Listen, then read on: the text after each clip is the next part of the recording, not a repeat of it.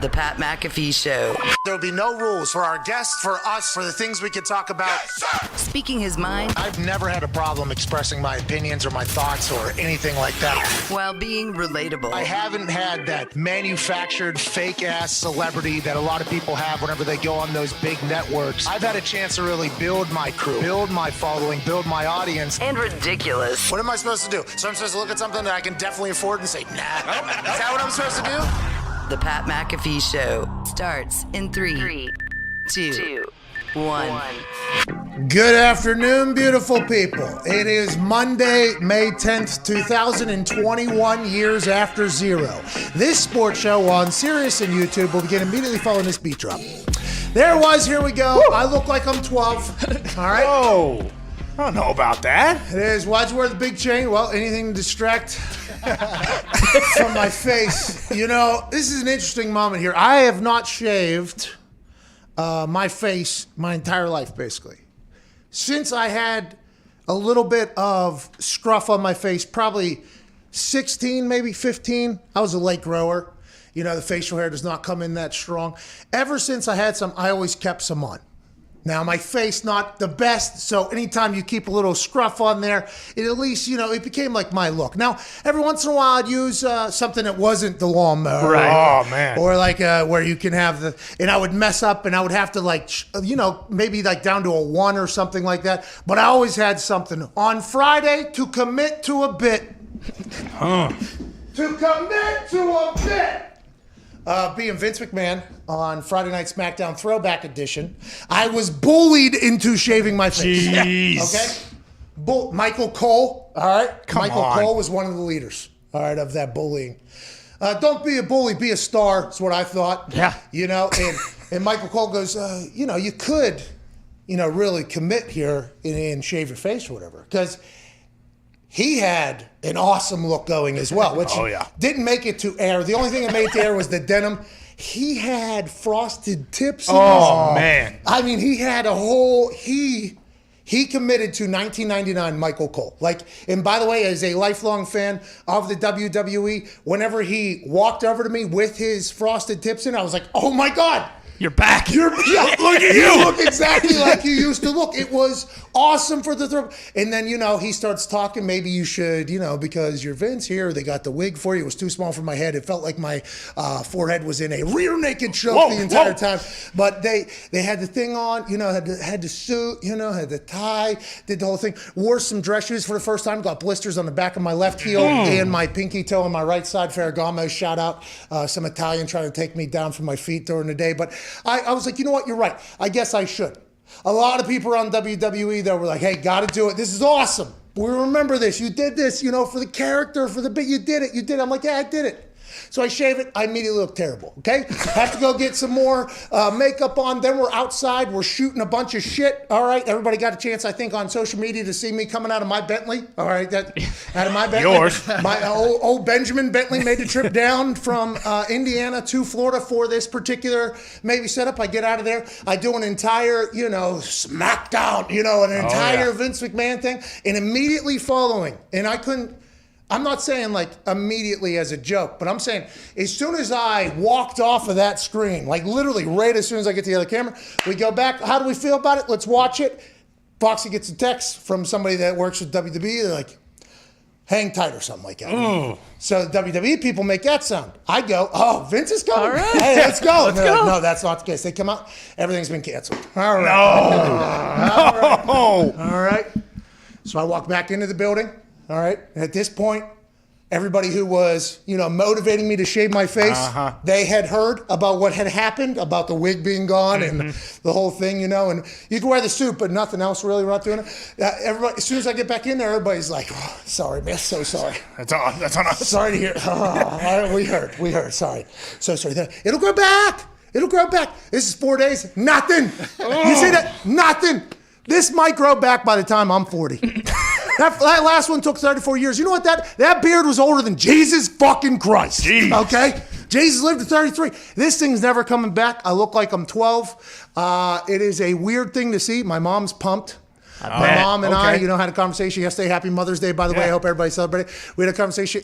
She's like, first time I've seen my baby's face in like ever, Yeah. basically. She was like, you look very young. You look handsome. My mom loved it. My wife, very positive. It's going to grow back, babe. Whatever you want. You look good, this whole thing. Me, I look in the mirror. I'm like, you fucking turtle-looking son of a bitch. You know, this morning I almost tried to put mascara on it. I was thinking about doing Hollywood Hulk Hogan. You know what I mean? I watched Booker T's doc last night, got a chance to see Hollywood Hulk Hogan again, the little throwback to the WCW days. And I was like, oh, I think I have that amount. Like, I could roll some paint on this thing. I think it would catch on to the little tiny thing. But I probably don't have a beard for another 2 to 3 weeks. It's going to be a long time coming. I apologize for that. The boys are here at Boston Connor. If I could grow a mustache like you have right there, I would do it immediately. The thing about mine is it will never come back, so I am very envious of you, but you look great as usual. I mean, by football season, you'll at least have a little bit more stubble. I hope so. There is something on the the other side of the horizon. You'll get there. Plus, you can spin it into Mother's Day. You did it for your mom. Yeah, but I didn't. Listen, I did it for Vince McMahon. Yeah. You know, I did it to be Vince McMahon or whatever, which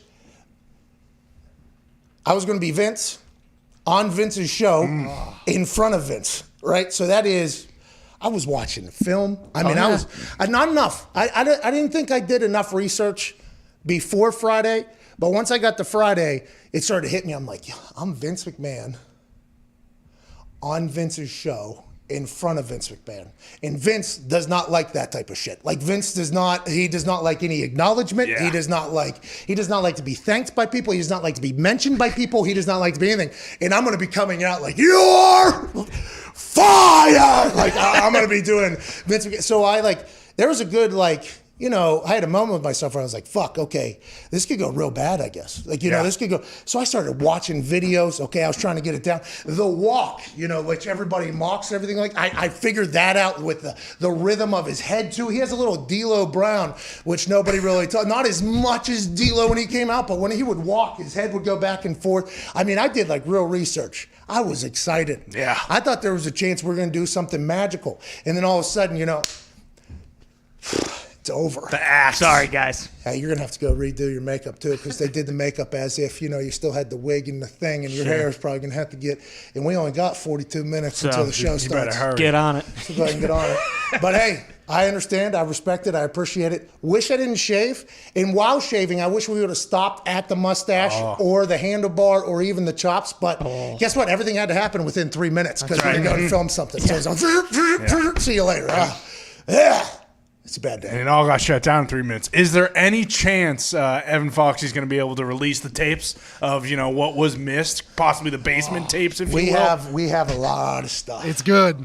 By the way, not only Foxy, WWE was following me around. Okay. Yeah, because that clip they posted was awesome, and it feels like that was the tip of the iceberg. They there. were following me around all day to create, I think, a documentary of me becoming Vince McMahon. Oh, man. That's real. That is, even while I was putting the suit on, they even had, the shot of, the skin. As I was tightening the thing, they had the entire thing. As the wig was going on, they were on the makeup, the whole thing.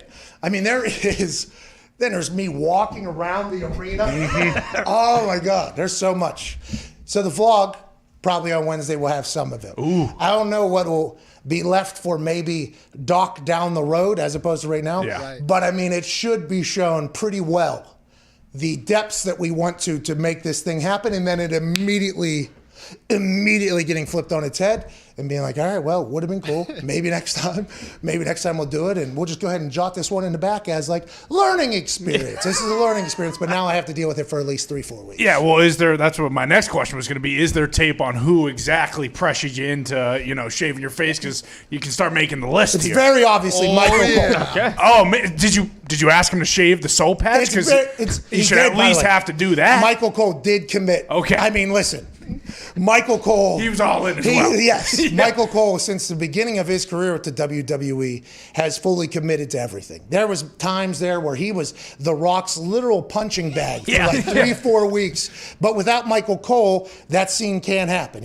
So it's Michael Cole has committed to the WWE fully at all times. He just, he was wondering if I was going to do the same.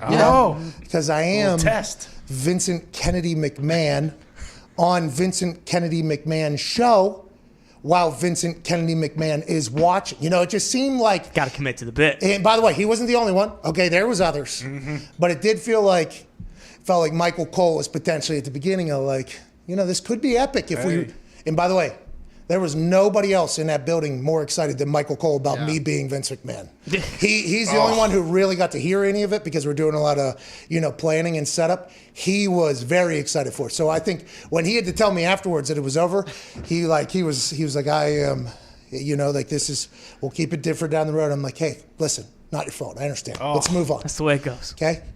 If we could get me a prop fucking before we get started, that'd be fantastic. But I'm enjoying the hell out of that Smackdown stuff. Yeah, I mean, from what you told me too, that didn't make the show. The intro that Cole had my God, was so magnificent. I mean, I didn't want to bring it up, but I was past it. It was hysterical. It might have been our biggest moment we've had in some time on the internet, if that's allowed to go.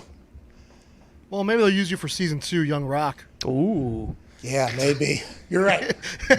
You're right. Maybe that'll happen. Absolutely. Have Viva Lazito, Evan Foxy, Jason McAfee, Nick Morado, Ty Schmidt is here. This ain't about me anymore. Just know that what you're looking at is something I don't enjoy, and I think I have to do this. Oh, the giraffe? Yeah. Stretch it out? This is what you got to do, I think, Yeah. Whenever you got like just a jug head and neck is just coming. Yeah. No, hey, I hear you. You know what I mean? My body is completely connected. From here all the way to here is just basically the same size. Mm-hmm. It is a tough thing to do. Need the beard to get back. It'll come, but never give away the neck. We should all shave our beard in the office. Good. Ty? I do. I think it looks pretty good. You look like fucking Don Johnson in Miami Vice. Yeah. Get a pink suit for you. How about Get this a Corvette down there. Ooh. Look at that. How bad? You go to Yale? Yeah, Harvard? Which Ivy League school? I came through the side door. Okay? Came through the side door, me and that guy. What you guys do this weekend? That Ty Schmidt, I saw you were back in Iowa. How was it? Yep, it was good. Saw the fam, little bridal shower. It was nice. Yeah, what was that? I seen you with a picture there with a sash on. What? Yeah, I didn't do that. What no, happened? I don't. Well, my aunts, they weren't there, but they sent some stuff, and it was just for because we're getting married on the East Coast. A lot of people in Iowa aren't gonna go out there. So just a lot of those people, and then some of my brothers were there. Family got a little tuned up, maybe a little too tuned up. But yeah, you guys had a couple adult beverages. Yeah. Lost my phone for about 3 hours or so, but I did. But it was a good weekend. Now you found it. Weekend. I did find it. It does have a little bit of water damage now, but I did find it. Okay, got to put in some rice. Yeah, got to put in some rice. Time to get a new one. Probably. I'm happy you guys had a great week. It looked like a blast, though. Yeah, it was good. I mean, we're getting close now. So now, after that, I feel like that was kind of like the last thing, and now it's like, hey, wedding's right around the corner. So congrats. I'm excited. Yeah, I'm excited. Hey, aside from the beard, how was your weekend? My weekend was okay. Yeah. It was good. It was really good. Got to watch some stuff, hang out. I slept till noon on Saturday. Yeah. That was. I woke up and I was like, God damn, what time is it? And my wife had been up for like 4 hours. She's like, it's noon. And I'm like, golly, I got to figure that out. But watch some movies, obviously. Got a chance to chat with the moms. That was nice. Watch 2 things, though, I would recommend. Okay. This is Netflix, HBO, Apple. Apple is one of them. Oh. So, obviously, the Son of Sam doc on Netflix. Worth a watch. Mm-hmm. Okay, worth a watch. Think it was done by the same people that did the hotel thing.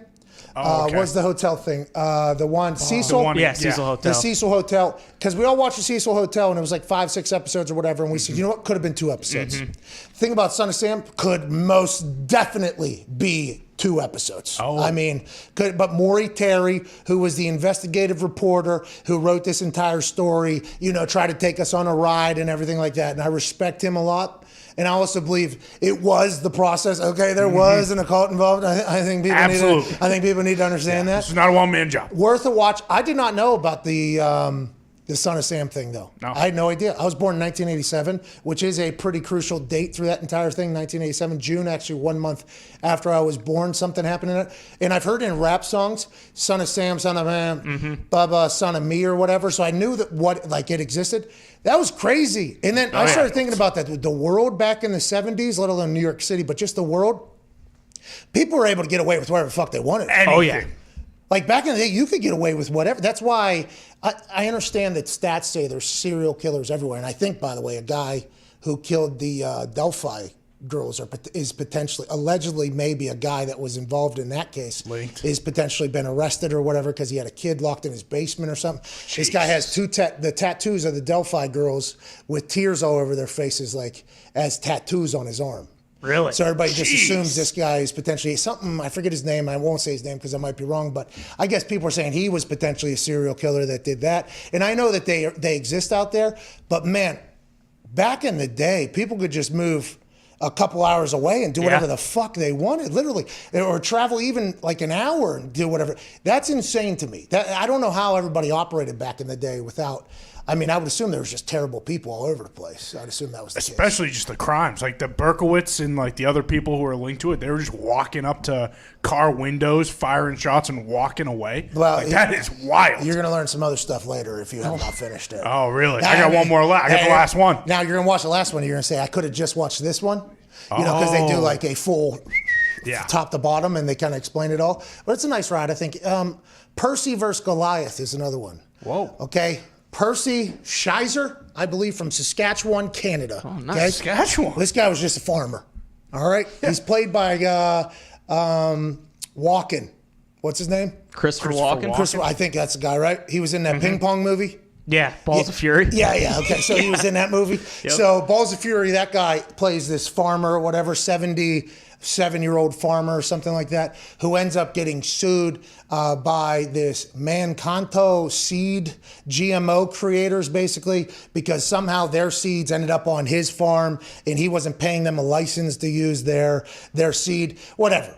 You would think it's a very boring movie. Yeah. Not bad. Hey, we got the Supreme Court of Canada involved up there. Okay. Yeah, they have to wear costumes, I guess, up in Canada. Whenever you go to Supreme Court, you got to act like you're going way back They have, in like, the the day. wigs on and No everything? wigs on, but the full costumes. It was a pretty good little thing. I learned a lot about farming, though. Hey, there are some manipulative bullshit happening in the farming world, huh? Oh, yeah. I mean, I don't know, but I would assume so because, you know, I mean, there's a lot of land disputes where people have, where stuff is more valuable. And, I mean, shit, farmers make a lot of money. So, Well, I think Big Corps, by the way, I don't know if this is still happening. This was happening in 2001, I think, maybe is when it all happened, or 1999 or something like that.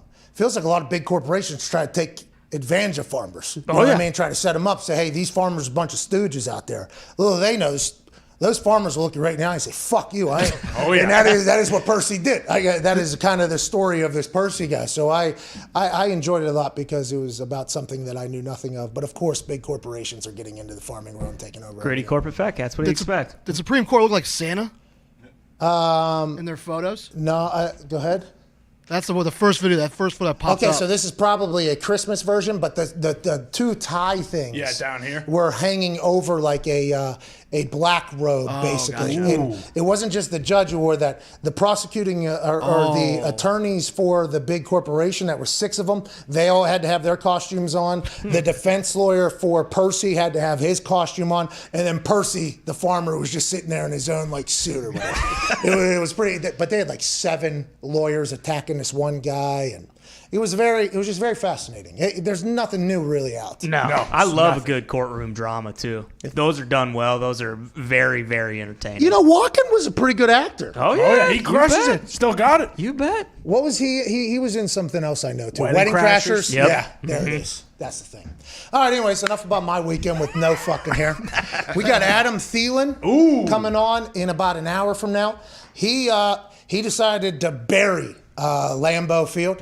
He obviously plays for the Vikings and everything like that. He went on to a golf podcast and he basically just buried Lambeau. Said, there's nothing fancy. It's sitting on bleachers. The place stinks. And there ain't nothing like walking out of there after a win or whatever, is what he said in his way. That took the internet by storm, obviously. He will join us in about an hour in 4 minutes to explain himself, won't he, Ty? Yeah, he better because, I mean, that's a goddamn cathedral and he knows it. Well, he knows it, and at one point, you know, he was basically saying like, "Hey, Aaron, I want to come play for you." Now, who knows what's going to happen now? Was that whenever he was paying to go to the regional combine to get into the NFL? I don't know if it was then, but I think it was, you know, maybe even his last appearance on the show. He kind of said something in the line of like, "Yeah, I'd love to play with Aaron Rodgers, maybe in Green Bay." I mean, he said that? Yeah, pretty much. They opened up Really? that gym, Yeah. the ETS Performance That's in Green right. Bay. Oh, Yep. yeah. He's trying to, hey, Aaron, come and see what we're doing over here. Yeah, so And now he's on his golf podcast. He's comfortable. He does hit his 3-wood, 400 yards. I mean, he's an incredible golfer. I think he has a simulator in his house or whatever. He posts videos. He loves golf. He was over there comfortable. He's like, Lambeau stinks. yeah, he doesn't mean it. Or at least he better not. We'll find out in about an hour and 4 did. minutes. Where Subpar, I believe, is the podcast. Yeah. Subpar podcast. Shout out to them. Maybe we should make one. Call it Bogey Train. Oh, Did you see? I got into a wormhole this weekend. Congrats to Rory, by the way. yeah. Boy, Rory. On my last hole on this, but shout out, Man. congrats to Rory or whatever. Getting back into the winner's circle. Good for him, man. Yeah. Hey, good. I saw a lot of people tweeting this. I do believe Rory being relevant is good for everybody that's associated. For sure. You know what I mean? That's For good. sure. I don't want to say it's like Tiger or whatever, but Rory's a name that people know at least. Yeah. So now, until Colin Morikawa can just become the name in golf, which is inevitable at this Right. point, maybe until Charlie Woods comes through there or whatever. But Rory's one of those big names. Need him to win a lot. Congrats to him getting back in there. Jordan Spieth a month ago, he gets a win. That's good. It feels like golf is trending back into a relevant conversation, which is good news for everybody. Well, and did you see DeChambeau after the second round actually flew home because he didn't think he was going to make the cut? Makes the cut, has to fly back to Charlotte, and then shoots like 3 under on the Saturday. Really? Yeah. Coming fresh. So he didn't get a chance to hit 900. No, he No. went back to Dallas, get a quick pump in. He did get a pump Bro, in. he goes bang to just full on bang. Well, and not only that, when he catches the ball, he like smacks the shit out of it. Yeah, he's pissed at The it. ball. It's like it's nothing similar, obviously, but whenever I would be in the middle of a good punt sesh, Yeah. and then I'd hit like a little bit of a lull or whatever, and Tom McMahon would be like, he'd be reading off the hang times, obviously, and be like a good day or whatever. He's like, okay, 4-8, 4-9, 5-1, 5-2, whatever, blah, blah, blah, keeps going. And then all of a sudden I start hitting some bad ones. And you're like, okay, 3-1, all right. And then I'd hit another one, you're like 3-7. I'm like, all right, shut the fuck up, Tom. All right, give me the ball, Yeah. I wonder if the person that was tossing him the balls was like, oh, that's in the woods on 17. Like, you know what I mean? Like, talking shit yeah, to like him. I wonder if that's why he was like, give me the fucking ball. You know what I mean? Like, because I'd assume there's a lot of competing with himself. Oh, yeah. That DeChambeau is doing there. And that's why I think a lot of people compare golf and punting and kicking and pitching because it's all like, hey, this is me trying to become the best me possible. Now, whoever I'm playing against obviously is there, but if I work on me as much as so you can start getting to a point where you start getting like, there's a person talking shit, you're competing with yourself, but all of a sudden your coach is potentially like also talking shit like, oh, okay, not that good or whatever. And that's why, by the way, Tom and me worked so well together. Like Tom got me, he's the first coach who, I don't want to say, I was able to say like, hey, fuck you two, but like in the middle of like something, he understood like, hey, this is how this is going to go. And he's this tall, Yeah. So it's like one of those things where that was what drove me. I wonder if DeChambeau, his golf guy, whoever his person is just like, oh, Dustin Johnson hits it that far, and he's just like, give me the fuck. Yeah. Are we going to try today or? Oh, in the woods. Yeah, that one's OB, dude. So we just lost the tournament right there. Like, I wonder if that is how that whole operation works. You probably have to be pretty pissed off to swing the club that hard too. So it would make sense if there was a guy in his ear like, hey, you should probably start trying to drive the ball. You stink. Yeah, but he's kind of a wacko, so he might know like, oh, I was 2 degrees off on that, and he's just getting pissed at Give me the himself ball. because he's not the formulas aren't cracking out. That's classic. We also have Sham Charania on today. Ooh. We got Sham Shams. Charania. Basketball news.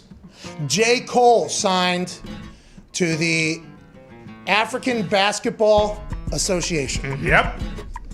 The ABA. The Rwandan Warriors, I think. I do believe. J. Cole, I've seen him working with Patriots. Ron. Yeah. Basketball Africa League. That's New England's team out there too. What's that? Everyone in New England, man, the Rwanda Patriots, we pound that drum hard. We're pumped about this. You are. We are. The fact that you try to tie yourself into this. We are. We're excited. Everyone is. Here we go, J. Cole. I thought there was a chance like Robert Kraft was the owner of this team as well. He might be. No, you're not. He's Go back to that thing though. It's the what? The Basketball African League? Basketball Africa League, the BAL. With Rwanda's Patriots, BBC, J. Cole will play 3 to 6 games.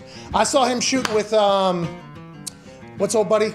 Unbelievable shooter. Trae Young. Lethal shoot. Yeah. What is it? Lethal shooter. Yeah.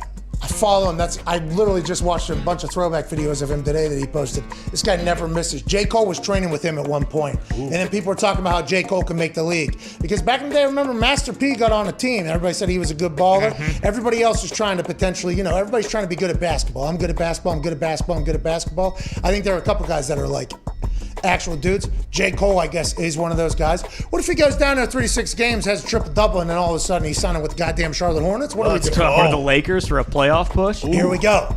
Hey, LeBron's back, by the way, this week, allegedly. We'll talk to Sean in the third hour. It will crash our ratings. Because nobody wants to hear us talk about basketball, but basketball is starting to matter. Yeah, here it is. Can't miss. This was with Westbrook, though, but the other one was, I couldn't find the other one. Good, Jay. He plays in those leagues, too, in New York City, where all those NBA players are just The running E-League fives. or whatever. Yeah, exactly. Is that Equinox? No, it's that other league. That other gym. Hey, He got a wet jumper. Those are deep, too. Let's go, dude. Nothing but net. But Is that 5 straight, 6 straight? Is this a one shot just repeated perfectly? I think That was a little off right there. Jeez. Center cut. Look out. Look That out. was a guy. Good luck down there with the Rwanda Patriots. We'll answer some phone calls on the other side. 1-833-4-McAfee, I believe, is the number. We'll be back in 4 minutes. Can't wait to chat with you. This is the Pat McAfee Show, Monday, May 10th.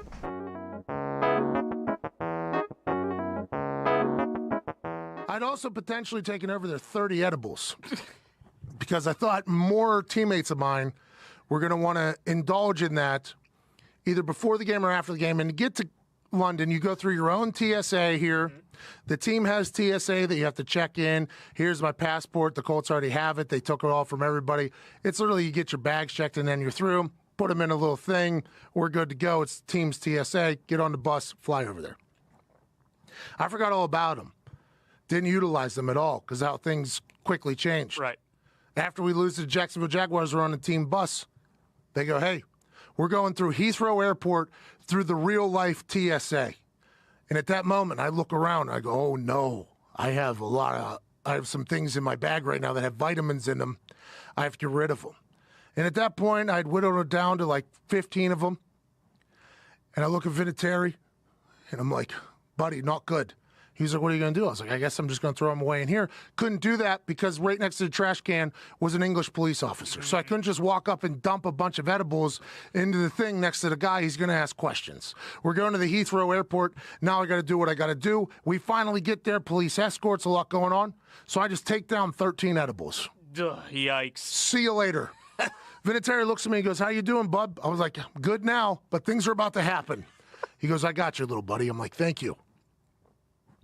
So we go through the little check-in thing. And right before we get to the scan of the bags thing, it all hits me. I might as well have been on Cloud 45 over there in London. They check my bag, boom, boom, boom. I get selected. Something was in my bag. So now all of a sudden I'm like, oh no, did I leave a couple in there? Oh my God. Vinatieri starts walking ahead. He turns around, he's like, what's going on? I'm like, they got my bag, man. He's like, what's going on? I'm like, I have no idea. So he comes and stands with me. He's like, I got you, bub. I was like, they might got me, for real. I might be staying the night in England. They go through my bag. Turns out, had a vibrating toothbrush. Thing was vibrating in my bag. Yep. They're like, oh, it must have been this. Or it must have been my big-ass toothpaste because you can't fly with that. I was like, you got it, pal. I get all the way back to the plane. Lost my ticket somewhere. Somehow I don't have a ticket. So now I got to check into the gate people that I don't have a ticket. I'm like, I'm on this plane. I promise I am, but I don't have a ticket. They're like, what's your name? I'm like, Patrick McAfee. The McAfee? No, yeah, whatever you want to call me. I just need a ticket. So now I have to sit there and wait as somebody brings me a ticket from the front while my entire team walks by me, knowing that I'm on Cloud 50, just having a good time. Grigson walks by, just upset, obviously. I wish he would have known that I was in a mood where he should have talked to me there. It was just a nightmare. The London trip for me from beginning to end was not good, and I think that happens for a lot of NFL players.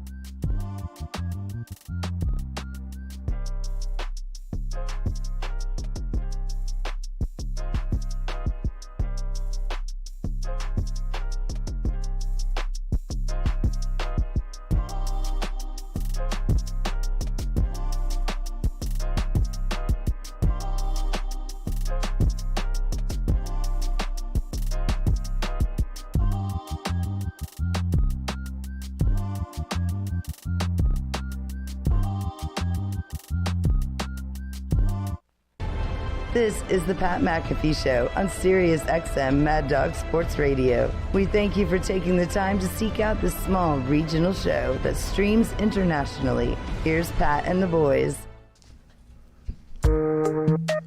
Welcome back to that show here. Beautiful Monday, May 10th, 2021. Yeah. Ready.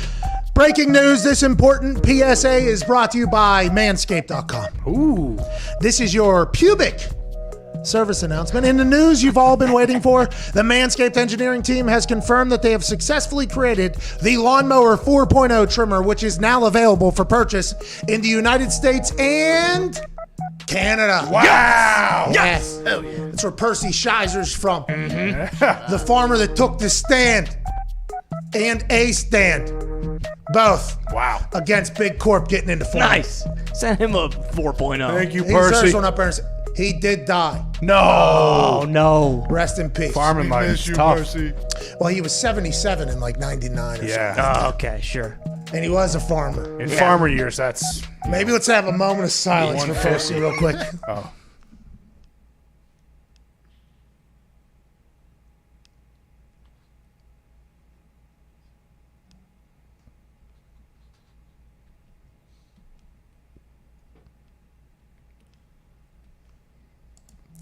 Might be the most impressive thing we have ever done. That might be the most impressive thing we've ever done. You had the on-screen graphic going on while you were doing How that. did you guys do that? Miss you, Percy. Thank you, Percy. Thank I you. miss him so much. I know. Nobody broke. That's unbelievable. Anyways, we should send one to the Scheiser family. Yeah. Yeah. Immediately. This new trimmer was just released only to the... Well, the women could give it as gifts. Sure. That's right. This new trimmer was just released only moments ago. That's not true. Because we did read about this last week. We did. So it wasn't moments ago. Not moments ago. It was It's been around for a recently, bit. very recently. And we are one of the first to get our hands on it and share Yeah. the news. And I think it's in the bathroom because I was so excited. I was shaving my face earlier. Yeah, they sent one for us to show in the studio, and Connor took it to the house because it's too good. It's isn't too it? good. I mean, that's why the mustache looks like this. The advanced ceramic blade and skin-safe technology is so good that it almost seems as if Manscaped worked with Elon Musk's engineers to ensure your testes are as safe as possible. What makes this trimmer different than all the other trimmers? A new multi-function on and off switch can engage a travel lock, created for people who like to travel, because everybody knows that whenever you put it in your bag, it's going to turn on itself to death, and then when you need it, it's not ready. What makes this trimmer different than all the other trimmers? The Lawnmower 4.0 gives you the ability to turn the 4000K LED spotlight on and off when needed for a more precise shave. Wow. That thing's a floodlight. Could blind you. Did I mention the wireless charging? The Lawnmower 4.0's new wireless charging system uses electromagnetic induction, which can help battery length last longer. Get 20% off and free worldwide shipping by going to manscaped.com/Pat. That's manscaped.com/Pat. Unlock your confidence and always use the right tools for a job with Manscaped. Hell yeah. Manscaped's awesome. They're the best, dude. Yeah. Elon Musk mentioned in there. Did you guys watch this Saturday Night Live? I did. Saw a couple clips, saw I the didn't see any monologue. clips from it. Yeah. He announced he had Asperger's, okay, which was something I think that was very impressive. I would assume a lot of other people who are younger who potentially have it see, okay, this guy who is smarter than everybody also has what I have, so that's cool. He brought his mom out on his stage. His mom also did not help the old alien thing. You know, she's potentially also alien, I think, Yeah. by looking at it. Other than that, nothing really moved the needle other than the Doge ships going to the moon. Right. Which is And- massive, Yeah. obviously. Interesting enough, they were actually crashing while Elon was on SNL, unfortunately. Well, that's because everybody thought they had to sell, because once he mentioned it one time, they thought it was over. This is all going to die. And instead, he said, curveball. I'm still in control here. I'm a bazillionaire for a reason. There's a lot of money I have in something, and if it goes up, my money's more. So if I talk about it, it goes up. We're taking the fucking Doge ship right to the moon. Yeah, And it's Doge won. And we're back. Tom Brady's posting about being a Bitcoiner now. Man, I mean, here we go. Money's being made up. Yeah. here we go. Stock market. What's the stock market going to do? What's the government going to do? You know, somebody's not going to be happy about all this money going elsewhere. That's right. No way, especially with the cryptos. You know what? I don't care. I don't care, because I've been holding for a while now. Everybody knows I could have got my hands on one of the first ever Bitcoin. Yeah. I was offered it up, and I laughed in the person's face, and I told him that's not real. Get the fuck out of here.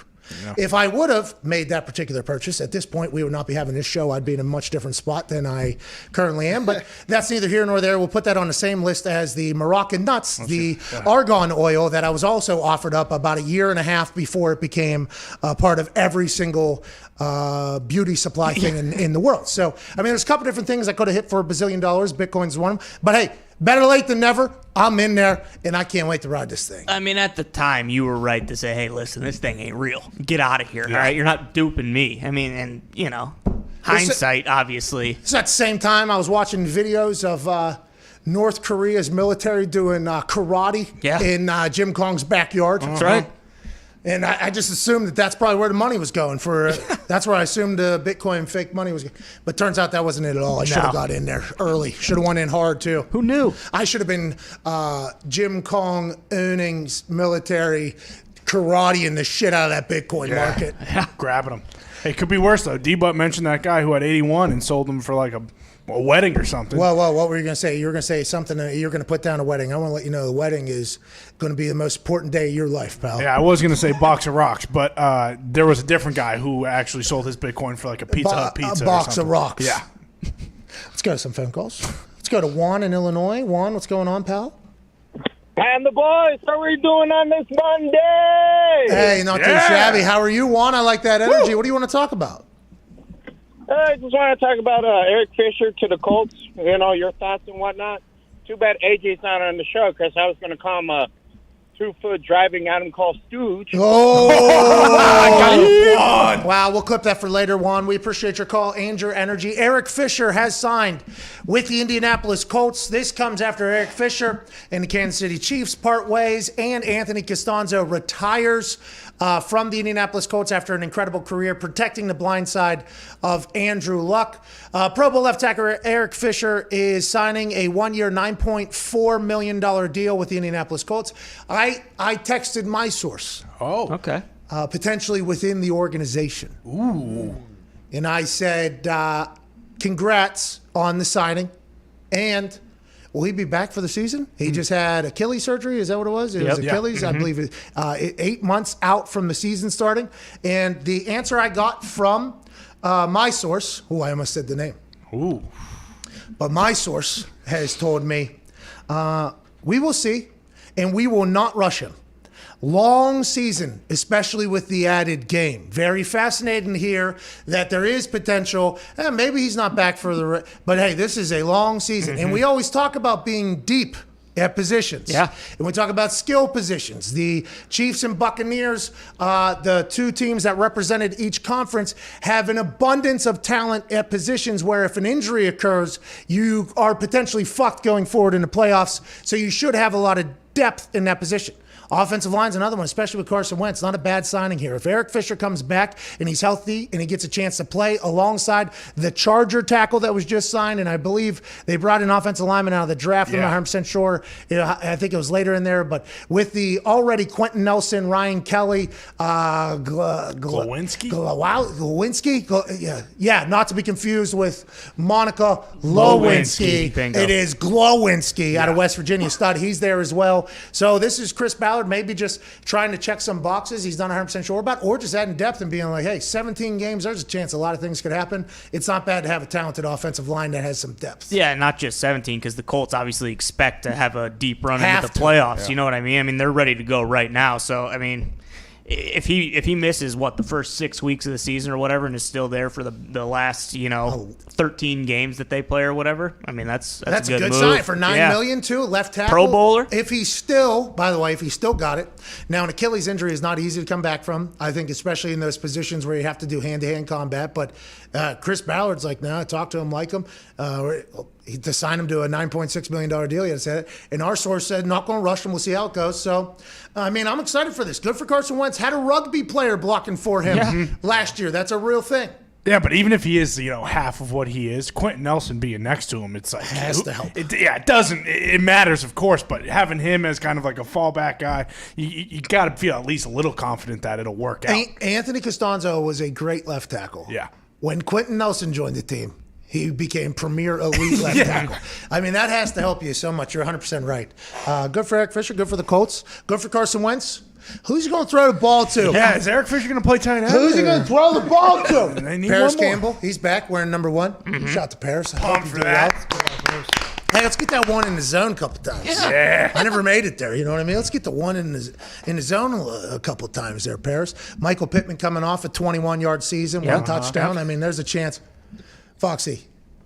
What are you giggling about? Deal, Fox. Foxy. Sorry. Pipe down, dude. Zeke said something funny. Is that right? Michael Pittman. Is that right? Michael Pittman's a great wide receiver. He is. I love watching him play. I agree.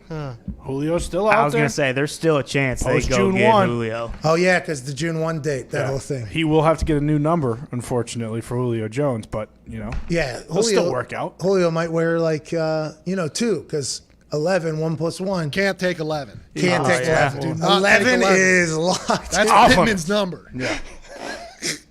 And Wentz is in 2, right? So he might have to go 3. Just so we, potentially go one step further here.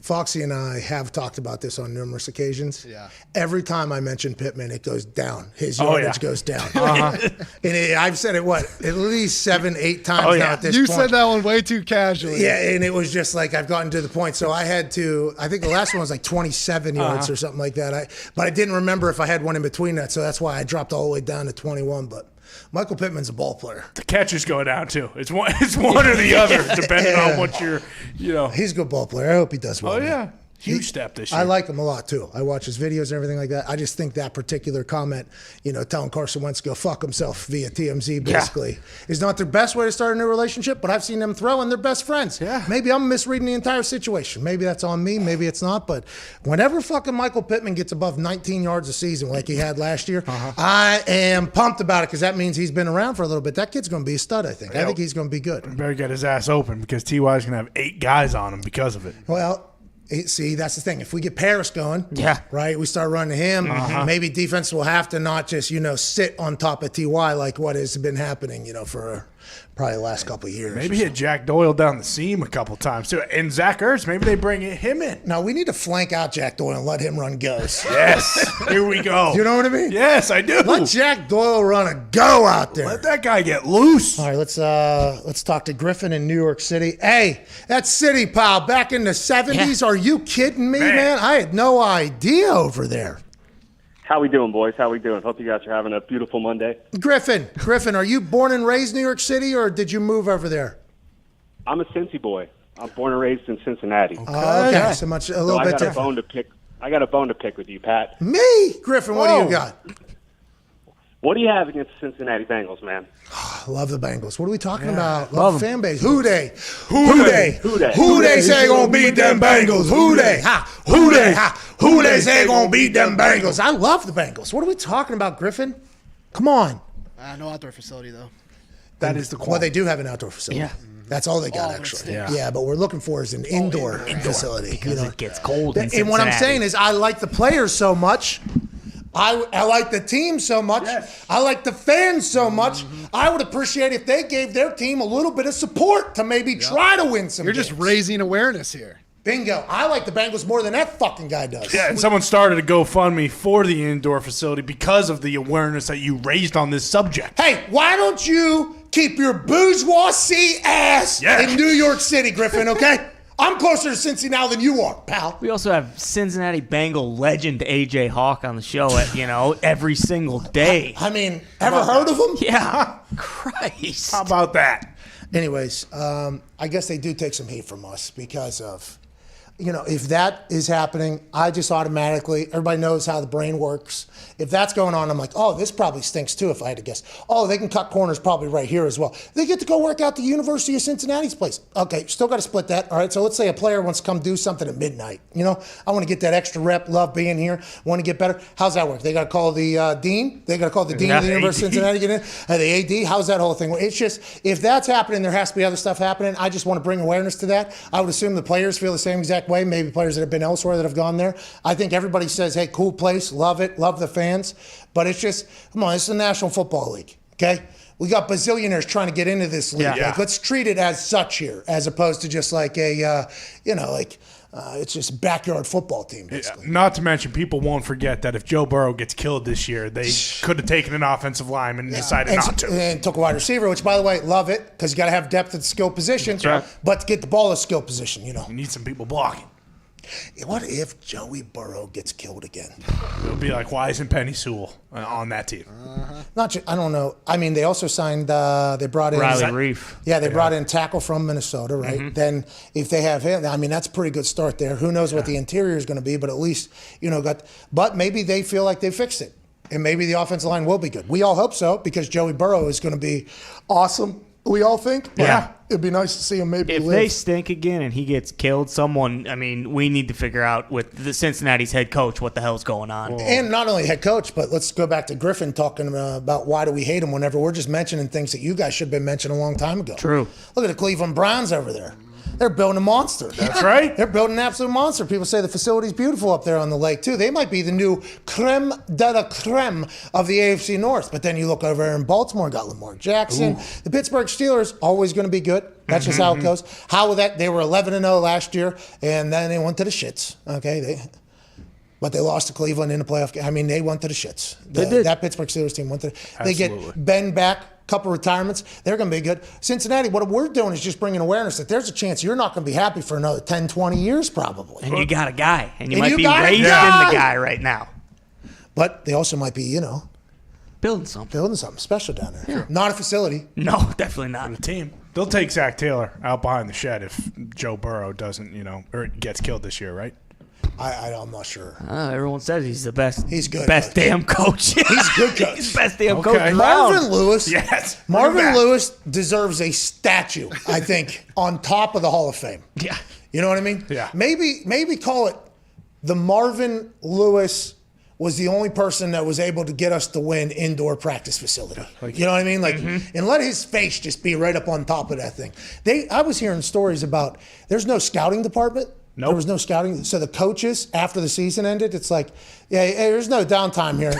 You need to start watching this college football film. We got to go draft some guys and do this whole thing. Also, undrafted, also free agents. We need you to watch the film. You got to drive. All the coaches have to drive to all these pro days, which is great. Hey, you got to love football to be here. That's right. But it's like when other teams are spending millions on analytics and scouts and everything like that. You just got to feel as if your team is potentially not trying as hard as everybody else is. And I want to let you know, Bengals fans, the only reason why I'm doing this, because I'm from Pittsburgh. And the fucking Pirates have been trying to lose for years and years and years and years. It's like, no, they try hard. It's like, I get it, but ownership down is not trying to win. If you're trying to win, you're operating much differently than if you're just trying to get by so you can continue to make money. I'm not saying the Bengals are just trying to collect money. The Pirates definitely are. But you can tell some organizations that, aren't trying to go all in. What's that, Nick? Pat, let's call a spade a spade. That cheapskate Mike Brown ain't firing Zach Taylor. He ain't going to pay that contract. Just have him sit on the sideline, pay another coach, too. True. That's true. Good point. Yeah. He won't do that. So we got to check how long Zach's contract is, and that's how long they potentially stink for. Packers general manager Brian Gutekunst said QB Jordan Love has a long way to go in his development. Packers officials have made no secret of their desire to retain Aaron Rodgers for at least the next season instead of turning to Love, 22, who is yet to play an NFL snap. Drafting Love in the first round of the 2020 draft proved a gaping wound in the team's relationship with their mercurial quarterback. Yikes. What is that? What does that mean? Mercurial? Out of this world. Mercury. That's what that means? Oh. What does that mean? Jay just moved the microphone to his face. Jay, you tell me you know what this is? It's mercury is what you use in a thermometer, so I think it has something to do with the way tension. reacting, the tension. Unpredictable also a changes planet. of mood. There you go. Yeah. Oh, Mercury's fuck this. a Who wrote planet. this? Come on. Who wrote this? Says the Athletic at the bottom. Not Oh, this Sean. is Bob McGinn. This is Bob McGinn? Yeah. The guy that did the Jerry Cross Yeah, it could be. text release? Mercurial quarterback, one that has festered for a year. So he thinks this has just been a year-long thing. I don't think that is the case. Nobody has told us anything, by the way, and it is frustrating. I want to let you know it is frustrating not getting AJ was supposed to be our insider to the insiders. Right. He has not updated us at all, right? No, hasn't said anything. Not a single thing, so who knows? But I don't think mercurial, is the right way to describe that thing. But hey, who knows? Gunther says he has a long way to go, but we're ecstatic for his development. Okay. Obviously, we think the world of Jordan and where he's going to grow and develop. Love could be forced into reps should Rodgers hold out of teams' off-season activities or training camp. Love threw 52 touchdowns in his final 2 seasons at Utah State, completing 61% of his throws. He has a rushing component to his game. Okay. All right. We get it. Yeah, okay. Here we go. Jordan loves the future. Hey, he's got a long way to go. We're fucking ecstatic about it. Hey, maybe 4 or 5 more years. We're ecstatic about it. No shit, he's got a long way to go. Hey, that's not if he was looking to trade him though, or do anything like that. That's not. No. So Gunther is locked in on Love, which he's going to have to be, by the way. And when will it end? You know, God damn it! I mean, can we just did you guys talk figure about out this what's going on? Did you talk about this at the Schmidt household? Oh yeah. How was that this weekend? Were they all pretty bummed about the whole thing? I tell you what, everyone's a little bit tired and just wants to know what's going to happen. Here, how about Schefter though? By the way. Well, that was also a big thing. I looked back on his original tweet where he said more on NFL Live. It had like 48,000 retweets or something like that. Yeah. This story was massive. Then a week later, drinking his coffee on Dan Patrick. Yeah, that's right. Yeah, I did I dropped that in there. Put it down.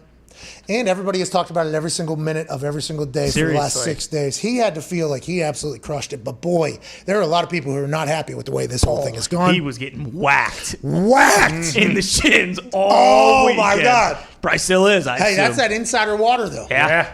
AJ Hawk tried to get in there. We told him. Not a good idea, dude. Not a good idea. Let's go to Chris in Montana real quick. Chris, what's going on, pal? Yo, Pat, how's it doing? How's it going, man? Hey, not too shabby. Both doing and going. How are you? Pretty good, pretty good. Hey, got a question for you. Go ahead. Oh, he said. All right, so I'm a big-time wrestling fan, and not your type of professional wrestling. I'm talking more like, like the amateur wrestling. Yeah, you're talking about freestyle and Greco-Roman. I mean, you got freestyle and you got folk style. I would let you know, Kurt Angle, okay? Come on. Yeah. Okay, from where, the same area within 2 hours of where I'm from. Listen, I understand the amateur wrestling life, okay? I watched the films of whenever they were over there in Iran, I believe, and man, that wrestling tourney was great, you know what I mean? So I got to... Good pull. Thank you so much. What would you like to talk about, dude? What are you saying, though? So I want you to keep your eye on someone, a guy named Gable Steveson, who is our representative of our Olympic team this year for heavyweight. Yeah. He is 21. He is going to be a huge WWE star. I don't want him to be, but he's going to be. Whoa. Chris, you know why he's going to be a huge WWE star?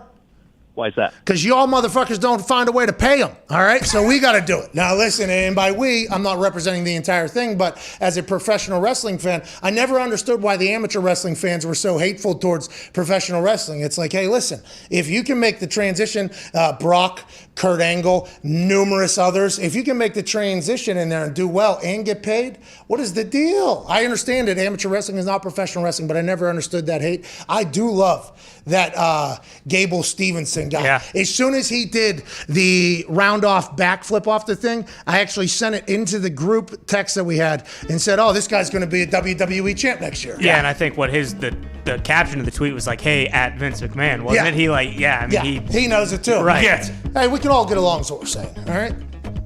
But I feel like professional wrestling is taking care of amateur wrestlers a lot more than I think the entire amateur wrestling community has for a long time. I'm not 100% sure. Gives them a path. Well, not taking care of them, but economically. Right. Yeah.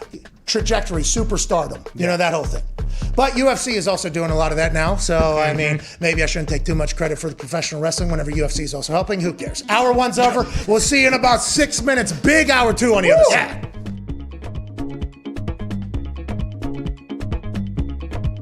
I just saw a picture of you getting out of, I think, a 757 that was from Jim Irsay. What was that, and have you ever been in that plane before? I thought it was like the team plane to fly all of the Indianapolis Colts. Literally, it's got the logo on it, Pat, and it was awesome. But look, that's just Jim. Pat, I had a wonderful 14 years there. It's obviously the team that I wanted to play for always. I understood the decision he had to make, and no hard feelings, and for him to send his plane to fly me and my son down here, it was a great gesture. A lot of room for me and Marshall. We were throwing the football. So, pretty pretty cool experience. Pretty cool father-son weekend. By the way, as he's moving from event to event right now, you are the best, dude. Where are you headed right now? I'm going to the game. I got Lynch, I got Faneca, I got these guys in the background. Boys, how you? Congratulations! Yeah. Congratulations, boys! All right, Peyton. Oh, hey, there he is. Marshall, I hope you enjoyed that plane, pal. Hey, Peyton, last thing here. You talking to Tom Brady, you becoming friends with him. It was interesting to watch. Oh, yeah, take the photo. Take the photo.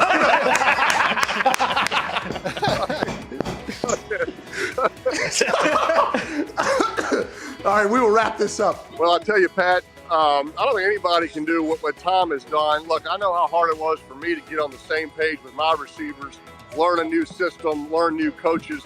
But I had a full off season. I was injured. I was rehabbing.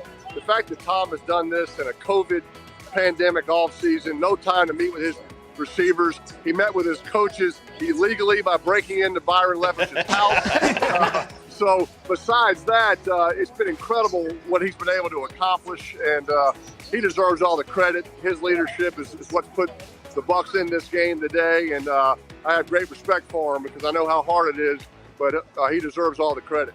Hey, how did you know Red 18 was coming? Pat, I mean, I can't tell you how much I appreciate you telling that story and just growing the legend.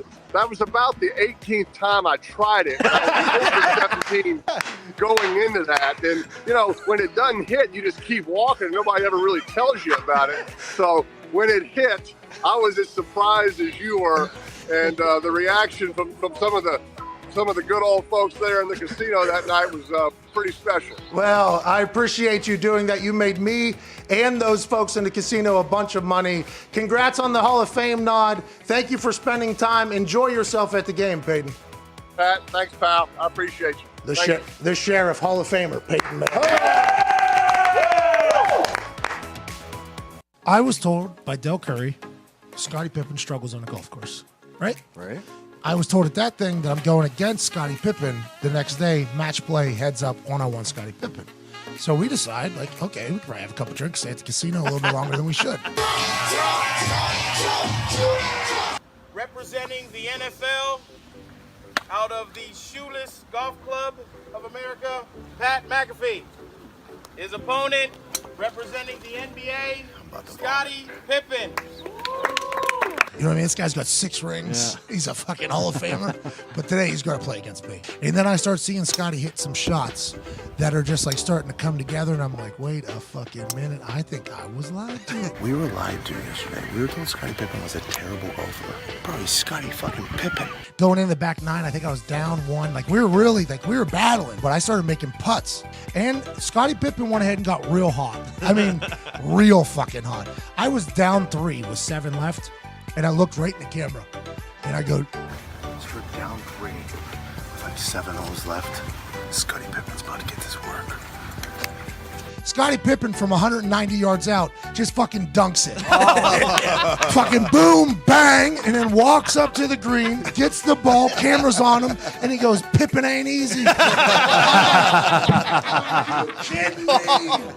All right, down 4 with 6 left after Scottie Pippen just chips in from fucking 400 yards out. I was fucking demoralized. Pippen ain't easy. By the way, best he's ever performed at golf, because I'm around, better teammate than Jordan. Yep. People forget. Oh, yeah, I told Del, I was like, Del, what the fuck you lying to me? He was like, well, I saw it yesterday. He was not great. And Greg Anthony told me, and I was like, Del, he buried me, Del Curry. He buried me. He was like, hey, Pippen ain't easy. Yes, baby, it's time to celebrate. Taught him how to shotgun a beer after he had beat me. Obviously, I like teach him how to do it. Yeah, put a hole in there. It might spread a little bit, so. Yeah, so you're going to go here, and then you're going to open and flip up. Does that make sense? Congrats on winning the NBA a couple of times, blah, blah, blah, blah, blah. And being an incredible golfer. Right, well, cheers, man.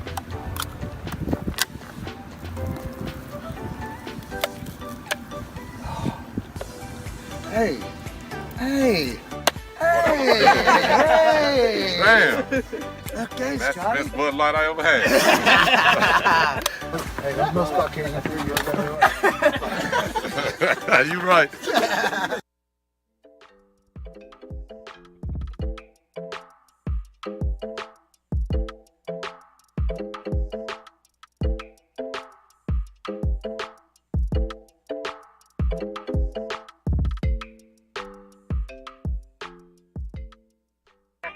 The Pat McAfee Show. There'll be no rules for our guests, for us, for the things we can talk about.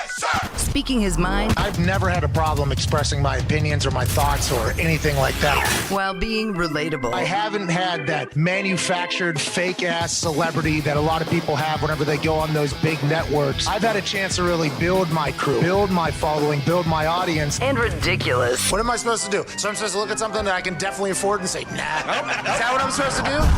The Pat McAfee Show starts in 3, 2, 1.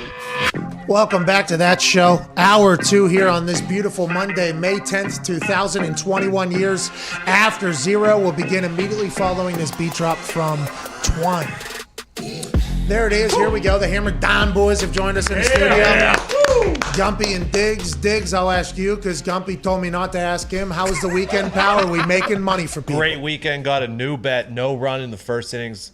Might be my new bet. Oh, I saw everybody had been telling you that should be your new bet. And then I tried it on Saturday, hit a 3-team parlay with that. So you're raking in money on this baseball season Baseball's right now? the best, dude. First 5 and then the no runs. Is this because the pitchers are better this year because the new balls? They introduced a new ball. It's a little bit of a dead ball this year. The weather was cold. The weather's heating up a little bit, so overs are actually starting to hit a little bit more. But. Oh, and they're probably going to change back to the good ball too because people are probably getting bored with this whole thing. I saw the only time they really make it into conversation is when somebody has a perfect game or a shutout. People like dingers. And then the immediate conversation is this good for baseball? And everybody says, nope. So fascinating because I do appreciate the work the pitchers have put in. Yeah. But it feels like if the MLB can't just let them eat steroids anymore, like what used to happen, they have to at least give them a little bit of a little pop off the ball there. Juice it up. Let's assume that happens again. Yeah. Remember this show had Tucker Barnhart on a year before it was announced that they had juiced balls that they were playing with. He was the catcher for the Cincinnati Reds. I think he still is. Yes. He came on and he was like, hey, they're going to say that there's nothing. These new balls that we've been using fly or whatever. And he touches it every single pitch or whatever. And then I think like 6 months later it came out that during the playoffs that year it came out that we did juice balls. I believe he was he catching on Friday night? Caught a no-hitter on Friday night. Wade Miley. He's a Golden Glove Tucker. Yeah, very good. From Indiana. Cool dude. Great beard, by the way. He'd probably laugh right in my face. Joining us, he's a clean-shaved man. Ladies and gentlemen, AJ Hawk.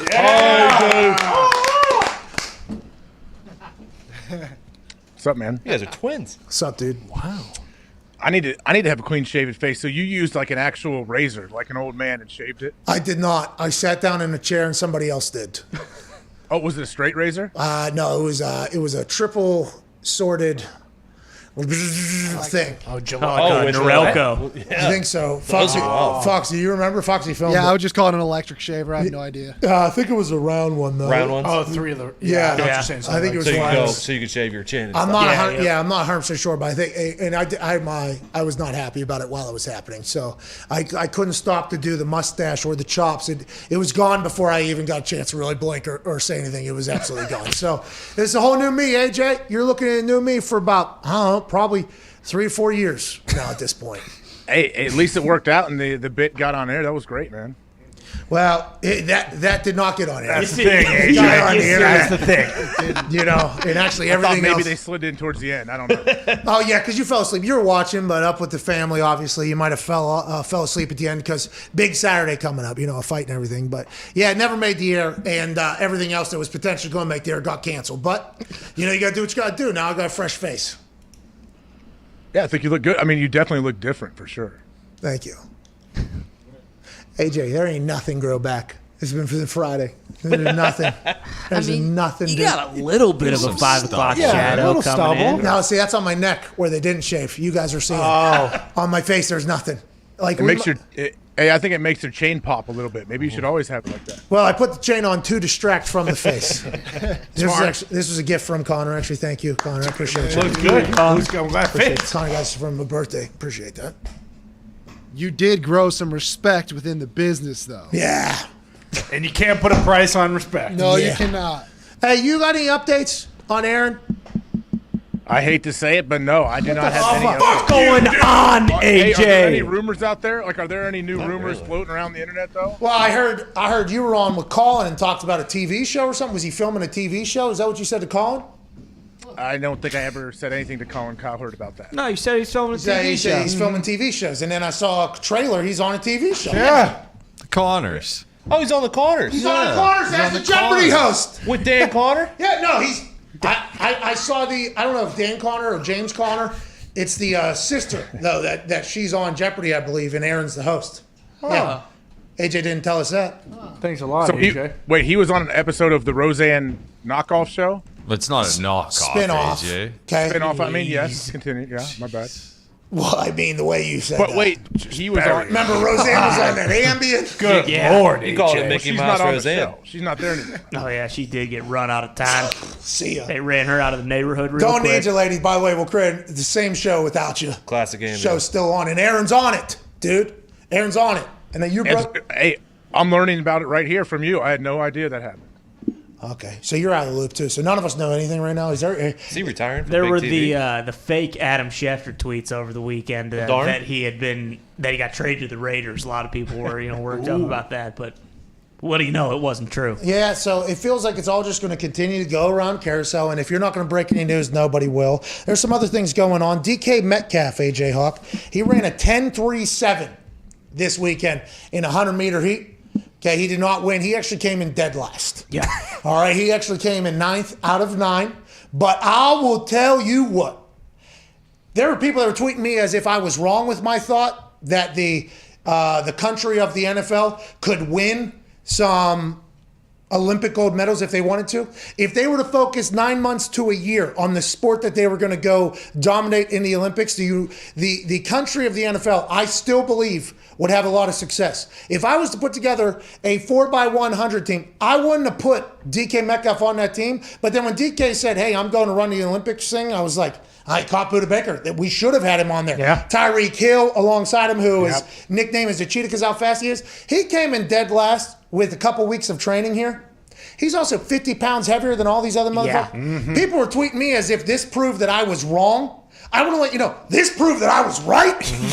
I'm even more confident at this point. If DK wanted to, after 1 year of training, if he was to lose 30 pounds, he might Usain Bolt that fucking thing like this. The weight, the get off, all the little things. Now, granted, I know these aren't like Olympic gold medals here, but he was floating. Yeah. All incredible athletes, all much faster than me or whatever. But people were acting as if this made NFL players look bad. I think the complete opposite, AJ, don't you? I mean, he ran a 10.37. I don't think the general public understands how fast that really is, It's especially for a guy of unbelievable. his size. Yeah.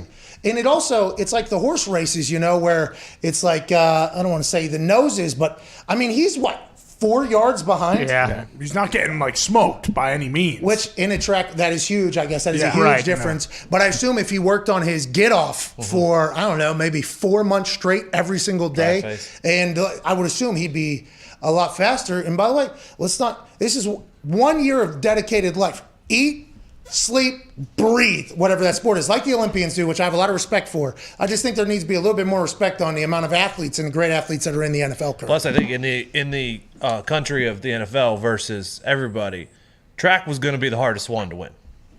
We said that too, Yeah. right? Mm-hmm. Track is difficult. That is not an easy one. Because speed is speed. Hey, and you can't teach Speed. that. Well, yeah. That as well. It was striking though, seeing him stand next to the dude afterwards. Like, oh Jesus Christ, he's 45, 50 pounds heavier than this guy. This is unreal, bro. And he was with him. Yeah. Oh yeah. He was his stride look. I did not know he was an Under Armour guy until this. By the way, I had no idea he was an Under Armour athlete. Under Armour should be trying to maybe push that a little bit. Pump it. Maybe. Yep. I would have sold. If I was him, I would have tried to sell sponsorship on the back everywhere, all over those tights, everything. I don't think he needs it. DK is going to get paid a lot of money, but I mean, this is your chance to be a race car. I mean, I'm maybe getting tattoos sold on me if I ever get a chance to do something like that. Good for DK though. But I was getting attacked by the Olympic community this weekend. I mean, it also at the same time shows you how legit runners are too, how fast truly people are. There's so much skill and talent in all different walks of life. But yeah, I think DK, it's unbelievably impressive. But yeah, he got 9 out of 9 on that heat. Like you said, I'm sure he could beat some guys if he had a couple more months. But there's talented people everywhere, man. Go watch some high school play and I'm blown away. I'm like, how is this dude not the biggest star in the history of the world? How is this the girl in the lead? She's not in movies every day. There's a lot of talented people everywhere. How about the goddamn kid from Texas that's going to Alabama next year? Boy. Have you seen this dude? Oh, The linebacker. the Yodel kid? What's that, dude? You talking about the Yodel kid? Yeah, he's playing quarterback at Alabama next year. What? Mason Mason Ramsey, yeah. Ramsey? Yeah, signed with Alabama. I guess he had like a huge growth spurt, gained like 75 pounds. Wow. He can spin. Bro, He's got a remember when hose. he was coming out like this? Yeah. Yeah. He was fucking this big? Yeah, now he's doing that on the fucking football field, what was rolling that out of the move? pocket. Bro, you fucking... Remember that? Yeah, every time. Foxy was doing Yeah, that. how's your girl? How's your family? I believe yeah. is the Yeah. caption there. Yeah. It's like, whoa. Wow. I know, time flies, right? Bro, he was yodeling in Walmart what felt like yesterday. I know. Now he's throwing TDs. Anyways, I don't think it's him. I don't think it's him. What I was talking about was the linebacker. There was a linebacker. I just sent Zeke the picture of him. Hopefully we'll be able Kendrick Blackshire is his name. Kendrick Blackshire. He is maybe 6'10", 400 pounds, and looks like shit. He looks like he can just run faster than everybody as well. He's going to Alabama, and they're like, why does Alabama always win? You know? Wait until you see this dude. What's his name? Kendrick Blackshire. That guy going to Alabama. Holy shit. Can we get him along like next to others? You know, Let me see. I can see. Yeah, Is he what? 17, 18 max? 17 years old, yeah. Oh my God. Okay, It's a that's not fair. 17-year-old? That's awesome. I mean, it's amazing. Playing the same position as A.J. Hall. God.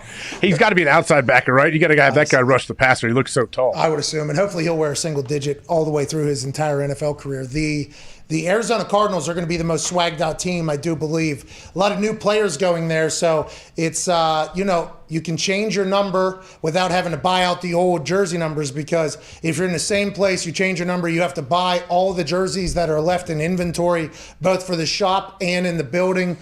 I guess Dalvin Cook, it would have been $1.5 million or something like that for him to pay for that. James Conner goes to the Arizona Cardinals. He's wearing number 6. Oh. Yeah, he's rocking a number 6 back here. Damn. You know what I mean?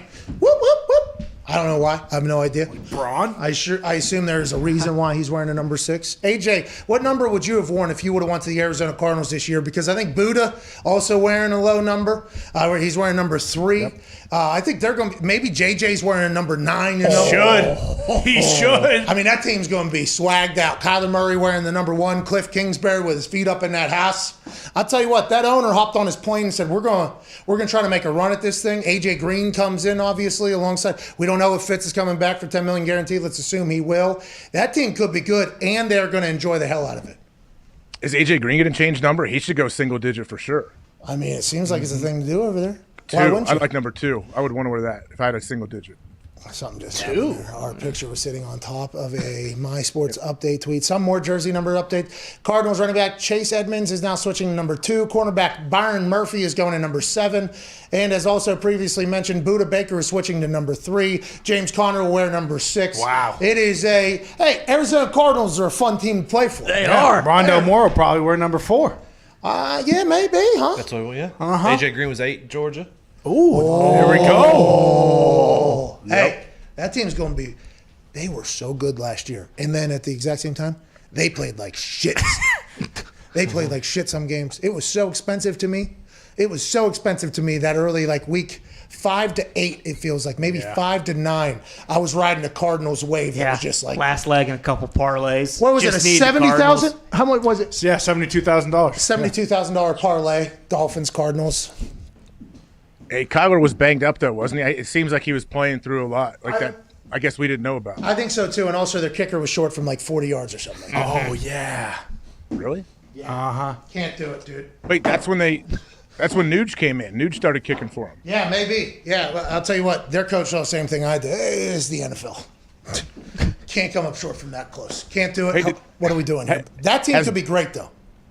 Oh, they should. Yeah, they absolutely are set up to have a great year. But has Buda Baker come out and said how much it costs him to buy out his inventory? I would assume it's going to cost some money. He's popular over there, right? Yeah.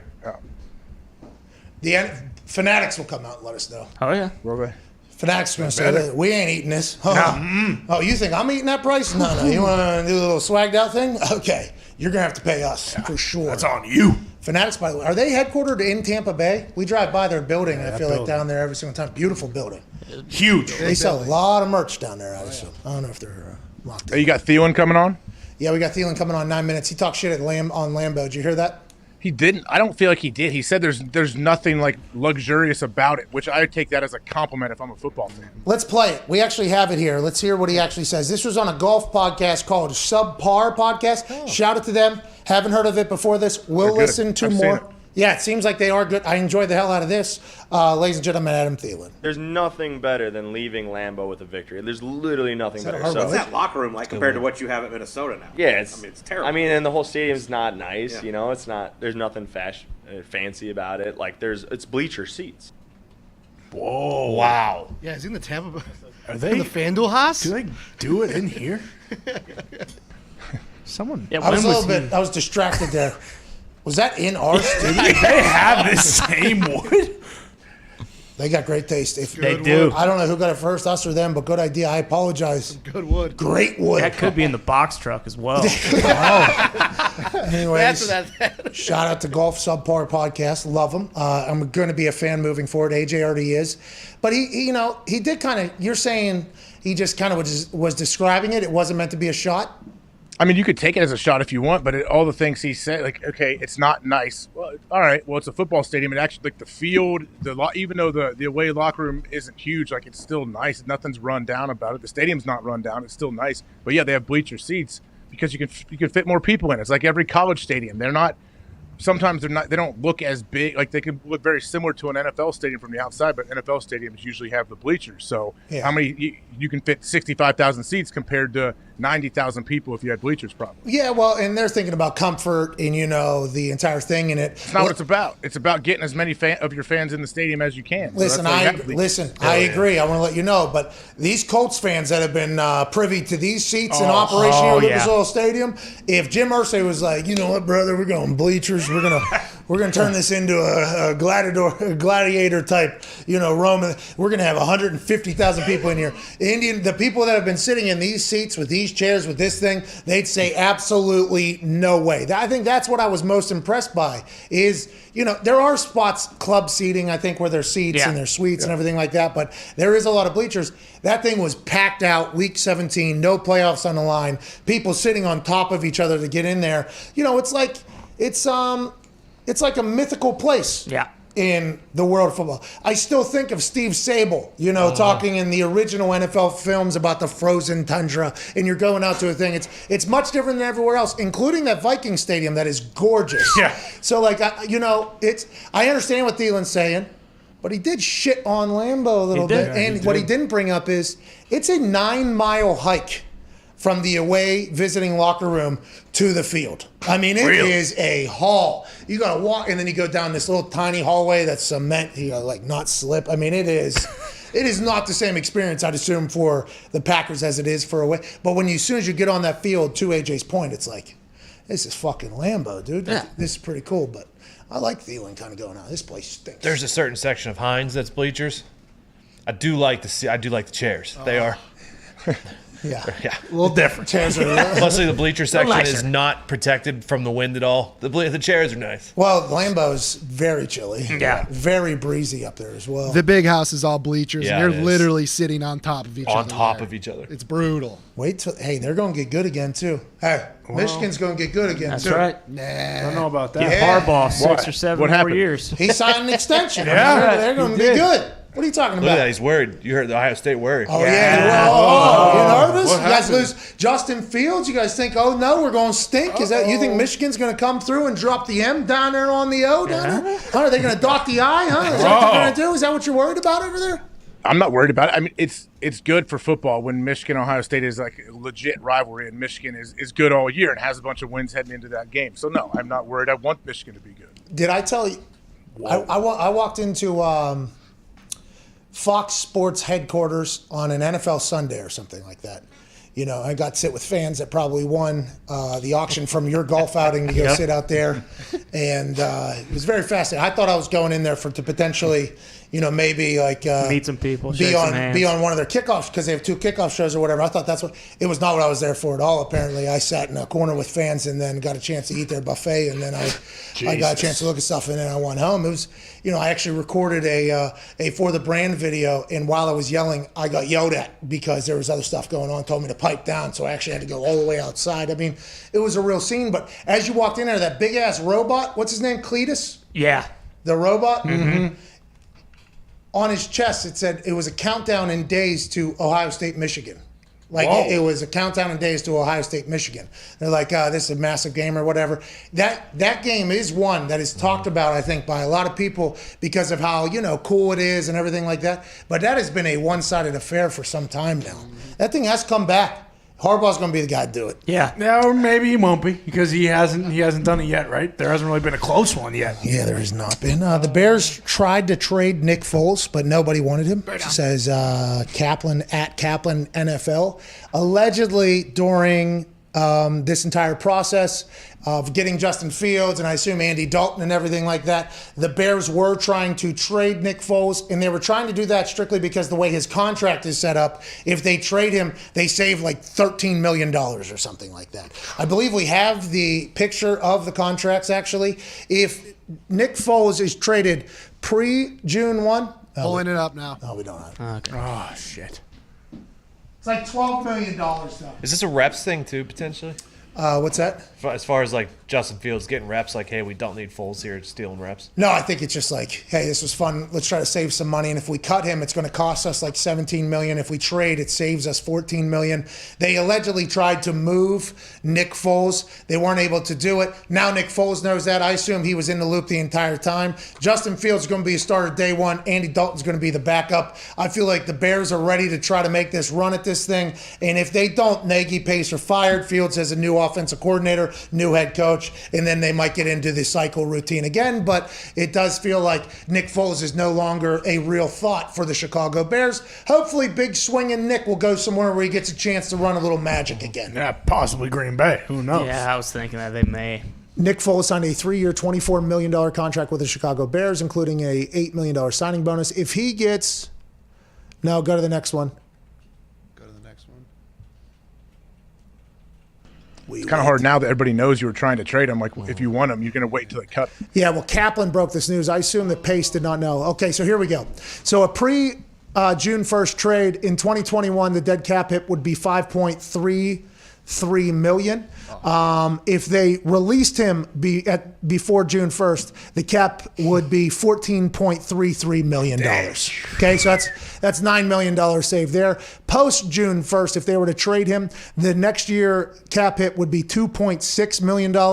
If they were to release him post 6-1, it would cost them $11.66 million next year. So they want to trade him bad. They do not want to cut him, but everybody on earth knows that if they trade him, they have to pay him that money as well. So who knows what's going to happen with Nick Foles, but the Bears are probably not thrilled that old Kaplan released that information, or maybe they want it out there so other teams call about potentially getting Nick Foles. I guess so. If you pick up Nick Foles and you have to take his contract, what do you owe him? 1 year? Is it $11 million? That's his dead cap hit. I think it's 2 more years on that thing, 2021 and 2022, I believe. Yeah, 2022 also has a dead cap hit of $2.6 million if he's released after June 1st, and then $2.6 if he's traded. So 2022 only really gets hit post June 1st release or trade. Yeah, so you're going to eat an $11.6 million dead cap if you cut him after June 1st, right? Yeah. That's rough. Like, can they find a way to make – you know how contracts aren't contracts, how they void years. Can you do anything before you cut a guy? Once again, if you're Nick Foles, why would you do that? Yeah. There's no reason at all to do that. It's like Matt Ryan. You know, he's owed like $100 million. Now, granted – Teddy Bridgewater redid his contract so he could get traded. Yep. He's like, I'm sick of this probably. I'm sick of the situation. Let me go ahead and try to compete here with Drew Lock, even though allegedly they're still in conversations. Who knows what the hell's going to happen over there. But like Matt Ryan owed $100 million. And they're like, well, he could restructure his contract and get traded. It's like, I'm not. No. Hell would you owe me $100 million? Like, there's no way I'd be able to do it. Well, it's good for the team. It's like, well, my team, you know, the Ryan family, $100 million is good for our team. You ever think about that? Never think about that. Is there anywhere for Nick Foles to go? Like, at this point, basically everyone who's needed a quarterback, I feel like they've basically addressed that. So, like, is there anything they can do to get rid of him? Maybe the Colts? Relax, dude. There's no Carson needs him. Texans, maybe. What if Frank Reich brought the band back together? Hell yeah. The winning formula. Like a roll, yeah. That's going to be what drives Carson. Like, hey, Carson, now Nick's going to watch you win a Super Bowl ring. Ooh. Oh, hey. They drafted someone, right? Who? Colts. Yeah, Ellinger. He's a winner, by the way. Rest in peace to his brother. Yeah. God, that was sad as hell to hear about. Just super. I mean, that is. I don't know what happened, but that is sad, man. Too many people passing away these days. Let's hope that never happens again. Yeah. Let's go to Derek in Indiana. What's going on, Derek? Yo, Pat, what's up? Yo! Here we go! Here we go! Here we go! Yo! Here we go! What up, Derek? What's going on, dude? Yo, I have a rumor or a question. Yo! Derek! What's going on, man? All right, fuck, marry, kill. Lambeau Field, Heinz Field, Gillette Stadium. Thank you, Derek. I appreciate that. Let's go to Adam in Maine. What's going on, Adam? Good job. Hey guys, how you guys doing today? Not too shabby. How are you? Yes. I'm doing great, man. Listen, thank you so much, Pat, for making Smackdown 100 times better with your commentary. Whoa. I don't believe in that. And by the way, I just want to see Jake Paul get knocked the fuck out in the first round, man. Okay, against who? Jake Paul? You want to see Jake Paul get out? Who's he fighting? Floyd Money Mayweather. Oh, okay. It's Logan Paul. Yeah. Who cares? Tony. Listen, Logan Paul, Jake Paul, top promoters in the game right now. Same thing. Yeah, I agree. Top promoters in the game right now. Jake, I believe, probably won a Logan Paul at this particular moment on the internet. And then in real life, Floyd is and Conor. And everybody's involved in this thing. Yeah. So this is absolutely massive. The Gotcha hat, I assume, sold 2 million of them as soon as he dropped that. Yep. They're at the top of that thing. I do believe Floyd's going to win this, but AJ Hawk said Logan Paul potentially knocks out Floyd Mayweather. Yeah. Isn't that what you said? Just takes one is what he said. No, I did not ever say that. I would not ever say that. Logan Paul is going to be much bigger. I think. They're going to let him be 190 pounds. I think that's his max. Yeah. Is that right? Yeah. I think so.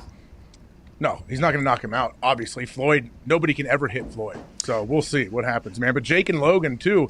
It feels like they're both competing with each other to be like the biggest influencer. So these guys are going to continue to try to one up each other. You know what? I've followed the Pauls here for a while because their business is unbelievable. But I feel like it's nice that they have actually combined. You know what I mean? Yeah. Like Logan, obviously, to bring Jake to that press conference, that is a combined effort there. Like, hey, let's go ahead and try to take this whole thing over. And then Floyd, I think, potentially, to your point, asked, hey, Conor, any way you could potentially get involved here? Let's just go ahead and take this to the moon. The amount of money they are going to rake in for this entire thing is absolutely unbelievable. But Floyd's going to win.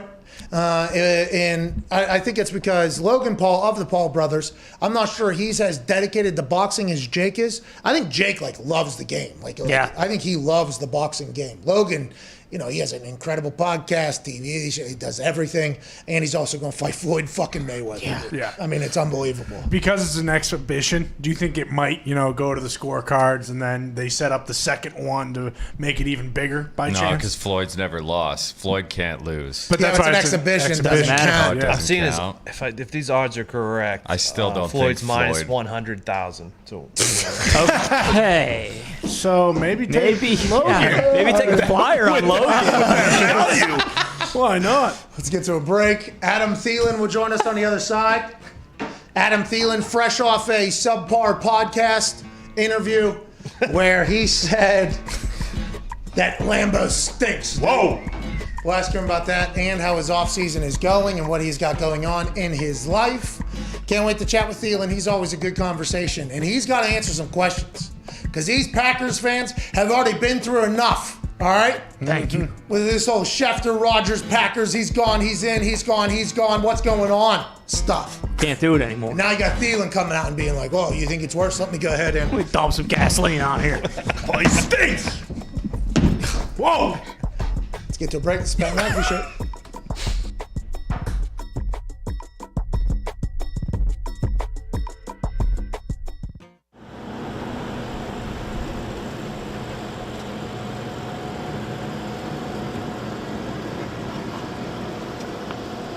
evening, sir. Good evening.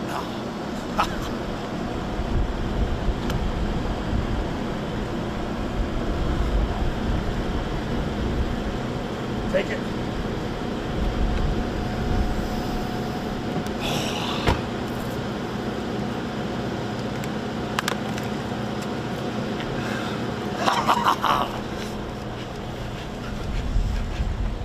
Welcome to Friday Night Smackdown Throwback Edition. That opening kickoff in that Super Bowl you're referring to with the Colts, Hester takes to the crib. You having a little bit of a heart attack there? Very bad decision, Pat, on my part. All week up in Indy, we're practicing, and we know he's their number one threat. They don't have a lot of offensive weaponry. They win with defense and special team. So for the whole week, we're in Indy. We're not going to let him touch the ball. We practice squibbing to the corners, bouncing the ball, high kick, pop-up kickoff, punt it out of bounds, everything to not let him touch the ball. We have a chapel service, and the chaplain talks about David and Goliath, and he says, hey, the reason David beat Goliath, he wasn't afraid. Everybody else was afraid. David ran right at him, threw it right between the eyes, and it was over. And I started thinking, we're acting like we're afraid of Devin Hester. So I told the team on Saturday night, I hope we lose the toss. We're going to kick off. We're going to kick it right down the middle. When we pound him, they'll know we mean business. It's going to be over. We kicked it to him. 12 seconds later, he's in the other end. Sideline, looking at me saying, what idiot decided to kick the ball to Devin Hester? But fortunately, the last 59 minutes, the team made up for it. Wait until they see the tone we set on the opening kickoff. Yeah, that was it. I bet you Vinatieri was sitting there. I don't know if that's such a good idea.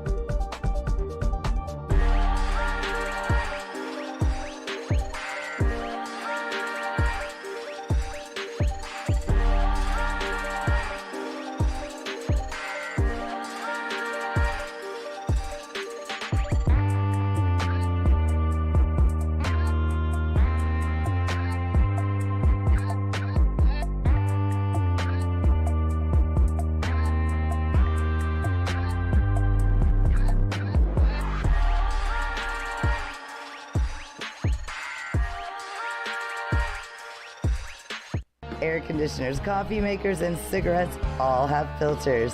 But Pat McAfee does not. You're listening to The Pat McAfee Show. I don't think it's just me that does not. I think it's everybody here. Except for AJ when he's holding information. Yeah, son of a bitch. Whoa, dude. I'm pissed about it.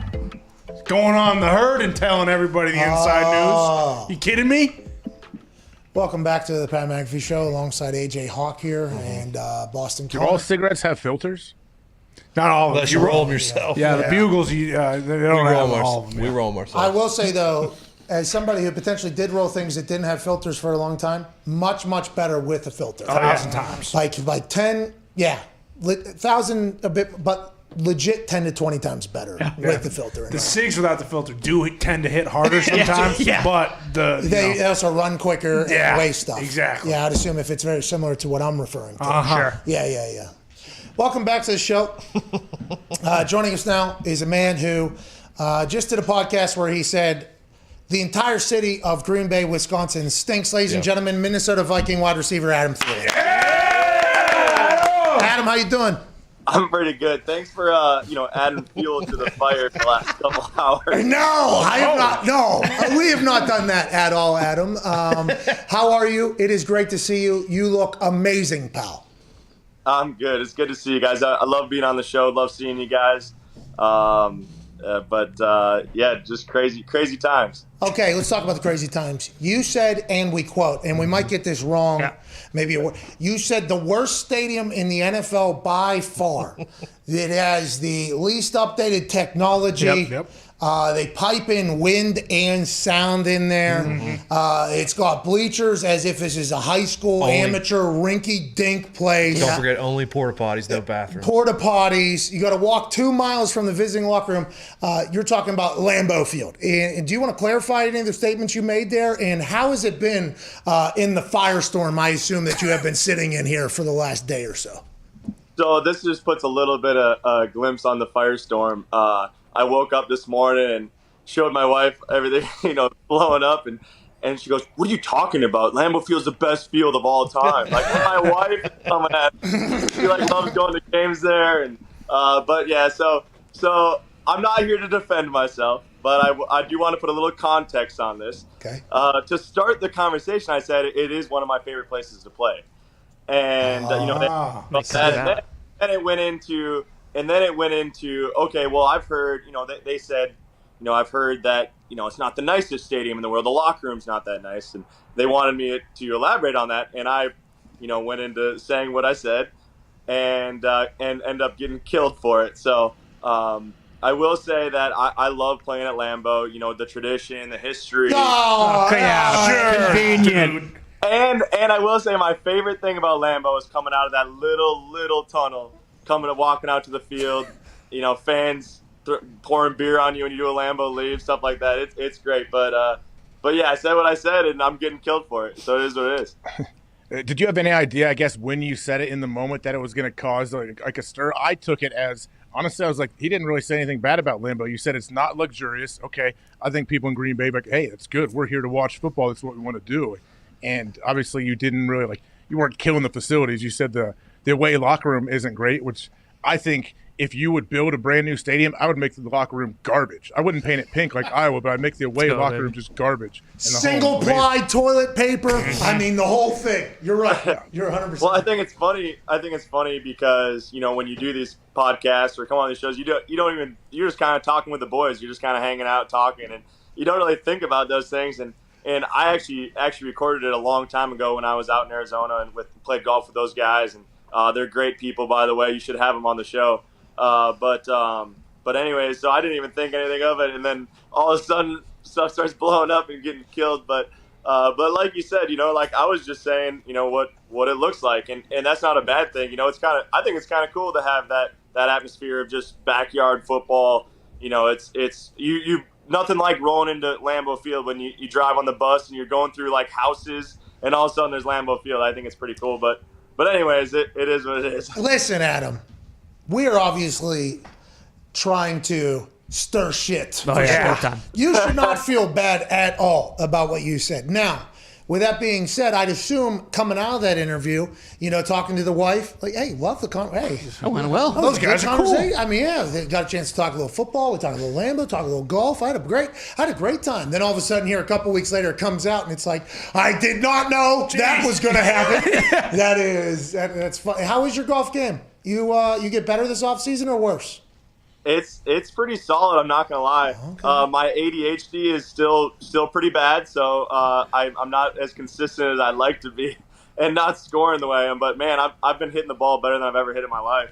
I wish I could make some putts. Are you doing football stuff now too? How's this whole thing working with the whole NFLPA, NFL offseason, virtual offseason, the torn Achilles by Jawan James from? How is this whole thing? How is this all coming together for you guys on your side? Yeah, it's been quite a wild offseason. Just hearing all this stuff, kind of being confused of, are we supposed to show up? Are we not supposed to show up? Are guys going in? Are guys not going in? It's kind of been confusing, to be honest, and just try to jump on all these calls and figure out where guys are at and what we want to get done. it's kind of confusing. But yeah, just kind of trying to train through all that, trying to take care of business, get on these virtual meetings we've had for the last few weeks, and sounds like we might be in the building next week and getting back to work. And we had great conversations with the coaches about trying to do what it takes to help this team win a Super Bowl. So hopefully that's the case, and hopefully we can make strides towards that ultimate goal. You guys are back in the building next week? I don't know. It sounds like it. Hey, you're going to end up in shit again, Thielen. Yeah. Who, you mean just the Vikings, or do you hear other teams, or how's it work? Well, honestly, I think there's been a lot of guys already in the buildings across the league, and I think that's kind of why we're at where we are now. It's like, well, there's already a handful of guys in the building, and you don't have any leverage if there's guys in there and going to work. So at the end of the day, it's more of an individual team thing where you try to figure out, okay, how can we compromise, have communication with the coaches and the staff, and try to make it what's best for the team. Taking care of guys, but still being able to be around guys and get work in, but being smart about it. Go ahead, Ty. Adam, you already addressed the Lambeau thing, which is okay, because you admitted last time you came on the show that you've been trying to play for the Packers, and get over there and play with Aaron for years. So we can just avoid that. But I forgot about that. How weird would it be to play the Packers next year? How much does that division change if Aaron's not the quarterback? Well, yeah, I mean it's completely different, right? That guy's one of the best to ever do it. He is a completely different. He's a game changer on any team, with any personnel. He's a game changer, and definitely be different. But at the end of the day, it's a rivalry game. We haven't won too many times in Lambeau because of that. It's a rivalry game. They've kind of owned the division for a long time, won a ton of Super Bowls, and that's as a competitor, that's who you want to play. That's who you want to beat, and that's why I said what I said about there's nothing better than coming out of Lambeau with a win because they do have that kind of chip on their shoulder as the NFC North champions and with all the Super Bowls they won. So that's, as a competitor, that's who you want to play. You want to play the best. You want to knock them off their game, and it's going to be different. We'll see what happens, but at the end of the day, it's still a rivalry game, and you're still going to get the best out of it. Hey, do you guys think maybe you run this up to Zim or whatever, but do you think the week you guys play in Lambeau, you go play at some high school fields in front of the bleachers? Oh. Because maybe you with all that plush, like that new Viking Stadium. Oh, man. So nice. I mean, it is it's Too maybe nice. It is so nice. I mean, when the thing goes, and the whole thing, it's so beautiful. Do you think maybe it is the bleachers and the rough and tough and old school throwback attitude over there that get you? Is that the issue? You're going into Green Bay and it's the bleachers get you off your game a little bit, Thielen? The bleachers have been just amplified since that came out. Oh yeah. But no, it's funny you say that because I was actually seeing somebody posted something, and after this all came out, and it was like, check out these NFC North stadiums, and it was all the nice pictures of the Lions, Vikings, and Bears stadium, and then it was a picture of bleachers. That's all it was for Lambeau. So. People are really taking this and run with it. Well, you're a terrible guy, Adam. You're a terrible guy, Adam. What do you have, Connor? Yeah, Adam, since you clarified that it's clearly not Lambeau, just to keep the shit stirred here, what is your least favorite stadium to play in? Yeah, worst fan base? Uh-huh. Oh, man, you guys are really trying to get what's your favorite? I'll take it this way. So everybody always asks, hey, what's your favorite stadium to play in? What's your least favorite? Things like that. And like I said, in this interview, I said, Lambeau is one of my favorite places to play. Mm-hmm. Like I said, it's one of the best places to come out with a victory. And on the reverse side of that, it's the worst place to come out with a loss because it's just like desert fire. You feel like you've lost the Super Bowl when you come out of there because the Vikings fans you just rip their heart out because you lost at Lambeau, and the Packer fans are continue to have those bragging rights, but. I love just crazy atmospheres. You go to the Superdome or the Mercedes-Benz Dome now in New Orleans. You got Seattle. I mean, there's nothing like those. I mean, you come out of there, you can't hear for a week because it's just electrifying. So I love playing in those kind of environments where the fans are nasty and A place like Philly, we played there in the NFC Championship game, and it's just fun to play in those places that they hate you and they want you to do terrible, and that's kind of as competitive to the places you want to play. I love those places as well. I'd assume AJ does as well. I think not enough fan bases understand how much a lot of players appreciate that, actually. Like, I think some people are like, oh, let these guys work or come to their job. It's like, no, I think we kind of enjoy it, actually, whenever we can look at somebody and say, hey, I'm going to smack you right in the mouth. I enjoy those. Like Baltimore, I love going to Baltimore. I don't know if you get a chance to go, obviously, NFC as much. That place is amazing. Houston was absolutely amazing down there. I never got to play in Seattle. I feel like I missed out greatly there, but damn Speaking of Seattle, AJ, do you know about the heckler? Do you remember that guy that sits out the locker room in Seattle and just kills people? No, right outside like the away locker room? It's incredible. You can hear him in the locker room. So the year after we lost to them in the playoffs, we missed the field goal at the end of the game, and Blair Walsh was still on our team. And you could hear the guy outside of our locker room for literally the entire pregame just screaming, Blair Walsh! Blair Walsh! Like, for literally an hour and a half. And hear him, like, plain as day in the locker room. But he's, like, literally the world's best heckler. I wish I could find the guy's name because he's incredible. Oh, that is beautiful. And he knows, by the way, that he can be heard inside that locker room. I assume the Seahawks were like, hey, pal, listen, we've been scouting you. We understand you're good. We're going to put you right above their locker room, basically. You can say whatever you want. That's a weapon. Good for that. There used to be a weapon. Like, he's getting in my head, like, before the game. Like, and he comes with the most, like, deep dives. Like, this guy really does his work. Like, I'm pretty sure he's paid by the Seahawks because he does that good of work. Like, he deep dives to get stuff on guys that you're like, what? Where did he even come up with that? Hey, that is true, sir, but what the fuck? Where did that come from? We can't thank you enough for joining us. You're the man. Did you see the hit Darius Butler? I mean, you felt it whenever we played, but that was making its way around the internet as you were attacking Green Bay. Obviously, Packers fans were like, oh, the hell with this guy. And it just so happened to be great friend of the show, Darius Butler, killing you across the middle. Do you remember that hit? And is that the biggest one you've taken in your NFL career? Yeah, so again, along the lines of when people ask me, what's the biggest hit you've ever had? That's the one that comes to my mind every time. That season was the only game I didn't have a catch in, was that game, and that was why he knocked me out of the game. Darius bully, dude. Now everybody's tagging me in this clip and saying, hey, I'll give you $10,000 to go do this to Adam again. But anyways, I was watching it, and I'm pretty sure it was a catch. A hit on your head. I'm pretty sure that was a catch, so I should have had a catch there. It was a catch and fumble. But that's a great picture there. I love that.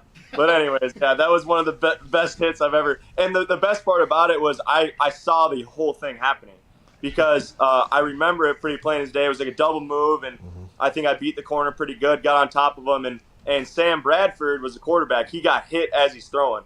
So I'm looking at Sam. He's getting hit as he's throwing, so the ball was a little bit inside it. And I'm, like, literally looking at Darius in the eyes as I'm running towards this ball, like, all right, here we go. Just get killed. So that was a good one. Hey, Sam Bradford, Kirk Cousins, similar? Yeah, I think it's kind of fun, honestly. I've been able to play with so many different quarterbacks. Everybody, all of them kind of have their strengths and their weaknesses, but Sam was one of the most accurate guys I've ever played with. I mean, it was just incredible. The way that he was able to throw like a fade ball or get the ball like up and down, but it was like a kind of a happy medium of throw it up in the air and let me run to it, and like a line drive. But I remember playing the Packers that year and at Lambeau actually, and was my most receiving yards I've ever had in my career, and it was that felt pretty good, huh? Hey, that felt pretty good. How'd you go? And it was literally all Sam Bradford. I mean, I remember a couple of those throws were just ridiculous. Like, I look back at it, and like he literally caught the ball for me. Was able to do the Lambeau leap that game, and I dreamed my entire life of doing a Lambeau leap, and was able to do it, and got beer poured on me, and got booed pretty good by a bunch of my former college teammates were booing me in the stands, so it was pretty good. Okay, so is that when you did the Lambeau leap, you're like, oh, this place stinks? And then I appreciate you. Adam, have a great day. Good luck this upcoming season. I hope you kill it as always. And thanks for stirring shit for us to talk about. If you could do that more often, we'd appreciate it. I figured you guys would like that. Something to talk about on a Monday. Well, not just a Monday. We are in a dead time. We'll be talking about this on Wednesday. Yeah, anytime you want to potentially. And we need to change his number now. Adam, Yeah. we need to change your number, and then we need to know how much it costs to buy out your old number, the inventory, and everything. What do you think? I think what single digits are available for you?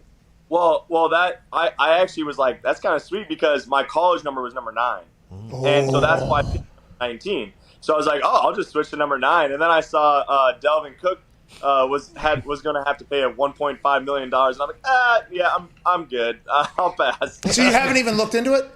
No, I haven't looked into it. I figured it'd be more than $10, and I'm not willing to change for more than $10. The punter has number 9 anyway, so thank God for staying away from that. Ladies and gentlemen, Adam Thielen. Yeah! Good dude. Yeah. That's crazy, though, that, how the world works nowadays. He says, I love playing in Lambeau, blah, blah, blah. I mean, it's nothing fancy. You can clip it right there. Yeah. I mean, it's nothing fancy. It's just like a throwback, and then all of a sudden it's like, boom, $10,000, Darius, you take this guy's head off again. It's like, whoa. That's the awesomeness of the internet, by the way. Weeks ago, too. He'd completely forgotten about this until... Good interview. That's awesome. Those guys are great. He's a good guy. You ever meet him in person? Yeah, I have. He's awesome. Great dude all the time. Great unbelievable golfer, but also stud receiver. He's really good. Yeah. How about it? He had to pay to try out for the NFL. How does a guy like him slip through the cracks, as they say? Where'd he go? He was at Marshall, Minnesota University. Mankato State, maybe, or something like that. Mankato. Minnesota State. If it was Monsanto, by the way, that's the big corp. That's the big corp that Percy Shizer won after is Monsanto. Oh, no. Minnesota State. Minnesota State. There it is. What's that, dude? Wait, who went after somebody? Percy Shizer, dude. Have a little fucking respect, please. A moment of silence. For Sorry, the guy. Minnesota State, Mankato University. Okay, I knew it was a mixture of the. Okay, so I hope that has nothing to do with the Monsanto seed, GMO seed company. Oh, Monsanto. Okay, my bad. Do you know what Monsanto is? Of course. What is it? Monsanto, the giant company that they get a bad rap, I guess, for GMOs, for genetically modifying seeds and stuff. Nah, they don't get a bad rap because of that, which, by the way, they created the shit that kills the weeds, which also kills the plant in the harvest. Then they created seeds to survive their own shit that killed everything, and it became the only thing you could use. Smart. So, I mean, it was a hell of a business move. But Percy Shizer said, just because your seeds happen to blow into my field, I ain't fucking doing it. No. No spoiler alerts, but it gets to the Supreme Court. Whoa! Percy versus Goliath, it's worth it. You should watch it. No big deal.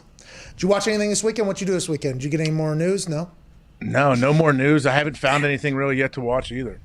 Hey, Percy versus Goliath is good. Apple, all right. Okay, Then Apple. the Sons of Sam, also good, about Berkowitz. Mm-hmm. Oh, okay. I saw the cover. I didn't know what it was. Okay. You could watch just the last episode and get it, I think. Okay. After watching the whole thing, I was pretty upset that I did waste a strong 3 hours to get to that fourth one. Like the Mormon one? Yeah, much like the Mormon one and the Cecil Hotel one. Yeah, Cecil. Seems like there is a way to kind of run people, around in a circle for 4 or 5 hours to keep you on the platform. And then bang, at the end, it's like, by the way, first 3 episodes wouldn't happen because this also happened. These are all just potential theories. Greatest hotel manager of all time. She was a savage. She was fucking electric. I was trying to run a good hotel. Fucking night stalkers coming in and out, sleeping on the couch in the lobby. Yes. I'm just trying to run a good hotel. That's all I'm trying to do. AJ, anything to say to these listeners as we get into hour 3 here? You got any news to break maybe on the other side? Yeah. I don't have any news, but is it Shams coming on? He's a newsbreaker. 2:25, I believe he is coming on. He'll be chatting about J. Cole going to the Basketball Africa League.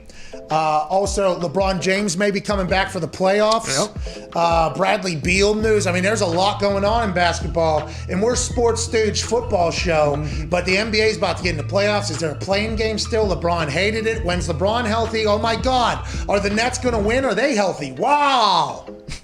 And J. Cole is playing for the Rwanda Patriots. Yeah! We'll talk basketball at some point. Hour 3 is on the other side of this 6-minute break. This is the Pat McAfee Show.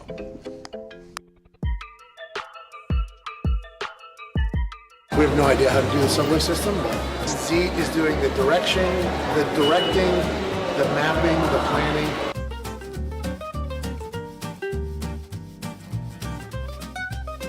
Well, my tell is in 10 minutes. That train should be ready.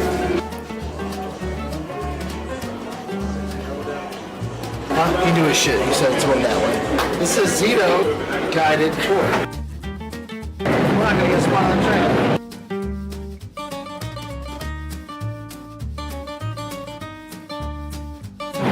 We should get on an Uber.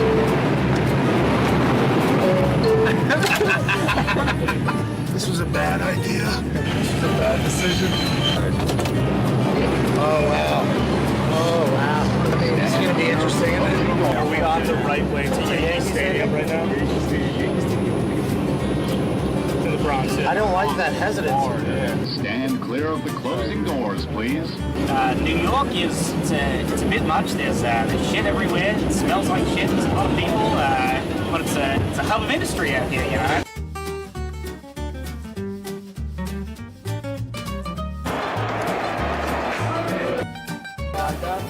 Thank you so much.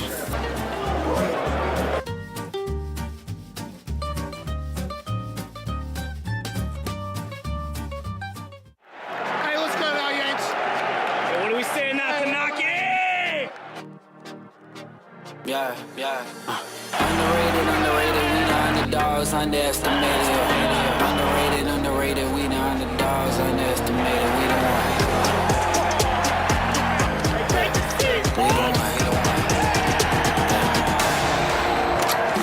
Out of the darkness I rose up. Golden my soul, it's a gold rush. Yeah. Honor and freedom, my toast up. Kicking game on the snare drum. Hard on the beat, let it bleed out like sacrifices. Cut it open, emotions. Spilling like oil and coasting. Therapy for my mental, I'm pinning a pistol and shoot down the criticisms. Individually, I heard the voices that told us. Yeah. Throw dirt on my name and wish me the worst and stole us. Yeah. Shot through the heart and pray on my downfall. But Yahtzee prevailed on my own. Stay on top of this. Hey, I said it was salami time. On my chest like Olympic gold. Rapids move on the field like a jazz song. Witness greatness, look up in LeBron home. Remember next time for you doubt us. That only made me go. A former Celebrity Jeopardy champion, ladies and gentlemen, Aaron Rodgers. Oh, I've missed you guys. We've missed you too, man. Where are you? Are you out in the woods somewhere right now? Where are you? Yeah, I'm in a log cabin out here. Have you been doing this since the end of the season? How'd the Jeopardy thing come? How'd you film it? How'd it go? And is that your first time you were kind of back in cell service?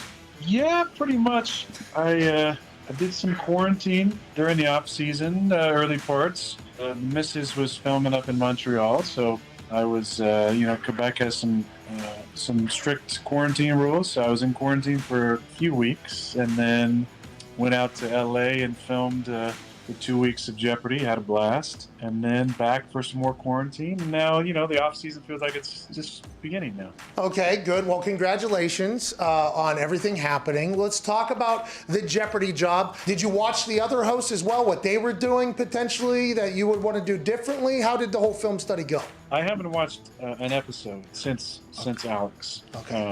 I didn't really want to be influenced at all by the other guest hosts. Smart. And how they did things. For me, it was taking a lot of notes and figuring out, exactly what Alex did and wanting to do him justice, his memory justice by being as prepared as possible when I got on the show. The hair, though, was there a thought potentially, Jeopardy, for you to cut it? Did anybody say, hey, maybe we cutting the hair? Was that conversation? Because I'll tell you, whenever I was going to have to go to court after the public intoxication, a lot of talk about me potentially cutting hair. Didn't do it. I would assume for you, potential same thing with Jeopardy, being Jeopardy and all that. I thought about it. I also thought about shaving to a mustache to honor Alex, but my hair wasn't long enough that I couldn't do something with it. I felt like we had a nice little comb over going, and I just decided to go with kind of my usual, a little bit of some stubble going and not the neck beard. Sorry, Andrew Luck, but I decided to kind of clean that up a little bit. But there was conversation. I think there might have been some people that wanted me to shave to the skin. I don't do that a whole lot. If that was a prereq to get the full-time gig, no problem with it at all. No problem at all. And Whoa. Did you just campaign potentially for the full-time gig right there? You loved doing it, didn't you? You enjoyed the hell out of your time doing Jeopardy? Hold on, you lost service in the middle of the woods, wherever the hell you are, whether it's in Canada here or in America, on the films. You would love to do Jeopardy more, you say? I would love to be the host of Jeopardy, yes. And I hope you get it, dude. Give it to him. The guy wants it. Come on. He's good at everything. He'll shave his face. Come on. Thanks, buddy. Miss you guys. Love you guys. Hey, miss you, love you, man. Love you Aaron too, Rodgers. man.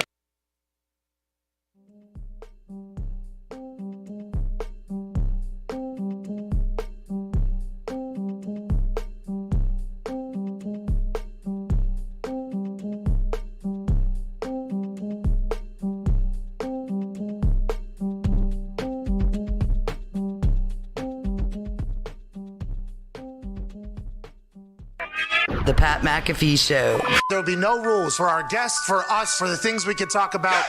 Speaking his mind I've never had a problem expressing my opinions or my thoughts or anything like that. while being relatable. I haven't had that manufactured fake-ass celebrity that a lot of people have whenever they go on those big networks. I've had a chance to really build my crew, build my following, build my audience. And ridiculous. What am I supposed to do? So I'm supposed to look at something that I can definitely afford and say, nah. Is that what I'm supposed to do?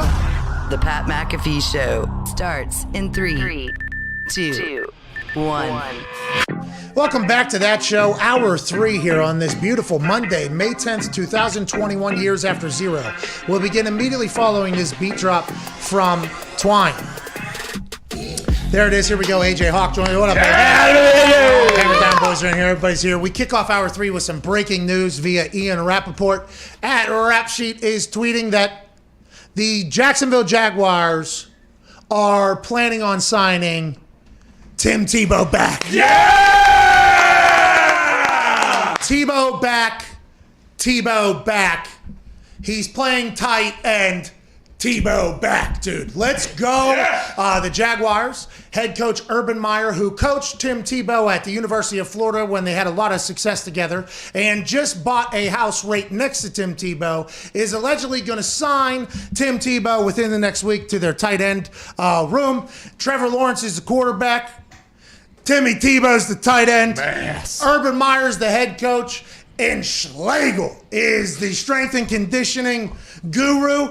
Look out for the Jags to win the next 6 to 7 Super Bowls. Yeah! I have no idea how Tim Tebow is going to be as a tight end. I would assume he's going to do well. I feel like he is a very athletic person. I think he could always catch well. I'm not sure if that was ever the problem. His throwing motion was called into question on a very regular basis, with a lot of outcomes of his throws being 6 to 10 yards off potentially. He goes into baseball, succeeds. Okay. Had a successful professional career. Never made the majors, but he did play AAA, hit a couple bombs. Now he's back in football, in a locker room. I'd assume Urban Meyer's like, if he wants to play tight end, cool. Let's go ahead and just get him in here. This is a guy we want to build a foundation around. I assume they're not going to be skipping OTAs, especially with what Thielen just said about the Minnesota Vikings going back to the building next week. Tim Tebow down there. It's a beautiful thing. I'm pumped up about this, AJ Hawk. I mean, I think everyone's pumped up, aren't they? Do you know any of the other tight ends on the roster there in Jacksonville? Like, what does it look like? What's his competition look like? Well, there is no competition. It's Tim Tebow. That's right.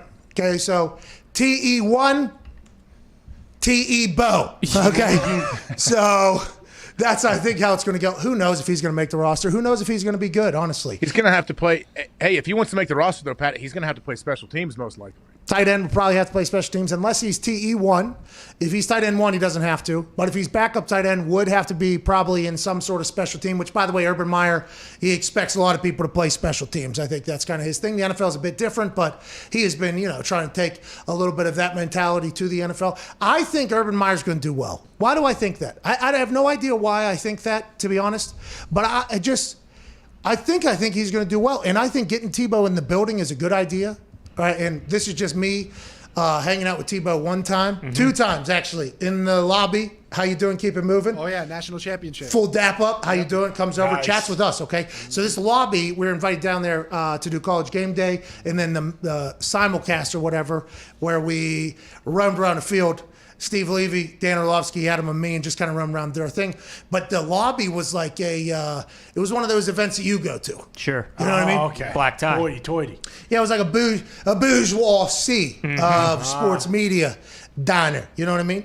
Now, I was potentially on cloud 40 to 50, Nice. sleeveless down there. There's a lot of mingling going on, handshaking. People were doing their thing. We just sat down at this one table. We're watching TV, having a good time. Place is packed. Tebow and his crew are walking through. Literally, and this is no exaggeration, looks over, just beelines right for me and Foxy, and I'm literally sitting there like, is Tebow coming to us right now? Comes right over, full dap up, full conversation. Tebow, great to see you. Says he loves following along with what we're doing. I return the favor to him, and then he leaves and he walks away, and everybody in there had to be like, how'd fucking Stooge McAfee, how was he the only guy Tebow came and talked to? Because you got to remember, ESPN was ran by Tim Tebow. For a long time, Tim Tebow and LeBron James were ESPN. Him getting back in your building, from my interactions, is good for the building. Will he make the team? I think we have no idea, AJ. We have no clue what he's going to be like as a tight end. How he moves now. You assume he still moves great. He looks good. He's been in shape for a long time. Yeah, I don't think there's like any negative outcomes of bringing Tim Tebow into your locker room. He's only going to spread some positivity with guys. Well, Tebow mania there became a thing where teams weren't interested, I think.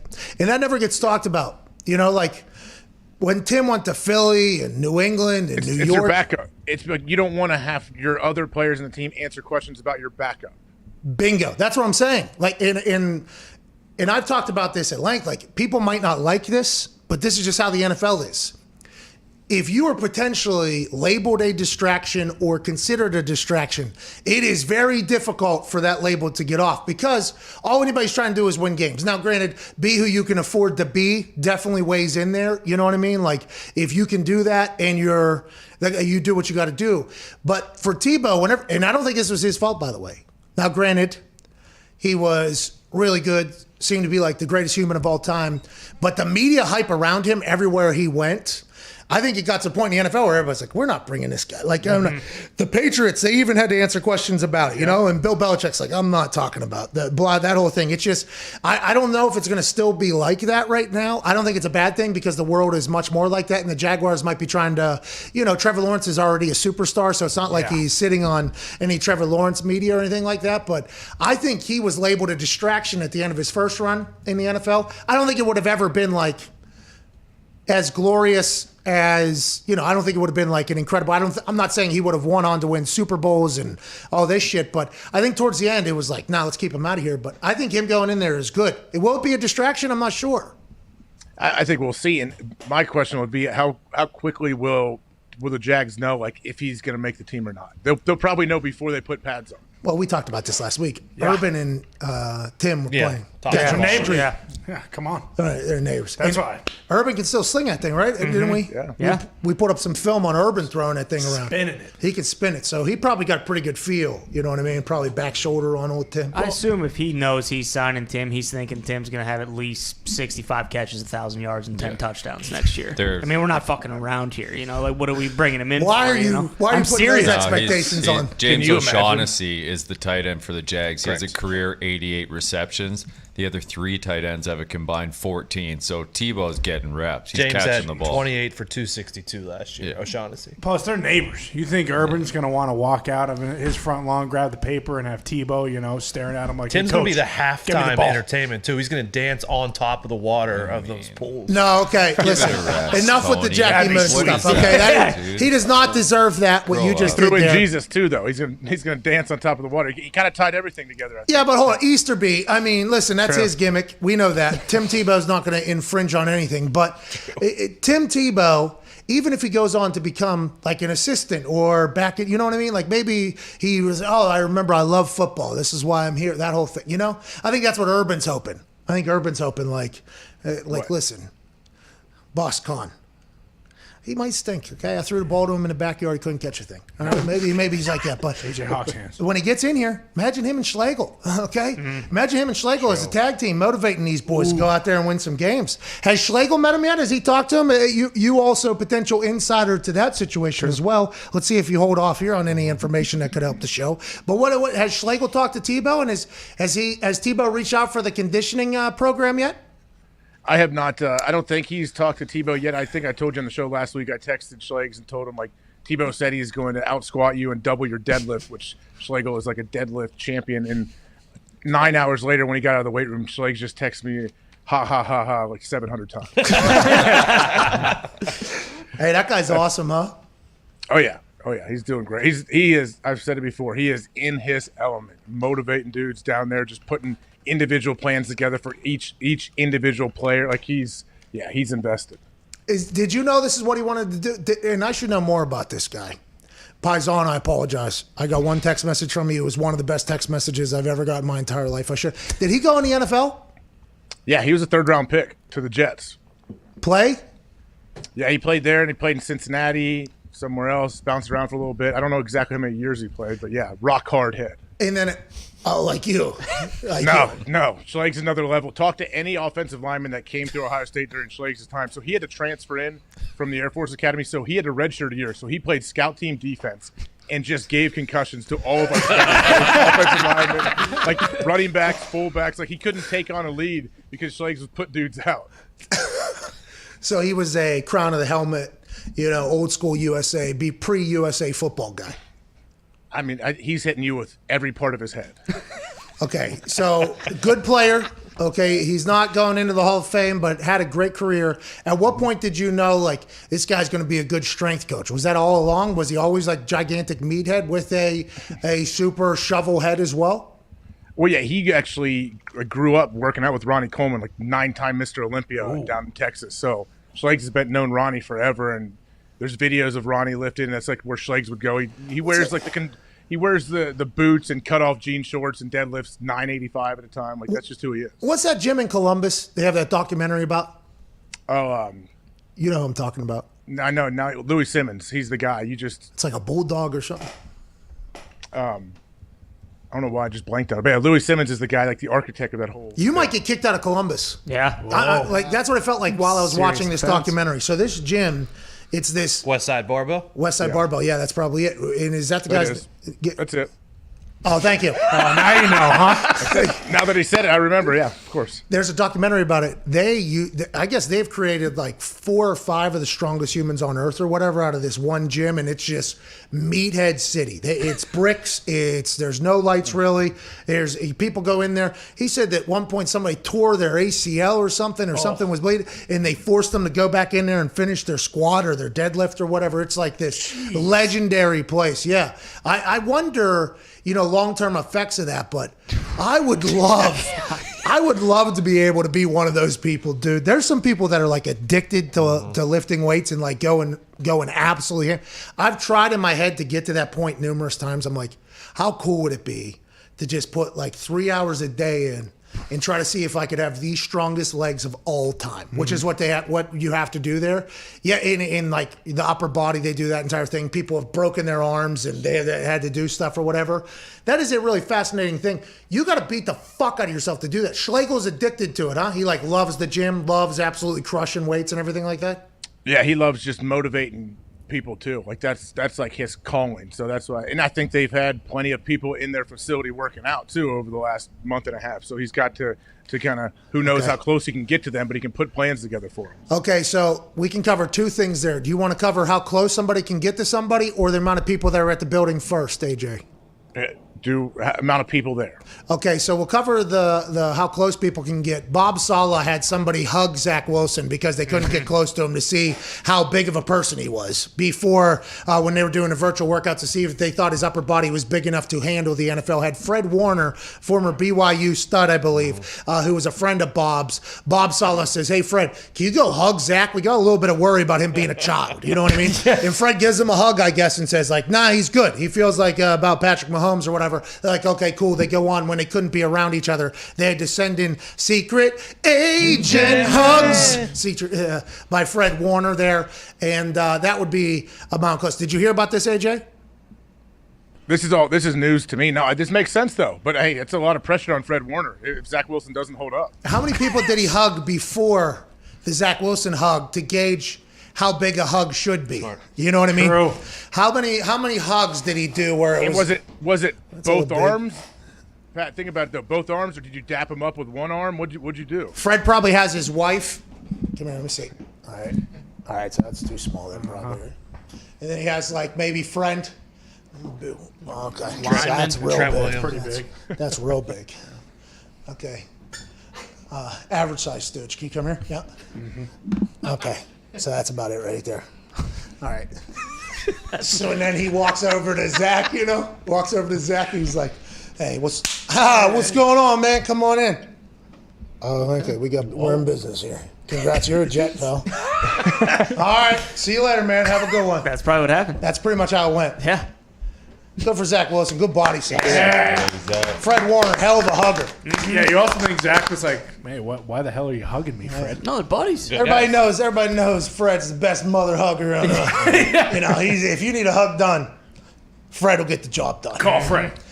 So we're not going to talk about that then. Okay, so that's close. That was that story. The amount of people. Allegedly, there's 50 people at the Patriots OTAs right now. Hell yeah. There's people in Jacksonville. We just heard from you. You broke that news because Schlegel. Thielen said, it seems like we're probably going back to the building next week. This all comes after a Tom Brady speech, allegedly on a call that was telling everybody not to do that. So just like we had thought, it was going to be very difficult to get everybody on the same page, even though there have been calls for that from the highest inside the NFLPA. That was just never, reasonably going to happen, I don't think. And now it's like kind of coming to that point. Although I do believe that the players had a point where they thought the lead up to the season was much better than an OTA completely off, then all the way back on for their bodies. So maybe this will spur some change down the road, hopefully, but this ain't going to change, and we knew that, right? There was no way. Valiant effort, okay? Valiant effort, but we knew this wasn't going to happen, AJ.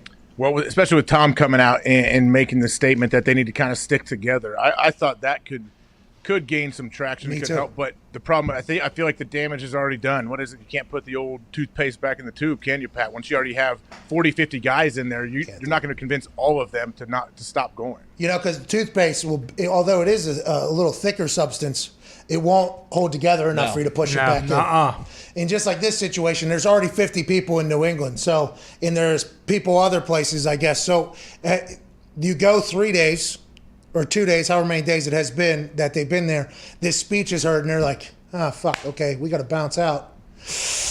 But we also, the people that opted out last year did all basically get cut. You see the coaches are standing at the exit like, oh, what's up, guys? Where are we going? What are you doing? Still got 2 hours left today. Hey, I haven't slept at home for the last 4 months waiting for this day. Okay, I've been watching drills on top of drills on top of drills of how we can make you the best you could possibly be on the field. Because although you might like time off and at home, I don't. That's why I'm a coach. So I love that we're fucking doing these OTAs again. And especially after last year, all that Zoom shit. We got laser pointers back. We got fucking dry erase boards. We got a lot of shit, pal. Yeah. Let's go ahead and have a good time this OTA. Here we go. Yeah. Hey, here we go. You want to go home and want to be with your family? Oh, is that nice for you? That's nice for you. I don't want to do that. No, I want to coach you up. I want to win a Super Bowl. You know Lombardi? Hey, heard of Lombardi? That's what I want to do. Finish. That's what coaches are doing. Oh, yeah. Well, and one of the special teamers for New England, when teams started opting out, they said, hey, look, if Bill tells us to report, we're going. Yeah. And we kind of saw that all along, but. Hey, Pat, what you just did, that was just that was an accurate representation of a lot of coaches when you come back for the first day of off-season workouts, when they're all of a sudden they got 47 new drills that they traveled around the country that they found that we're going to do, and none of them ever work, and you always go back to what you just did before. Well, I thought it was going to work. You can see how I could think of maybe a little bit of shift. You get your eyes in the right spots, right? But apparently it doesn't work. We could never know that, but let's move along here. We'll go back to the basics. Let's go 3 counts. Yeah. Here we go. Because they only get like 15 minutes, so they're about to have a heart attack because they're trying to get everything in, and then it doesn't work. And then the equipment managers, by the way, who were tasked with setting up all the pads in a He's been having them practice that too for the last 2.5 months if the players aren't there. Specific way. Hey, as soon as it moves, we need it right back as soon as it moves. You can watch those two. We need somebody watching these two. All right, and the quarterback tackle thing, we need that thing to be in this exact spot here, okay? Because they got to come around the corner. So if it moves at all, we need that to be moved back. And the equipment managers are like, oh, fuck, this drill's going to stink. First person goes through, kicks the pad, tackles the thing, slides. Then they got the equipment managers moving it. And the coach has just been waiting, like, let's go. Come on. We talked about this. Those are awesome. I love it. I used to watch all those. They were awesome. Hey, that's I don't know why it's so funny to me because I've lived through that. I think 10 off seasons I lived through that same situation. It's beautiful. Like I've seen a lot of them. The poor equipment guys I feel bad for. They're the ones that get the brunt of it. That's who I hear the stories from, by the way. So like I'll watch a new drill or whatever's happening. And then me and Vinny are like, oh, that was interesting. And then later in the middle of practice, after we got all our work done, all of it, can't punt 4,000 times. What do you want us to do, dude? It's a 3-hour practice. What the fuck? We can only do so much. So halfway through practice, you walk over to the equipment managers. It's like, hey, saw individual drill, man. That was a fucking shell hunt. They're like, was it? Yeah. I got an email last night telling me this is the exact amount of feet that these bags need to be away from each other. Because these coaches, every little thing, hey, there's going to be no stone unturned. We're going to get the edge as much as we can. Those are people that are addicted to winning, addicted to football. Their entire life revolves around it. That's why anytime a player gets into it, I'm like, okay, they must love the game, because when you're a coach in the NFL, you either got to act like you're doing stuff or do stuff 21 hours every single day. And there's only so many jobs for that entire thing, and they love those off-season workouts. Golly, that was awesome to watch. You guys, this guy's having to go through these bullshit drills. Just so mad. And then everyone's they're yelling at him. Hopefully you have a couple of vets at least, and you can just kill your coach telling him, oh, where'd you pick this one up? Texas A&M? They always travel around and watch different things. Like, I remember different coaches would go to Texas A&M when Johnny Manziel was there, when defensive coaches would try to learn how do you stop the zone read and the RPO situation. And then so they would have these unbelievable plans that they would learn at these different college campuses. Oh, that's awesome. Just thinking of like 6, 7, 8-year vets listening to this coach. Like, I saw this down at Texas A&M. We're going to try it out. You get the fuck out of here. Right. By the way, they were right, though. Like, hey, these RPOs are going to come. Yeah. We used to do play action, but the RPO is going to come. I think now, I honestly believe that, like, for instance, Tony Fields, we talked to him before the draft. He got picked 193 or something. Wow. If that was accurate, I will walk it off. Yeah, you are right on it. Yeah. I don't know if 193. It can't be. Can we find out when Tony Fields was drafted? 153rd. Oh, man. Middle. 1.559. How do I fuck that one up? I was on a lot of edibles that day when he got drafted. Anyways, he's basically as opposed to others, but yeah, continue. Yeah, but draft day. I mean, it was heightened. It was tough to get through that. Had to enjoy it a little bit, but he basically grew up in the whole RPO world. I think he's like ready for it. Like, I think these younger linebackers, that's all they know. Which means there's going to be a change then, right? There's going to be a change then. Go back to Going ground back. and pound. It's going to happen, right? Don't you think? I don't know if it's going to happen, man, because quarterbacks, you're not all of a sudden just going to go to statue quarterbacks that are all 6'7" and stand in the pocket. Well, Mac Jones. Yeah, I mean, That's right. Who? He's He walking can move. out He caught a touchdown, man. Dude caught a touchdown this pro day. Hey, ran a 4.68. Come on. Give the guy a break. He did. I forgot he caught that. Yeah, he went up and got that. That was a Navy play. That was a real throwback directly at Belichick, too. And they were saying, hey, listen, people saying I'm an unathletic stooge. Look at me. Yeah. Watch this. And also, look at this guy. Look how much fun he's having out there. He's playing because He of me. called that play. Oh, he loves the game. Yeah. Jeez. Shirt even stayed tucked in. Really? Oh, yeah. Lucky for him. I wonder if Bill Belichick has seen the videos of Mac Jones having a good time in college and just thought to himself, man, we're all there. He'll sober up here. Yeah. He's up here. We'll get it together. We got to transition now to another sport. Ladies and gentlemen, a man who is one of the biggest names in breaking basketball news. Yeah. A guy that we learned about via the internet. A man who has been our generation's insider. Yeah. It looks like he's potentially going to step into tomorrow's insider waters in a rapid way because he's already been shaking the entire thing up. Ladies and gentlemen, a man who works for The Athletic. He also works for the Stadium Network. Yeah. He is also a man who is very dialed in the NBA and in the NFL if need be. Ladies and gentlemen, the incredibly handsome insider to the insiders, Shams Charania. Yeah! What's going on, Shams?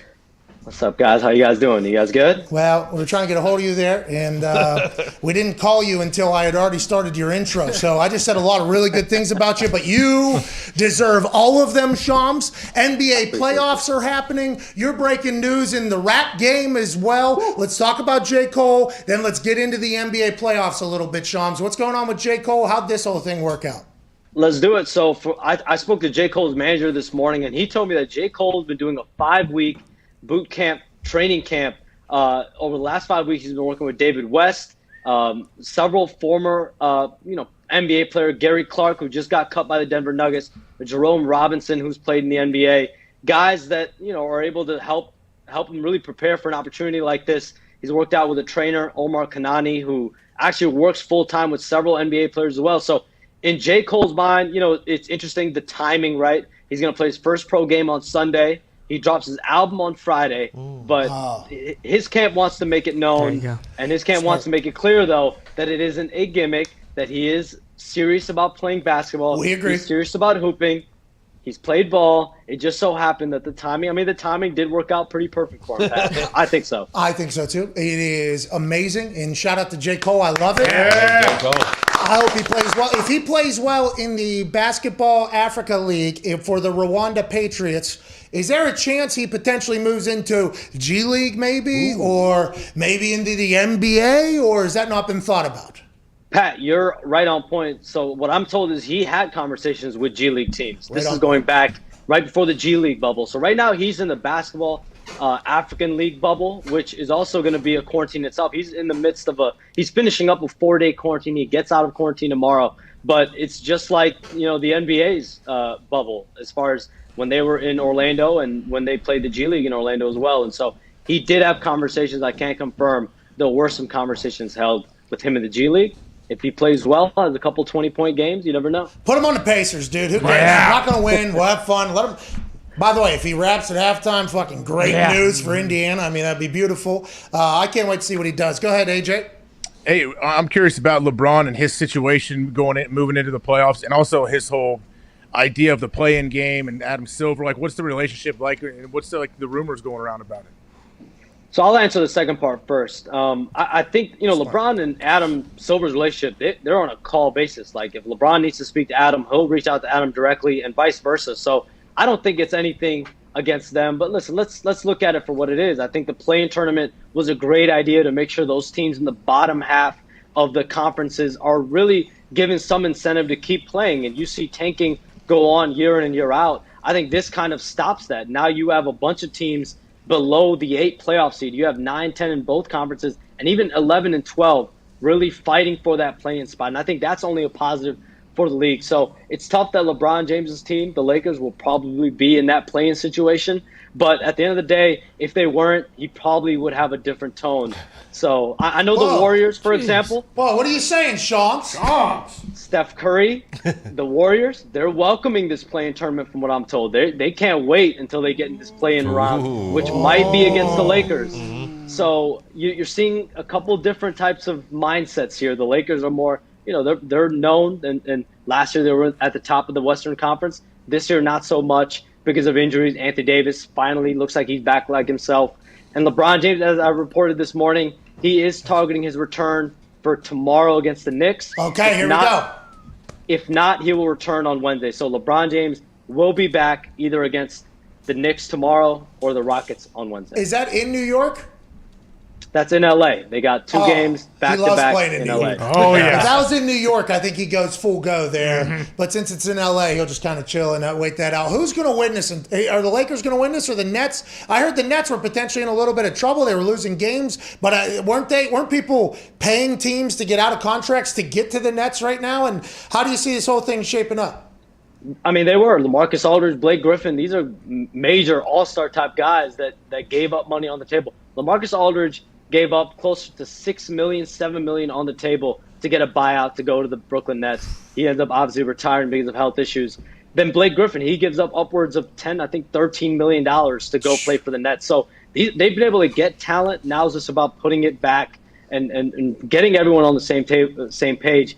The return of James Harden is the biggest thing, Pat, that I'm looking at. When will that be? He said last week he will come back before the end of the regular season. Well, he has a couple games. I would really start his clock on Wednesday when the team is back at home against San Antonio and see if can he come back now that they're back at home. Go ahead, Gumpy. Shams, if it's not the Lakers coming out of the West because they can't get healthy, do you think it's the Clippers or do you think somebody else comes out of the West? I mean, I think it's wide open. I think if you look at Phoenix, Utah, I really think this is the year. Denver, right? Like, if Jamal Murray was healthy, Will Barton was healthy, I might pick them as my favorite to win it all. Of course, those guys are out, so it's tough, but they're still able to win games, which to me, probably solidifies Jokic as the MVP. But I really believe that this year, this NBA is wide open because even out east, if James Harden, Kevin Durant, Kyrie Irving can't get on that same page come playoff time, they've only had 5-6 games under their belt. Is that enough? And can Milwaukee, could Philadelphia beat them and go to the NBA Finals? I think this year it is wide open, and LeBron James will be back. I'm told he's had a couple good workouts, but how will he look once he's back? That's what we're wondering. That's what we're wondering. That's what we're wondering. Because if he's not 90% LeBron James, 100% LeBron James, I can't see how this team is beating the Clippers in a playoff series. They need LeBron James. Hey, why are they kicking? Do they hate German people in the NBA? Why'd they kick Luka out for that bullshit? Come on. Why are they doing? What's the process of that whole thing? What's the fallout there? That was trash, dude. That guy deserves to play. He loves sport, man. He loves basketball, and they're taking the game away from him for something like that. What a bunch of bullshit! I say, 9. That's an NFL hit.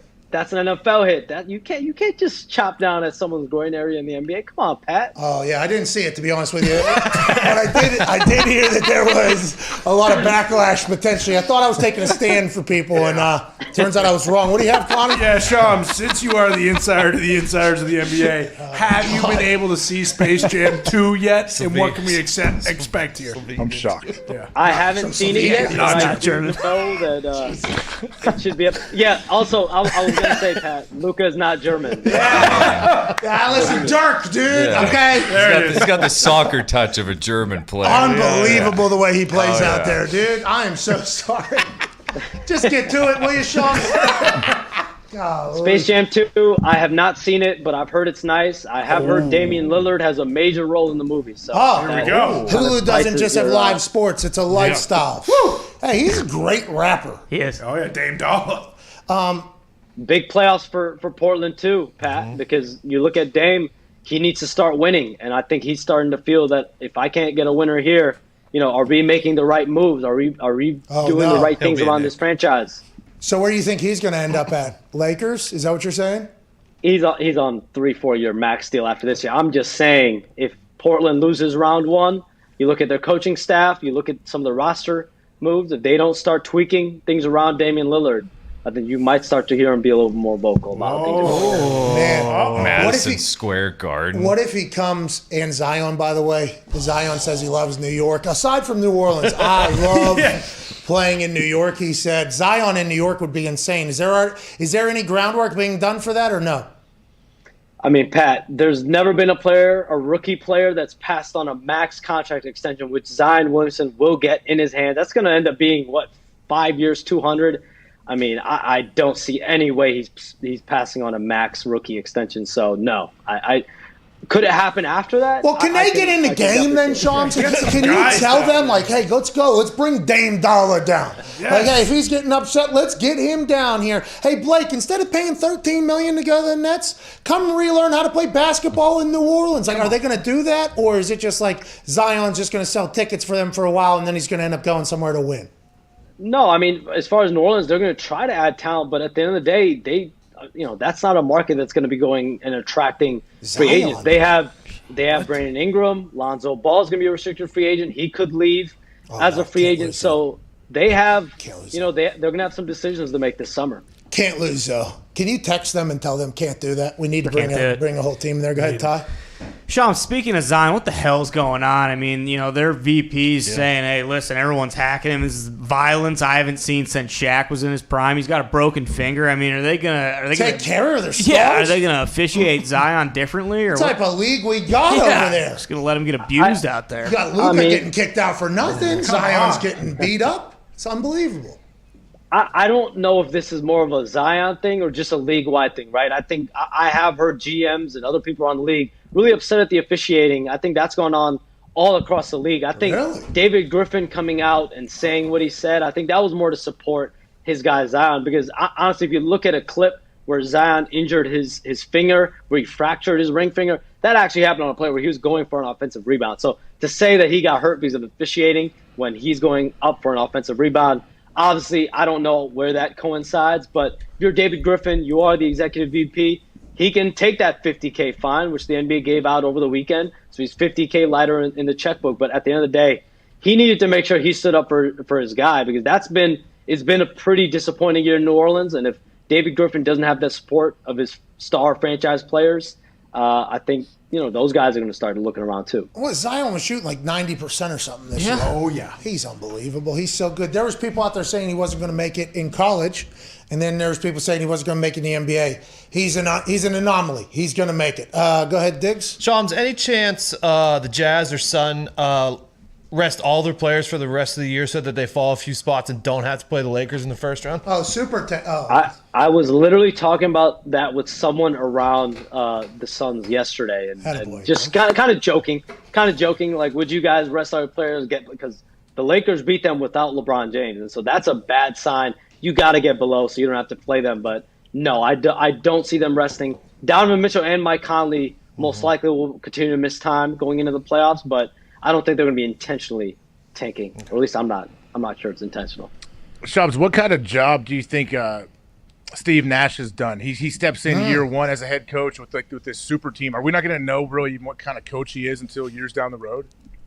I think you're going to first see how Steve Nash is coached during the playoffs. I think that's where the Nets and even Milwaukee. I think Mike Budenholzer in Milwaukee. These guys are going to be judged.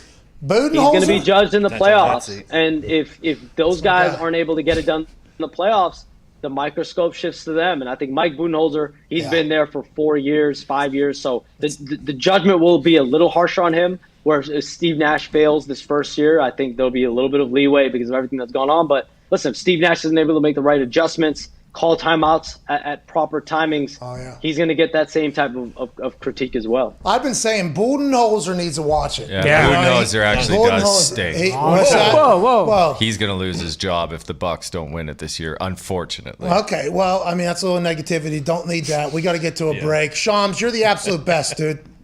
Appreciate you guys as always, Pat. Following your lead, man. Keep working, man. No.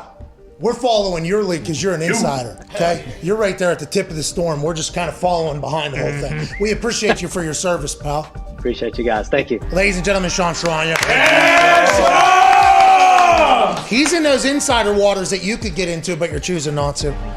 He's in deep, and I would imagine NBA players, though, are very open to speaking, too. NBA stars run the league. It's not like others. It's not like the NHL or the NFL. Yeah. Whoa. Who runs the world? Stars. Girls, but stars. The players do seem to at the NBA. He said LeBron could text Adam Silver and say, "Hey, pal, we ain't doing it. Not happening." These OTAs, you know what's going on with the NFL? There's so many players at so many different levels of anything. This OTA thing would have been settled with LeBron texting Adam. We're doing virtual, all right? Or none of us are showing up. You got it. You got it, LeBron. Sounds good. Virtual. Hey, you do what you got to do, pal. All right. Can we market it at least a little bit? The Zoom? Can we record them? Yeah. Do what you got to do. We ain't going in, though. You got it, Mr. Braun. I didn't see it, Michael. Remember that? That's literally what the ref was saying to Michael Jordan. But if you say so, Michael, I'm sorry. I didn't see it. Is that right, Mr. Jordan? It happened. The NBA knows. Like, hey, there's only a few of these guys out here in the world that can really make this whole thing go. And the players know it as well. And that's why that league is the way it is. Guaranteed contracts. The NFL. This OTA thing next week is going to be a celebration by the NFL for beating the NFLPA for these OTAs, by the way. You know that, AJ, right? Absolutely. Got them back in their building. They've already won. The NFL feels like we've already beat the union, beat the players, because we have people in buildings already. It's not a full-blown league-wide, hey, we're not coming in. All right, we got to get to a break. We'll be back on the other side. This is the Pat McAfee Show.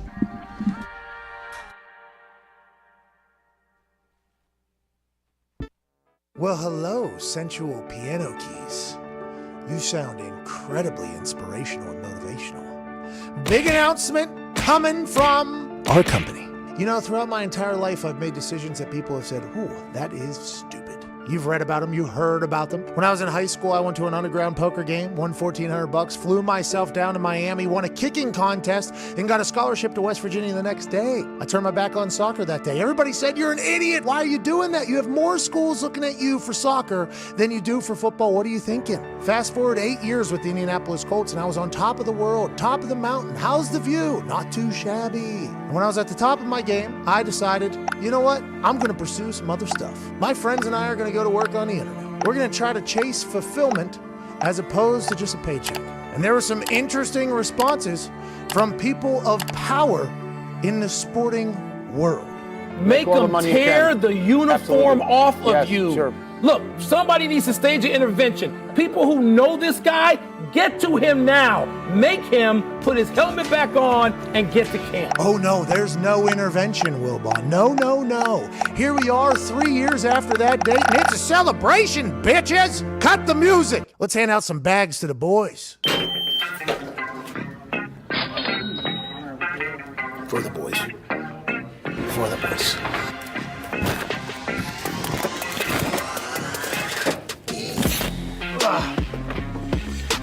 By the way, that's for you, brother. Oh my God. Are you home? All right, come out the front door. What's up, dude?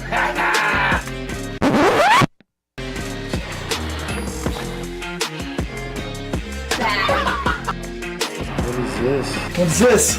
Oh, you son of a bitch. What the fuck? Fuck you. Oh, yeah. That is the bag of money. FanDuel deal went through. There's $50,000 in there for you. Here's a backpack with $50,000 in it. Oh, $50,000 in there. Oh my God. Yeah, so there's $50,000 in there. Yeah, so there's $50,000. Are you fucking serious? Let's go. Did you rob a bank? Oh man, let's go, dude. Let's go. I appreciate you, buddy. Yo, this is... Appreciate you, man. Appreciate you, dude. We did it? Couldn't have done it without you. Oh, thank you. Dude, it's a fuck ton of money. You guys. When I asked Dan Patrick for some advice, he told me always take care of the boys. Well, and you should know those people that are there with you, that their value cannot be overstated and should not be overstated. So Mike Wilbon, they didn't hold my jersey on me. They didn't hold my helmet on me. We didn't have an intervention. What we have is a celebration. Because when you bet on yourself, sometimes you hit for big. And for us, the only place we'll bet for the next couple years in an exclusive deal, FanDuel backed the Brinks truck up to our office, and we have never been more thankful, more excited, and more together as we promote the greatest sports book on planet Earth.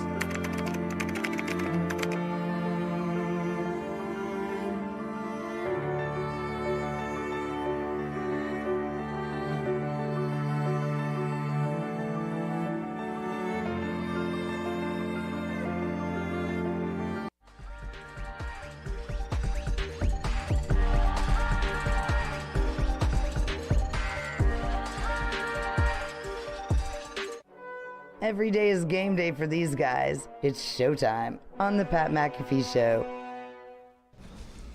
Welcome back, dude. The tickers really changed the game. Yeah. Oh, yeah. I was just watching a clip that was tweeted out about Tim Tebow, coming back. And right across the bottom there, it says, Bob Baffert is allegedly, and then in quotes, a cheating sack of shit. Yep. There's no other ticker doing it like our ticker right now. No. Congrats to our ticker. It is alleged, by the way, and we will talk about that in a few moments here. But right now, I want to tell you, it's time to spoil the shit out of your dogs with BarkBox. 2 toys, 2 treats, and a chew. It starts as low as $23 a month for $60 worth of dog chews and toys. It's the best day of the month for our dogs. When their BarkBox arrives, the tails start wagging. Even my Corgi, which has a nub, the tail starts going because it knows what's coming inside is a gift from the doggy gods, which is BarkBox. Diggs, you have a couple English bulldogs, and they got nubs. They love the BarkBox. Love it. You got to get they have the durable toys for the bulldogs. Yes, they do. They do have 2 different types of toys. If your dog shreds to pieces toys, they have something for you as well. Join now and get a free extra toy in every single Bark box. That's $60 worth of free toys this year when you sign up your pup and get unique toys and snacks, plus a free extra toy every single month. Tailored toys and treats, ship free every month. Start now and get $60 in free toys. Unique toys, USA made treats, free monthly delivery, and $60 in free extra toys. Go to barkbox.com/Pat. That's BARKBOX.com/Pat. Welcome back to the show. AJ Hawk joins us again. Yeah. I don't know if you saw the ticker or not, AJ, but the ticker did say something that is going around the sports world. Bob Baffert, owner of all the horses that are good basically in the history of horse racing, has been hit with another sanction. Allegedly, his horse that just won the Kentucky Derby, Medina Spirit, which Steve Kornacki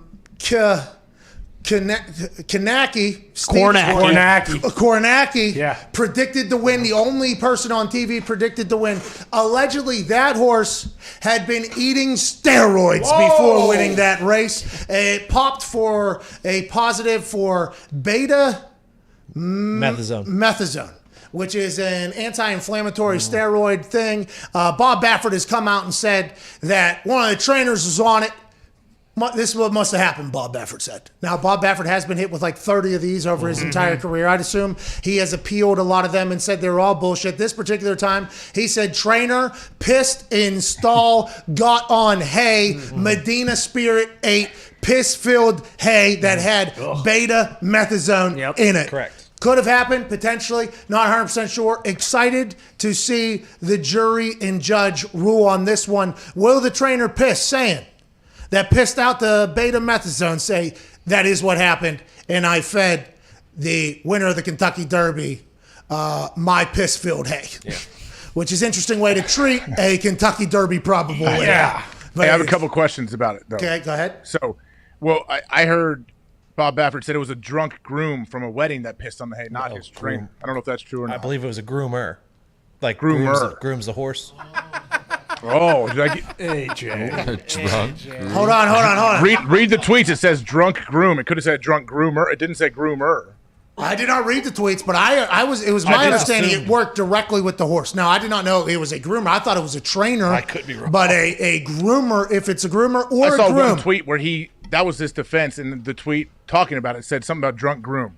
Well, listen, that son of a bitch. Probably got darn Schefter, but No, I saw that as well. I just assumed it had. No, our horse. Bob Baffert's not just letting some fucking piss drunk groom, take a poop in his He stall. can't just wander. Yeah, we don't know. I have an second question, source though. that says it's grooms. They call them grooms. The groomer is called a groom? Grooms, yeah. Oh, okay. Shout out to the horse community. Okay, so the groomer was the one that pissed while he was intoxicated or he or she was intoxicated, pissed on the hay and said, hey, Medina, they tell you to maybe carb overload before a marathon, maybe have your Wheaties or whatever. Here's some of my piss, get you going. Is that what happened? Is that how this whole thing, that's what Bob Baffert's saying? That's unbelievable. I would be talking to the groom immediately. We need to talk to that person. Yeah. We need to talk to that groomer, I guess. And also, is this a medication that humans take, or is it just for animals? Yeah, how to get into his or her piss, we need to ask about it. Is everything okay? Because if they're on horse pills, we need to... cough syrup, right? Beta medicine. I thought the horse was officiating the wedding. It's a good. That was it's a moisturizer that treats inflammatory skin conditions like eczema or dermatitis. Okay, so easily could have happened with a drunk piss in the stall where the future Kentucky Derby winner would be eating. I mean, we could see how this could happen. Everyone's pissing in stalls there. Why is everybody pissing in Medina Spirits breakfast, by the way? Yeah, What's going on? Hell? Why is this happening? The thing won the Kentucky Derby. Why is it eating piss hay? That's my big question. Maybe Bob it's a little treat. Well, maybe Baffert knows, like he loads up on cough syrup and goes down there and he just pisses all over Medina's You think stall. Bob Baffert's the groom? Yeah. Baffert did say when this horse won, I can't believe this fucking thing won the race because it wasn't supposed to. It wasn't a strong horse. I wonder if he pees. Just to clarify, Baffert told this story about another unnamed horse he had trained, not Medina Spirit. He was trying to make the point about how samples can come back positive. Okay, so nobody was pissing in Medina Spirit's Wheaties. Just a different. Okay, happy we could clear that up. Pee again. He's a genius, man. What a genius. Just throw everybody off the set. This isn't even about. He's mentioning another situation that he's heard happen. Listen, I've gotten 30 of these over the years. Let me tell you about one of them. One of them, a drunk groomer peed. We ate it. The whole thing happened. I mean, that's something that goes on. It could have been anything, he's saying. Could have been, I guess. But the only people that are thrilled about this news is the people that bet on Medina Spirit and get to keep their money. Just get to keep their money this entire thing, which is unbelievable because Diggs had either a perfecta or exacta that potentially, if the other horse wins, he would have won 1,700. And Kentucky Derby, Churchill Dance has come out and said if this comes back as a positive and a fluke, the second place horse will win, but none of the gambling shit will be treated as such. That's wild. That's a whole wild scene in of itself there. Yeah, I had a pick 4, and if the horse that came in second would have won, would have paid out, but, alleged cheating scumbag. Well, Allegedly. By the way, we talked about this off air.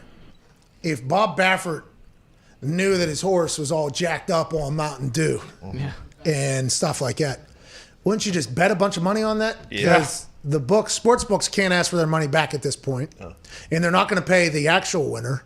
So that's going to be something that's going to... Especially now that there's more regulations and it's like being monitored and it's safer than it's ever been. They're all juiced. I would imagine they're all juiced. Hey, that is hell of a Hey, listen, you. Hey. Oh, you're standing up for the horses? Thank you. Someone's got us. The whole industry. Listen, I want everybody to know this ain't Medina Spirit's fault either. No. Now, Bob Baffert did come out and say cancel culture is the reason why this is becoming a deal. That's right. Okay? But Medina Spirit doesn't deserve to be thrown, underneath the bus in this entire thing. It wasn't Medina. That horse was awesome. This could be corporate horse espionage, too, where someone tainted Medina's oats because Baffert has won so many races. Like, God damn it, Baffert again. Oh, so you're thinking maybe... They framed Baffert. Like Chris Farley, Beverly Hills Ninja sneaks in. Yep. Peas.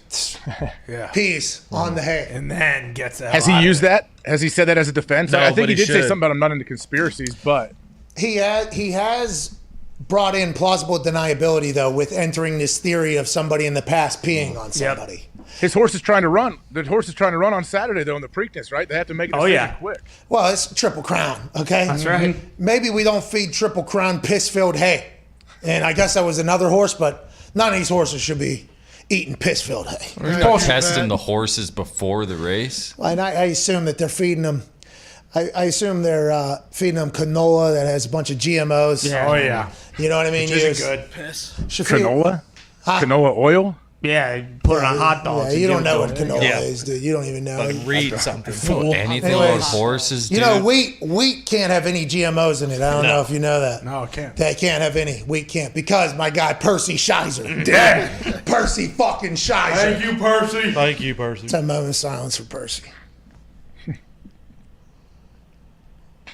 Why are you laughing at Percy Shizer's face? Come on. What the hell's wrong with you? That guy, he got run out of town, dude. You have so many moments of silence on here. He deserves it. Watch Percy versus Goliath. He's dead. No one's trying to honor him.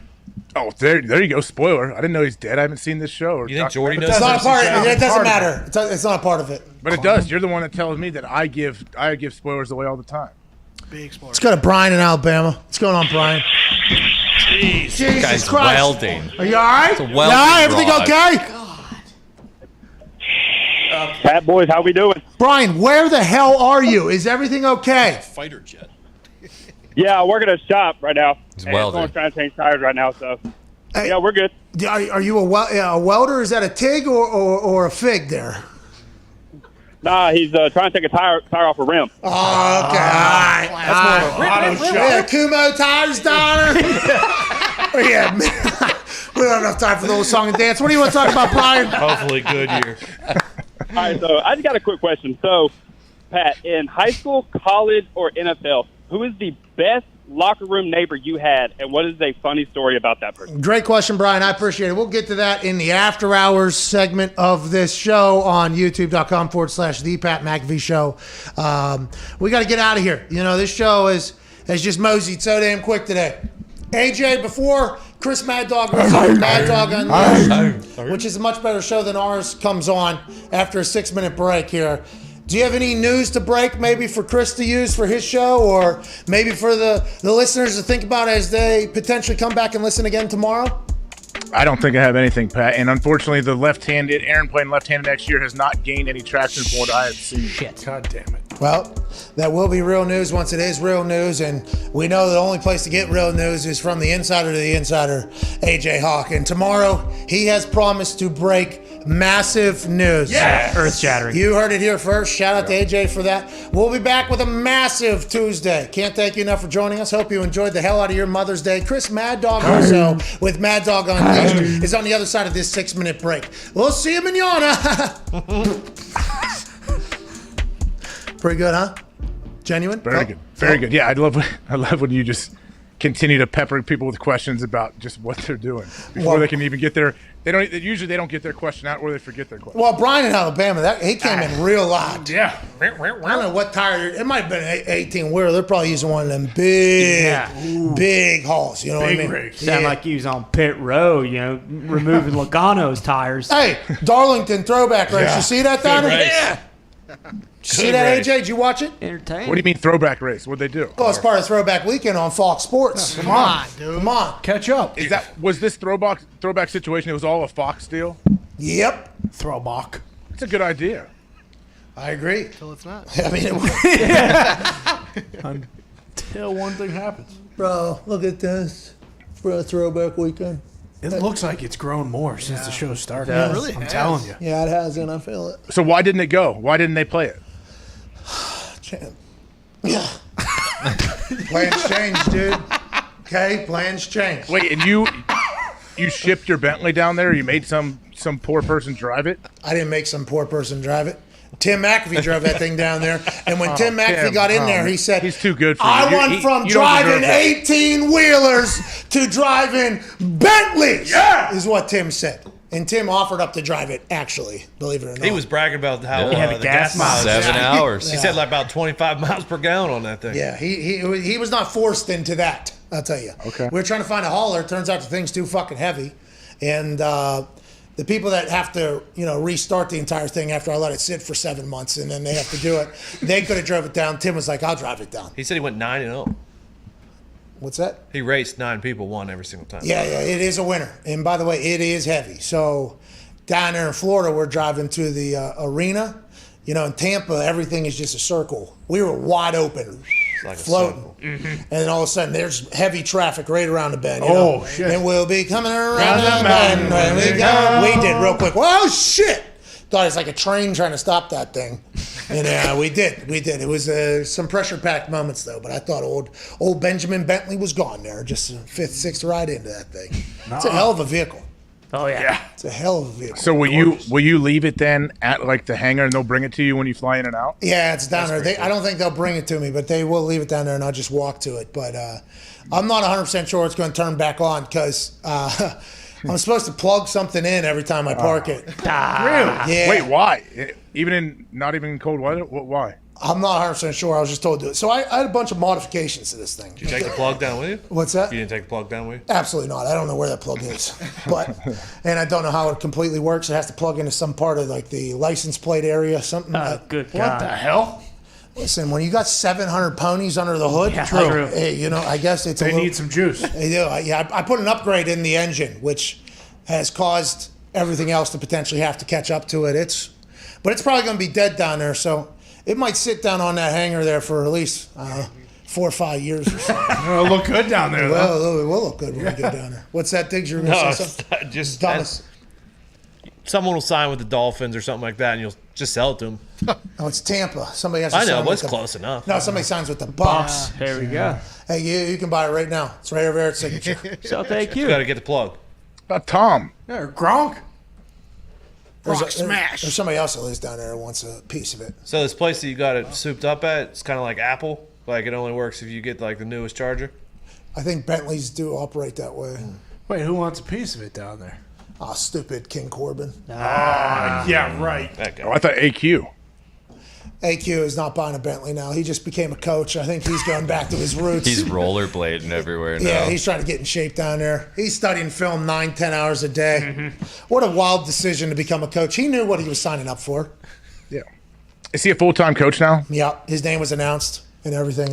What is what O-line coach? Offensive assistant, which I don't know what that next means. year. So next year he'll be an O-line coach or tight end coach or something. I mean, I have no idea. I mean, that's a long way away, isn't it? Next year? I mean, he's got 10 hours of film every day. Yeah. And here's him trying to rollerblade. I think he's potentially trying to kill himself. He looks good. He does look good, doesn't he? He's down like I'd say 250, I think. Damn. Look at that. He's living his best life. He's just Look at walking those with calves, those things. man. Yeah, he's an animal, dude. He's so good. How did he get so good at this? He's an athlete, dude. He's an athlete. Right, when he's walking, he's probably talking shit about how big of an athlete he is right here at this moment. And then as soon as those wheels start rolling on him, I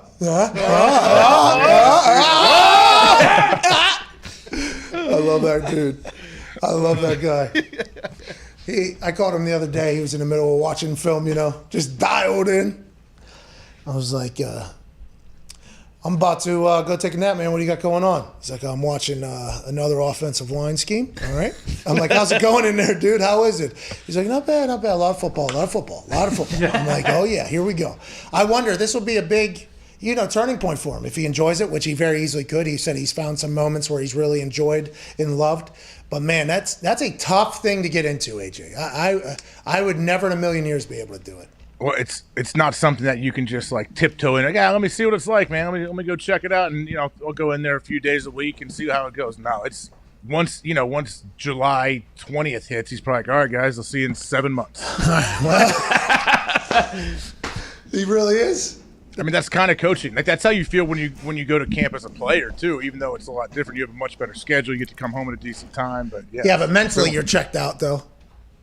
I mean, mentally when you're going to camp, mentally you're in a bad position. Also, and during the season, I think too, like that's why all those Hall of Fame speeches, there's every speech. It feels like now maybe I'm not everyone and I'm being ridiculous, which is the show, but like it feels like a large majority of those Hall of Fame speeches is like, I'm sorry I wasn't around as much as I should have been. I apologize, because you literally have to dedicate like your body and your emotions and mental towards something to be great. It feels like there's always some sort of thing. So, and after watching a lot of these docs now, and you might have been different. I know I was different. I had other stuff going on while I was playing, but there's a lot of guys that their entire life is just all football all the time. And I'm not saying that that's all players and players have it like coaches, because coaches are like that, but there's a lot of players that their entire existence is just being as good at football as they possibly can. And that's why the league is so goddamn good. It's like what BA said when he retired that first time. Yeah. Oh, yeah. Well, my son turned 40, and I was like, 40? 40 years, dude. Think about that. That is so long. And in football, it's like, I got some more film to watch. Excuse me. Yeah. Season's coming right around the corner, dude. All right, we ain't got done. Nebraska. Yeah. Let's go to Boogie in Oklahoma. What's going on, pal? What's up, Pat? What's going on, man? Oh, not much. I got a question for you. All right. Is your name what I just said it was? Yeah, it's Boogie, like the Boogie Monster. Oh, okay. Look out. Boogie Nights. Boogie Nights. Boogie Cousins. Like Boogs, that monster that wrestles. Boogs, dude. Yeah. Rick Boogs. Show some respect. Bro, he's like are you kidding me with that? What? I was complimenting the guy. He's one of the most jacked people I've ever seen in person and on Instagram.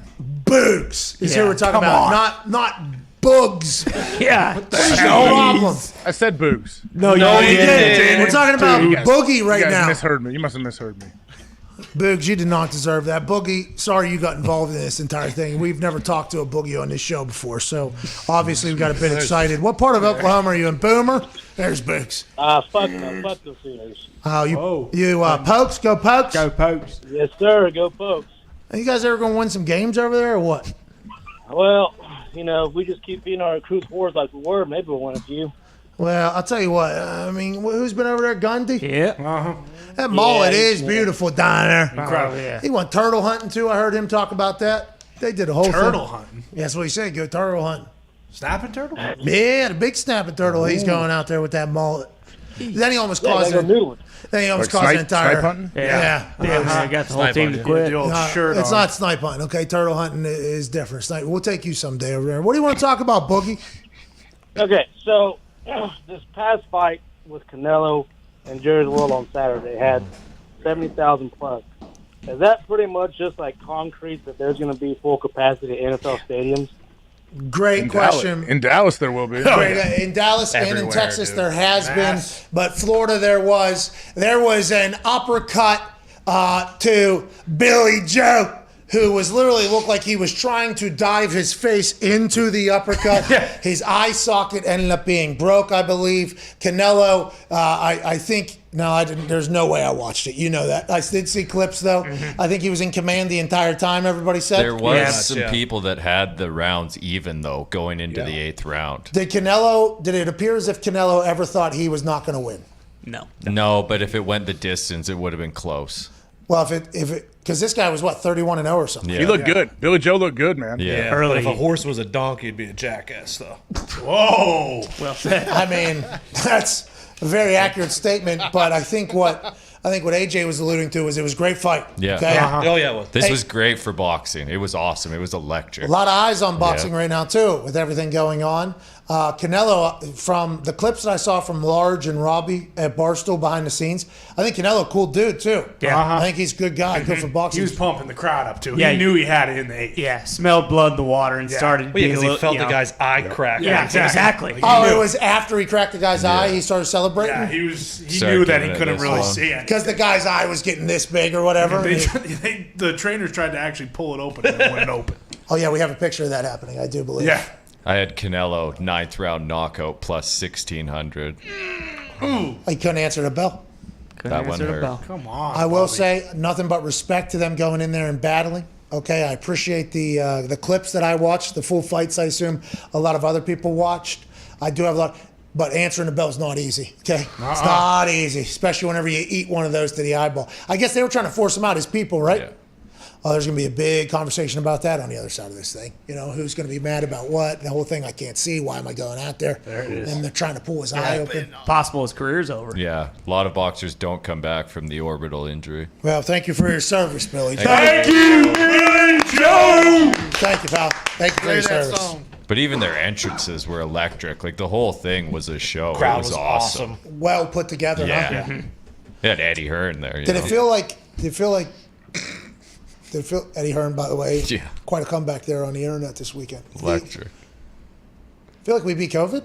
It does. Certainly. Find out If they had this after the Rangers home opener, then that means the Rangers home opener. Fine. No problem. And I heard there's a chance, 4th of July maybe, there's, I don't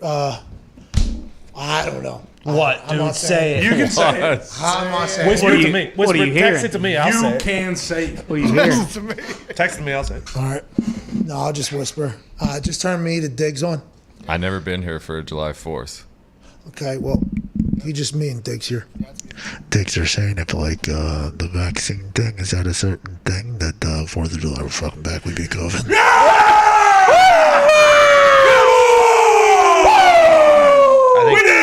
I think Connor heard it too. That might, I don't know how Connor heard it. Oh, it does. I went to Connor too. My mic didn't get blocked. I still had you through the headphones. Yeah, I got you as By the well. way, I might have taken that out of Connor. I don't know if that's right or not. Well, Hey, if does that's what you're hearing. Connor think the vaccine numbers will be high enough where we'll get there by July 4th? Yeah. You think Herd people immunity. are I'll see you there, AJ. Let's go. Jesus. Don't do that one. That's not. I did see. I've heard that is not happening. That's not the one. Don't do That's that. not it. Okay. I don't know. None Stick of with us the denominator. None of us know anything. Did you Go see ahead. something? I saw a little thing on Twitter where it said Fauci says by Mother's Day 2022 it could look somewhat normal, and then right next to it they show a video of the Canelo fight of 70,000 people. And they're like, oh really? It does feel like. That guy's still out there? Oh, whoa. Tony. Easy, Careful. easy. Foch is a war hero. It does It's feel. Mr. Moderna. It does. Okay. It does feel. All right, everybody. We don't know enough about this to talk about this, but it does feel like there are two different kind of worlds happening right now. Yeah. And I don't know. I mean, we're all kind of seeing it, but are we choosing not to talk? Like, it feels like, one particular person I hear speak, they make their way in there, go, 4 or 5 years from now, everything's going to be good. And then I'm like, all right, let me go do one scroll here. Okay, Canelo was dancing in front of 73,000 people down in Dallas. Yeah. And then the Rangers thing's happening, and then UFC fights are happening. And it's just like, who are we? What's going on here? What's going on? What's going on? All I know is I should have had my face like, there it is, 73G. Jeez. Packed. I mean, legit. Should have gone. It was electric, man. It was fucking awesome. By the way, this is one of those things where I will never go, but I'm happy others are. Yeah. You know Very what I mean? cool. It's just because I want to see the fallout of this whole thing. Mm-hmm. Yeah. But by the way, if we do still have to do the 3-4 mask thing after like 10 months of one mask, this would be better for the mask, my face, I guess. Oh, yeah. Oh. I did think about that immediately upon shaving my face. This would be better for my mask. Mask with a beard on it, maybe. No. Well, maybe, but I'm just talking about when you have a beard, your mask. It is tough. It wasn't working. It wasn't working. No, it wasn't. You know, like the one mask is supposedly 70-some%, but with beards, it might as well be 14%. True, which is why you got to go 2, 3, 4 masks. Yep. Gator over top. The gator is the one for the beard. Well, then that's no, not that doesn't work. Wrong. It's You not have no effective. idea. That's not even a mask What are you anymore. talking about? You're not allowed in anywhere with that. I'm in the clear. Well, except for everywhere that has no more mask mandates, which I think is a couple of the states now. But stores, a lot of stores still have, hey, you got to wear a mask in here. Unless you take all 3 vaccines in. Yeah. Yeah, Zito is planning on taking all the vaccines because much like the 3 masks thing is better than the 1 mask. Zito is saying 290% chance I'm not getting it. bingo. And if you start doing the math there, that's only 10% less than a 300% chance of a guaranteed success rate. So when you start doing that type of thing, you got to think about it. Yeah. Or I mutate and become Super Z. Yeah, possible. Hey, by the way, I think I do have to say, like, I have no idea if you're definitely not supposed to do that, but I would assume you're not supposed to do that. There was a guy who got both vaccines by mistake. It was like the Pfizer and then the Moderna. And then they're like, oh, shit, he might mutate. We have no idea what happened to him. Zito got all 3, and then we slit our hands open, and then we did Blood Brothers. So and I'm good. So you got all 3. Wow. You got at least one of them. Mm-hmm. So what's the one? And one goes into the... butt. All right, that's the show. That is the show. Hey, is that one back on? Is the Johnson back on yet? Johnson is back, yeah. That's a one hit, right? But it's only 65%. The other ones are 95%. How come every time I've heard that number, it's gone down like Michael Pittman? Makes no sense. It was at once, it was an 80-something, then it was 70-something, now it's 60-something? 65 for Johnson was always, but it protects you from the variant. Oh, wow. Oh, so are you worried about the Brazilian variant? No, the Bavarian variant. I did see the Brazilian That's a new one. The Bavarian variant. I haven't heard about that one. Oh, dude, it's the 6th It's got the cream filling. Exactly. See, the thing with the Johnson, just like all of them, the non-hospitalization is the higher percentage. Yes. But you can still get it a little bit. All right, we're done. What the hell is going on? Well said, Tony. Thanks for clearing that up, Tom. But I just heard by 4th of July. All right? Here we go. There's a good chance. We're all going to be knee-high by 4th of July. You just Good walk chance of around what? walk around with your card like this. That's what it'll back. be like. Yeah. That's what I'm told. I know I might be wrong. It was a headline. I didn't read the rest of the article. You've told me like 50 times that we're back already, and even if they announce we're back, each store, each business is going to make their own decision. Say, hey, we're back, but we're still sitting far apart and wearing masks. You don't know anything about July 4th, 1776? You know anything about it? I was not alive. I do not know much. It's true. I mean, we don't know what we can believe and what we can't believe at this point. I mean, you can't put me in a pretzel there. But if you had to think about who was there, okay, if you had to think about who was there, what were they doing, AJ, on that particular day? Allegedly, now that we might not have known the exact truth, but what was going on that day and who was doing it? I don't know. That's why I'm asking you. They weren't wearing masks. Come on. This guy stinks. I know they weren't, but they were projecting the fact that they were now an independent country, okay? The actual war didn't end for a long time after that. That is kind of what we were doing whenever we were getting like information about things. It felt like the end was near. It felt like we were winning battles at a rapid rate and gaining land on this son of a bitch. It's like when you were up 27-0 at halftime to the Vikings. You still had to play the second half, but it was over. It seems like this is a formality at this point. Bingo! Look at that. Run the clock. I like how you tied that together. That was on it. That was very nice. Oh, yeah. Well, that's where I go on the show. We're basically in a mercy rule right now. I can run the clock. Bingo. They tried to bring out their friends. You know, Canada got involved a little bit. Right. So, you got an invisible line to stay above, please. What the fuck? You guys are going to live very differently than us, too. I don't know how or why, but fucking get out of here, dude. When can you travel? Huh? That's the question. Of when? Okay, so yeah, let's say we open up as America or whatever. You think maybe in the summer. When can you start traveling international? When does all that happen? I don't think you already can. America's been pushing to open the borders. It's Canada that keeps saying no. But that's the thing. Like, Yeah. you guys are so close. Pal. Yet so far away. Yeah. I don't understand what happened with Canada. And I know we don't know a lot about our history nowadays because history is written by the winners or whatever. But how did y'all not fucking join us in that thing? Like, how'd that happen? And I know the Queen's awesome. Hey, listen. I watched The Crown. I stopped watching once a new Queen came in because the Queen that I enjoyed was gone or whatever. So it was tough to kind of finish because I got close to that whole thing. But how did that happen? It is a much different world up there in Canada. Oh, yeah. I used to love going up there. It's like you go to Europe. Yeah, it is very different over there. We should have done like a Minnesota Purchase or something like that. Of just Canada? That's the thing. The Queen wasn't letting Canada go. Well, it's just one guy who said, "No, God save the Queen, buddy," and it kind of was just an avalanche effect. It took over the rest of the country, and that was that. There's nothing we could do. Our hands were tied. What did the guy say? God save the Queen, buddy.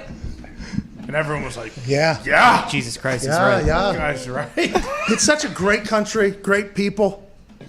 Such a different world, though. All you guys had to do was throw some maple syrup into the bay and boom. Well, it changed the game. They were taxing, I'd assume, were they taxing you guys on your own maple syrup? Still Yeah, are. it's like you think about like a tin of chew here is what, $5?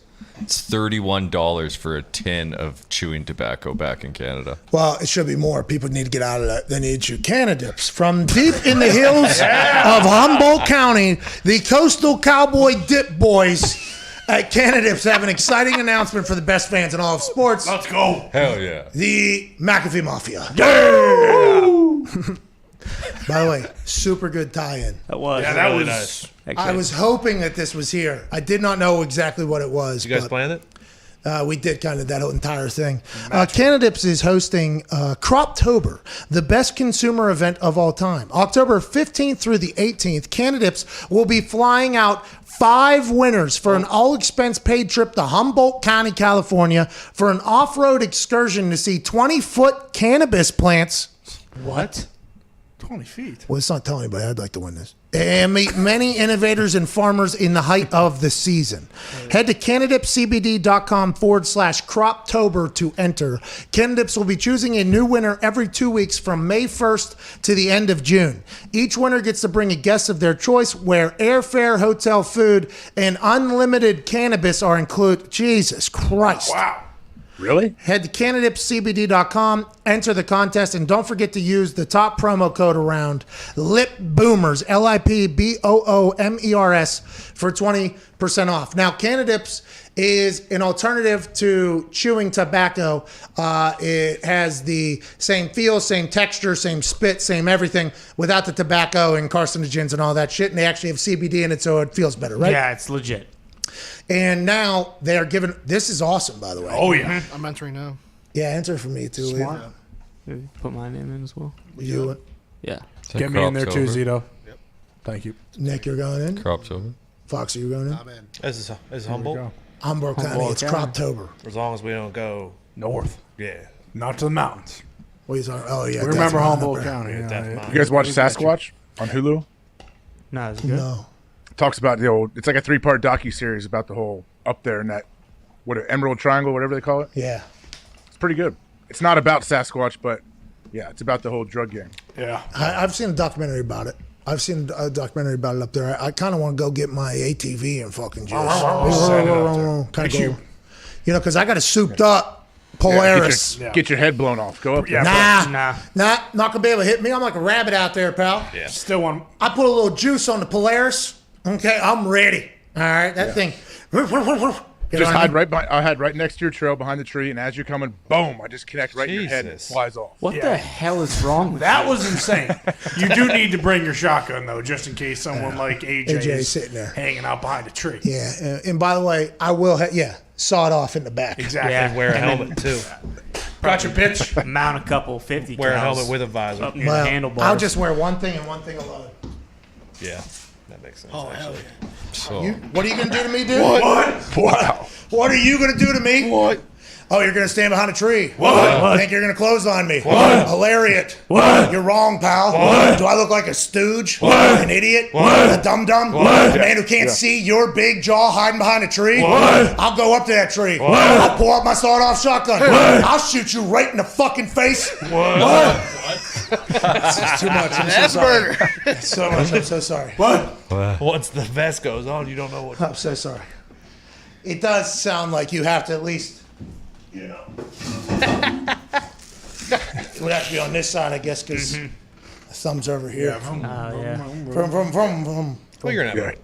Is that too? Good luck hitting me while driving, shooting with your left.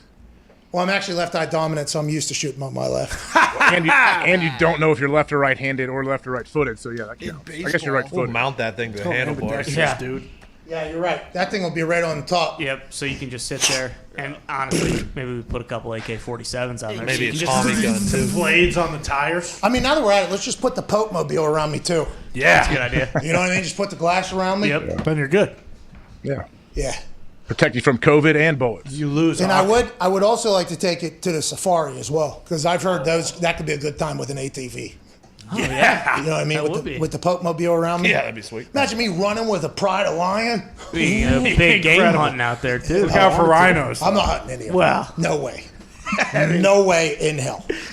That's also like a 27. That's what I want on top of an ATV. Take me to Murder Mountain. Oh, please. Engage Pope. You know, you could put one of those easily over one of those side-by-sides. You know what I'm talking about? Yeah. Oh, Yeah. yeah. Is that what you guys call? What do you guys call those things, AJ? Side by side, yeah. I don't think I've ever seen those in Pittsburgh. We You mean like a gator? Yes, like a gator, but a souped-up gator. Oh, Yeah. Not like a golf cart gator. It's like a dune buggy gator. Oh. Has the roll cage. They're awesome. You could easily put the Pope Mobile around that thing. Oh, Then you're going. then we're going. Yeah. To do that, you got to go to Canada CBD. I'm joking. That is not in the same place. But I cannot wait to go see 20-foot high cannabis. I didn't know that existed. Me neither. All right, let's get out of here. It's a hell of an ad read for them. They deserve it, though. They're a good company.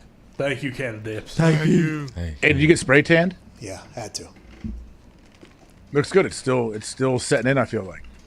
Oh, you think I'm getting darker through the show? I see like the contrast in your shoulders and triceps and biceps. Like that's why people get tan. It makes you look good. Well, I am also dieting. Thanks.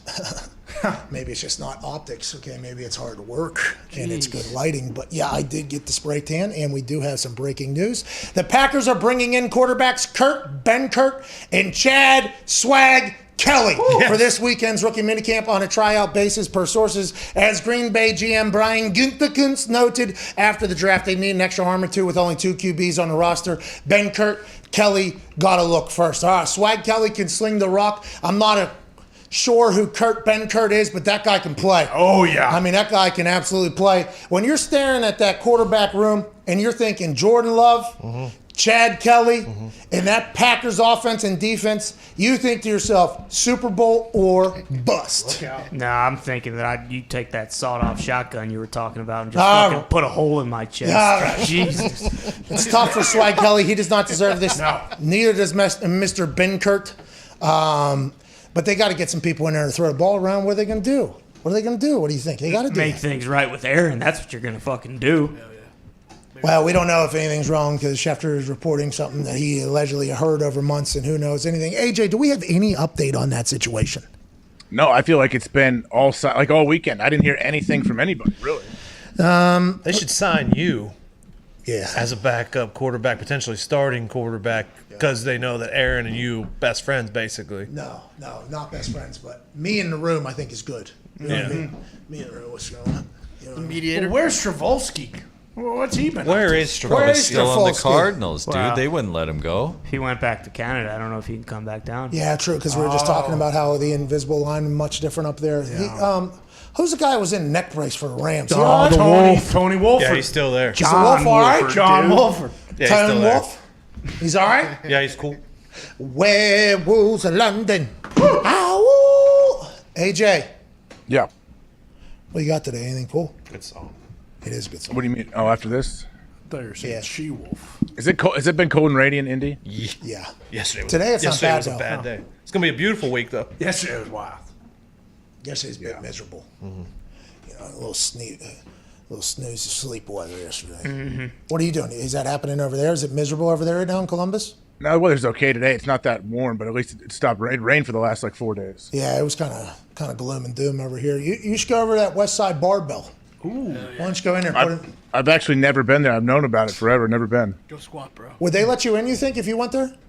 I don't know. I honestly don't know. I don't think it's as crazy as it used to be, but yeah, I don't know. Probably not. If I didn't, come on, if I missed a day, I know you get kicked out, and they say, "Hey, good luck. Don't come back, bud." Yeah, it's one of those. Damn. After watching it, I was like, that'd be really cool to be a part of, and also I do think you probably end up with many broken bones through this process, and you can't leave. But you got to be committed to the game. If you go there, you're going to be a champ, though. Connor, why don't you get Mitt? There it is. Bingo. Mitt should do a year at the West Side Barbell. We should document the whole Comes thing. back. He's doing dumbbell rows with 220s. Bro, Get a tryout he with the works out. Colts. He loves working out. He does. I think he's pretty strong. Mm-hmm. He's a hard worker. They'd love him over He's there. cockstrong. Jeez. Like AJ says. What if he goes undercover with West Side Barbell for a year, but we tell him so it's not really undercover? But they don't know. Give him some of those glasses. He wears a hidden cam or what? Yeah. No, I can't do that because I assume it gets pretty savage. I got a photo of Mitt after. Yeah. Hell yeah. Stewie, dude. Let's go. Hey, McFarlane is a very smart guy. Yeah. He's talented. Musician as well. What's he got, $1 billion? Easily. At least 500 mil. Mm-hmm. He's a singer too, right? Very talented, yeah. Jazz. Let's go to Zach in Iowa. What's going on, Zach? What's going on? Just hanging out. They just learned that McFarlane big in the jazz game. Yeah, big in the jazz they game. didn't release how much he makes per episode of Family Guy because it is So much? Yeah.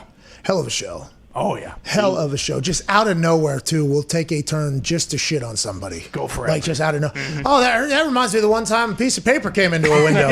And the paper would come in and it would just bury somebody and they would do an entire thing and then they go just back like it didn't happen.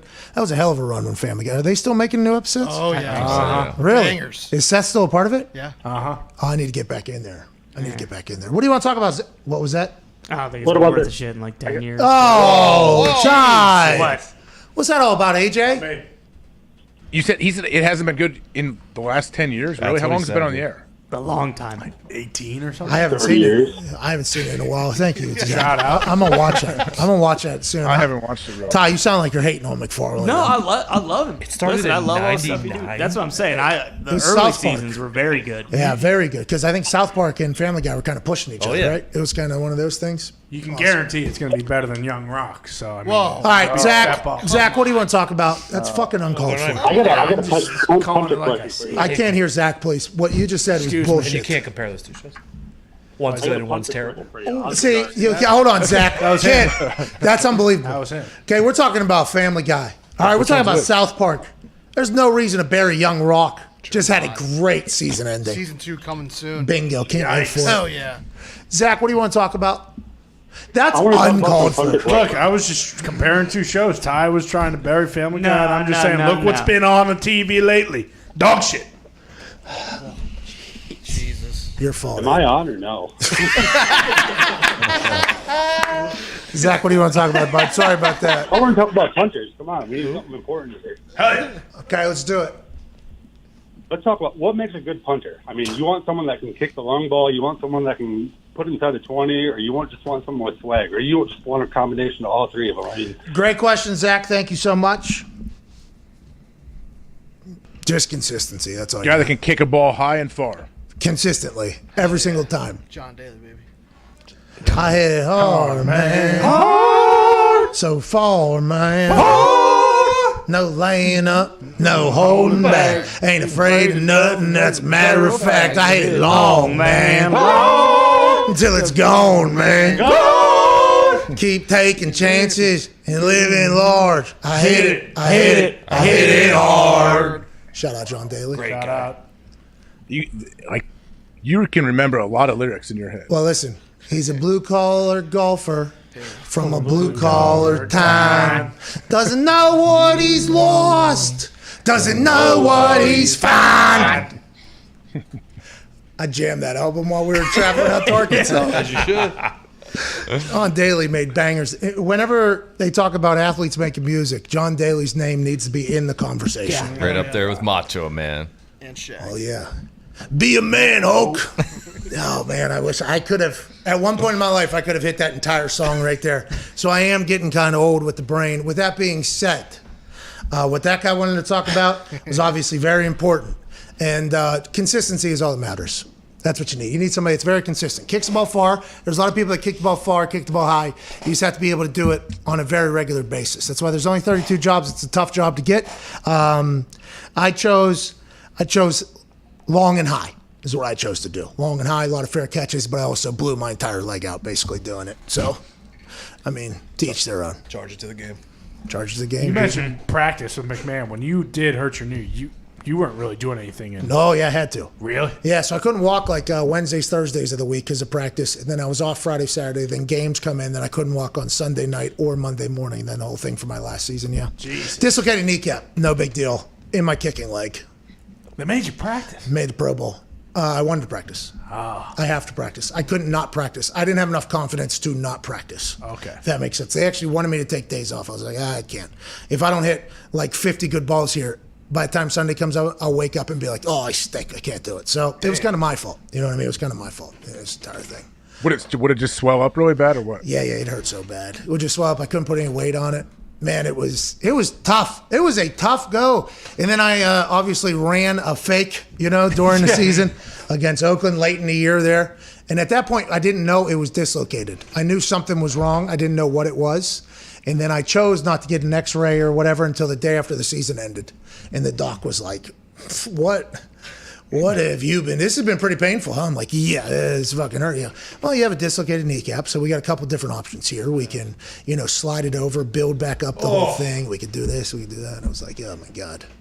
So I probably should. What'd they do? So I had actually a chunk floating around in there as well from something that got chipped off of the groove where the patella sits. So that got chipped off. So that was bouncing around my knee, which was potentially locking it up at times when I couldn't do that thing. So they had to slide the patella back over, build up the groove back in there somehow, and then pluck out the like marble size piece of cartilage that was floating through there or whatever. Pretty cool day.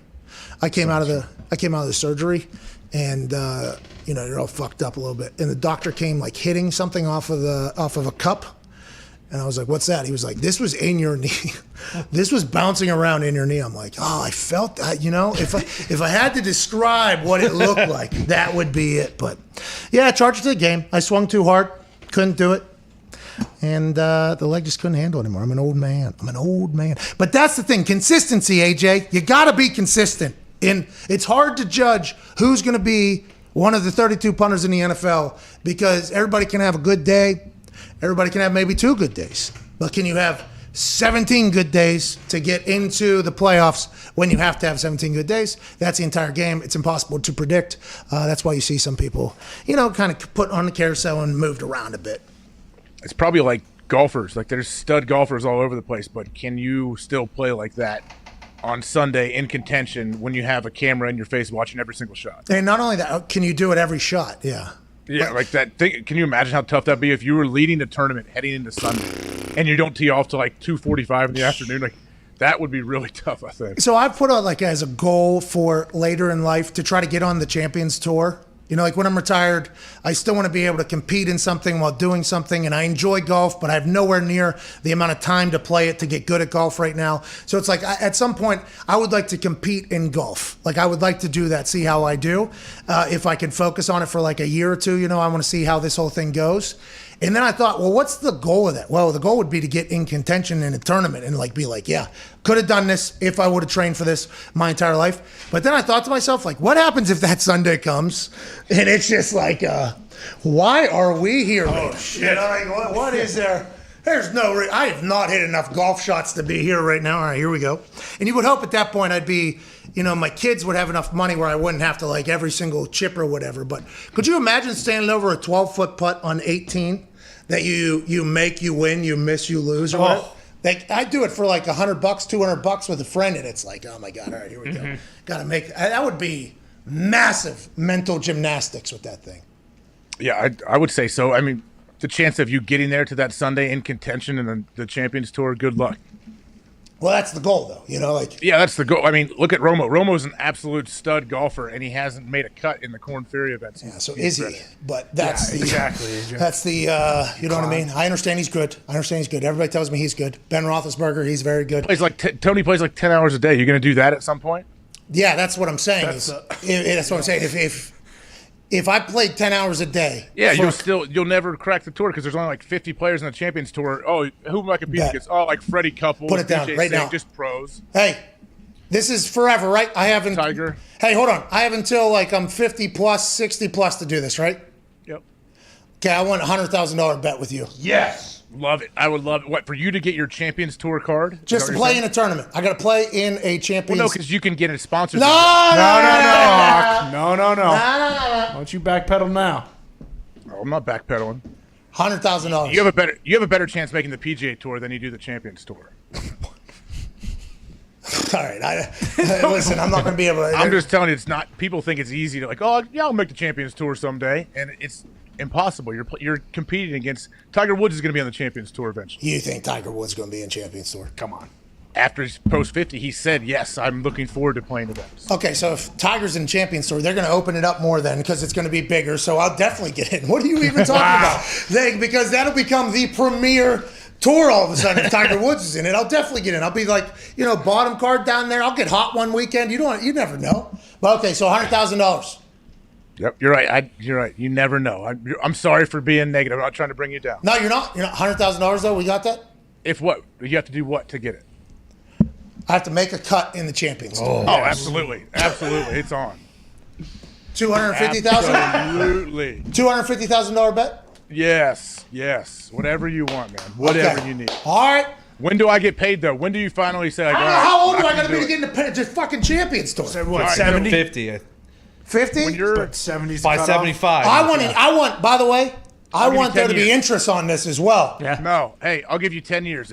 At 60 years old, if you haven't made the cut on the Champions Tour, you owe me $1 million. Well, hold on. It depends on where I'm at. Because what if I'm not at where I need to be at yet? Just to kind of I mean, hopefully will be. But okay, so I have until 65. Retirement age. 32 years I have to make the cut one time on the Champions Tour. 31 years. Jesus. Oh, shit. I just beat Jesus. Hey, you can do it. All right, 31 years. Here we go. Come on, man. Easy money. 250,000. Easy money. Thanks, hey. Easy money. Easy money. It's a hole in one. Easy money. I can't wait. I'm counting on that money.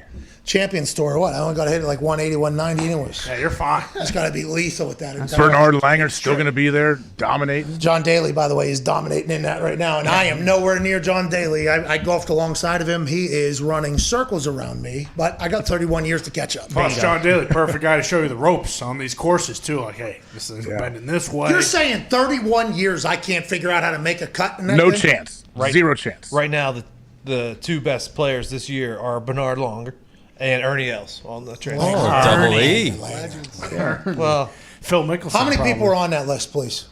I love the Champions Tour. I watch it every once in a while. It's on late night on the Golf Channel. Oh, nice. Really? Yeah. I saw John Daly out there looking beautiful, hitting the ball very far. this shows me the top 100 on tours. 100 people in this thing. Oh my God. What are you even saying? You made me worry there for a second. Where you're like, there's only like 30 people in this or whatever. There's 131 years. You don't think I can crack the top 100 in that thing? No chance. You're a fool. I respect it. I need that in my life. Let's go get it. Got to keep that chip on the shoulder. Especially in the golf community, you know what I mean? I might start wearing shoes for that. 31 years.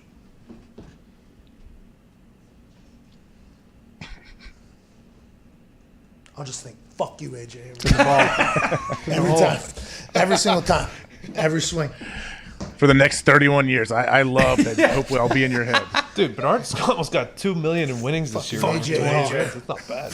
What's that, dude? He's almost got $2 million in winnings this year over 20 events. That's not bad. But he's good at that. I'm not going to get him, all right?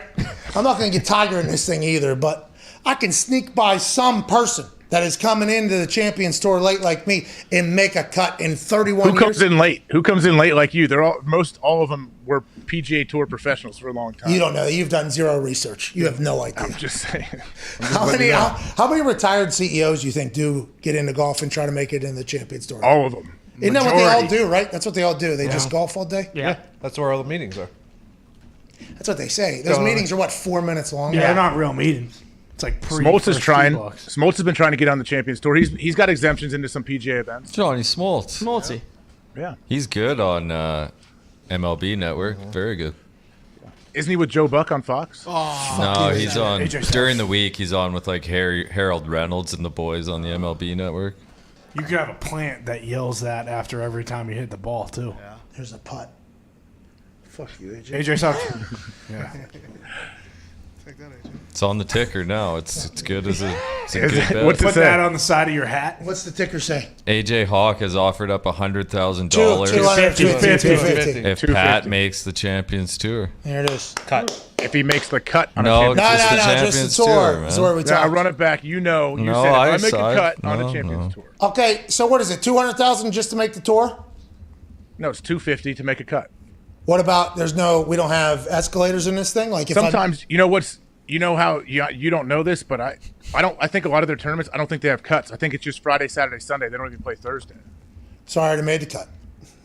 So you made the cut. Okay, here we go. Top 50. Oh no, okay. Top 75 in a Champions Tour event. No. Top 75 Champions Tour event. Yep. Lock it in. Let's go. Let's go, dude. That's good because come on. Here we go. You may find a way to finagle your way into a sponsor exemption, Pat. You'll find a way to get an exemption at some point. So then it'll be great because I'll be like, oh no, my 250 is a mistake, so and then I see that you shoot a 700. Watch your mouth. Most of the tournaments are played over 3 rounds, which is 1 round fewer than regular professional stroke play tournaments. Because of this and having smaller fields, there's only 81 golfers in a field. There are generally no cuts between any of the rounds. Okay, so top 81. Yeah, top 81 in the world. You definitely got that. Okay, that's the bet, though? I just got to make it into a tournament? No, but not a sponsor's exempt. You got to get top 75 in an event. That's all I'm saying. Okay. All right. Because you can find a way. You will with all your, I know who you hang out with all these hoity-toity people at these big-time events. You'll get a sponsor's exemption because someone, these old guys are they're a fan of you. Someone no old guys are fans Pat of will join. Okay, just want to let that be known. There's no old guys that are fans of mine, but you're saying when I get to that age, there'll be people that are like, oh, they grew up with you, yeah. Let's get you in here, man. Come on. I remember AJ's $250,000. Are you going to be there on the 18th green? I'll caddy for you. Okay. No, because you're gonna you're gonna sabotage. Hey, let me get my 8-iron. You're gonna be that guy in the Volkswagen Bug driving down the middle of the fairway. Jackass. What do you say? Happy Gilmore's caddy. Huh? What's that? Big team, little me. Big team, little me. No, I for you. I would be there and I would support you 100% because I know there's a 0% chance and you would shoot probably 145 each day, maybe more. 31 years of training. This guy says. Attitude, 31 years of training, which will be 3 months at the very end, right before your sponsors. No, that is not the case. I plan on changing the way I operate as I get older. Okay, take it easy. I love when people tell me they're going to change. No, hey, I'm for real this year, man. I'm about to. Wait till you see me. Okay, cool. How about tomorrow, bud? Bro, I said wait. When I hit 40, I'm going to change. So I'm not saying tomorrow. I'm not saying today. Realistic. Listen, why? Because I'm being realistic with me. Why not now? Why not start now? Because it's impossible. I know it's not going to happen. There's no way I'm going to plan that far in advance and have that much happen. It's just not the way it's going to go. When I turn 40, though, we'll start doing that. We'll start doing that type of thing. Then I'll start, Mark Wahlberg rocking this thing. I'm going to wake up 4:30. I'm going to get 9 in. I'm going to get 9 and fuck you, AJ Hawk. Fuck you, AJ Hawk. And then I'm going to go read the Bible. Yep. Mm-hmm. You know what I'm going to pray for? Top 75. That's hell yeah. Hey, God, for 31 years, I'm going to do it. Well, minus 7, you do the math. What is that? 24 years. I'm going to be doing that. So you got no chance. How about $1 million for a top 50 finish? Or top 40? How about $10 million? $10 million for a top 50. Whoa. Sounds good. Are you serious? Yeah, absolutely. $10 million? I'll give you my house. I'll give you everything. What's worth more? Is your house worth more than $10 million over there in Ohio? The assessed value is like $85 million. Yeah, especially because he's near that Lex Westland. AJ, what I'm saying is $10 million. I get top 50 in a Champions Tour within the next 31 years. Yep. That's the bet. Yes. Bingo. That's good. Here we go. God, are you kidding me, dude? How old am I going to be? 50 to get into that thing? So I got legit 16 years to train for a potential $10 million payday? Yeah. You could train for 400 years. You're not going to do it. What? AJ. Yeah. Hey, did you see that old? Didn't he just say big team, little me there, and then that whole thing? Yeah, he has no idea. Because I'm realistic. Someone's got to spit. Someone's got to set you straight. You can't just be hanging around a bunch of ball washer yes boys. Oh, there you go. Big team, he says. These guys are seeing me on the course, I'm not pal. talking about that. We're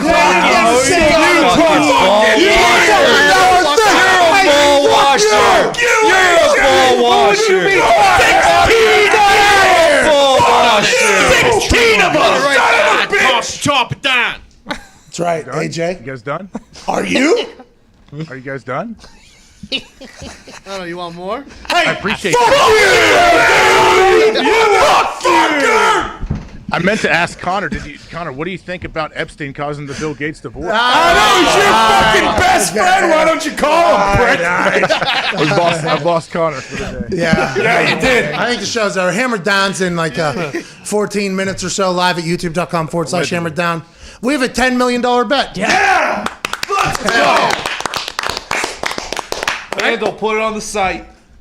I love it. I love that. Take up so much real estate in all of your brains. Oh, that's classic. I don't even have a brain. What do you mean? You've been searching around the internet on things to say that sound cool? That's just so much real estate in your brain, dude. Get out of here.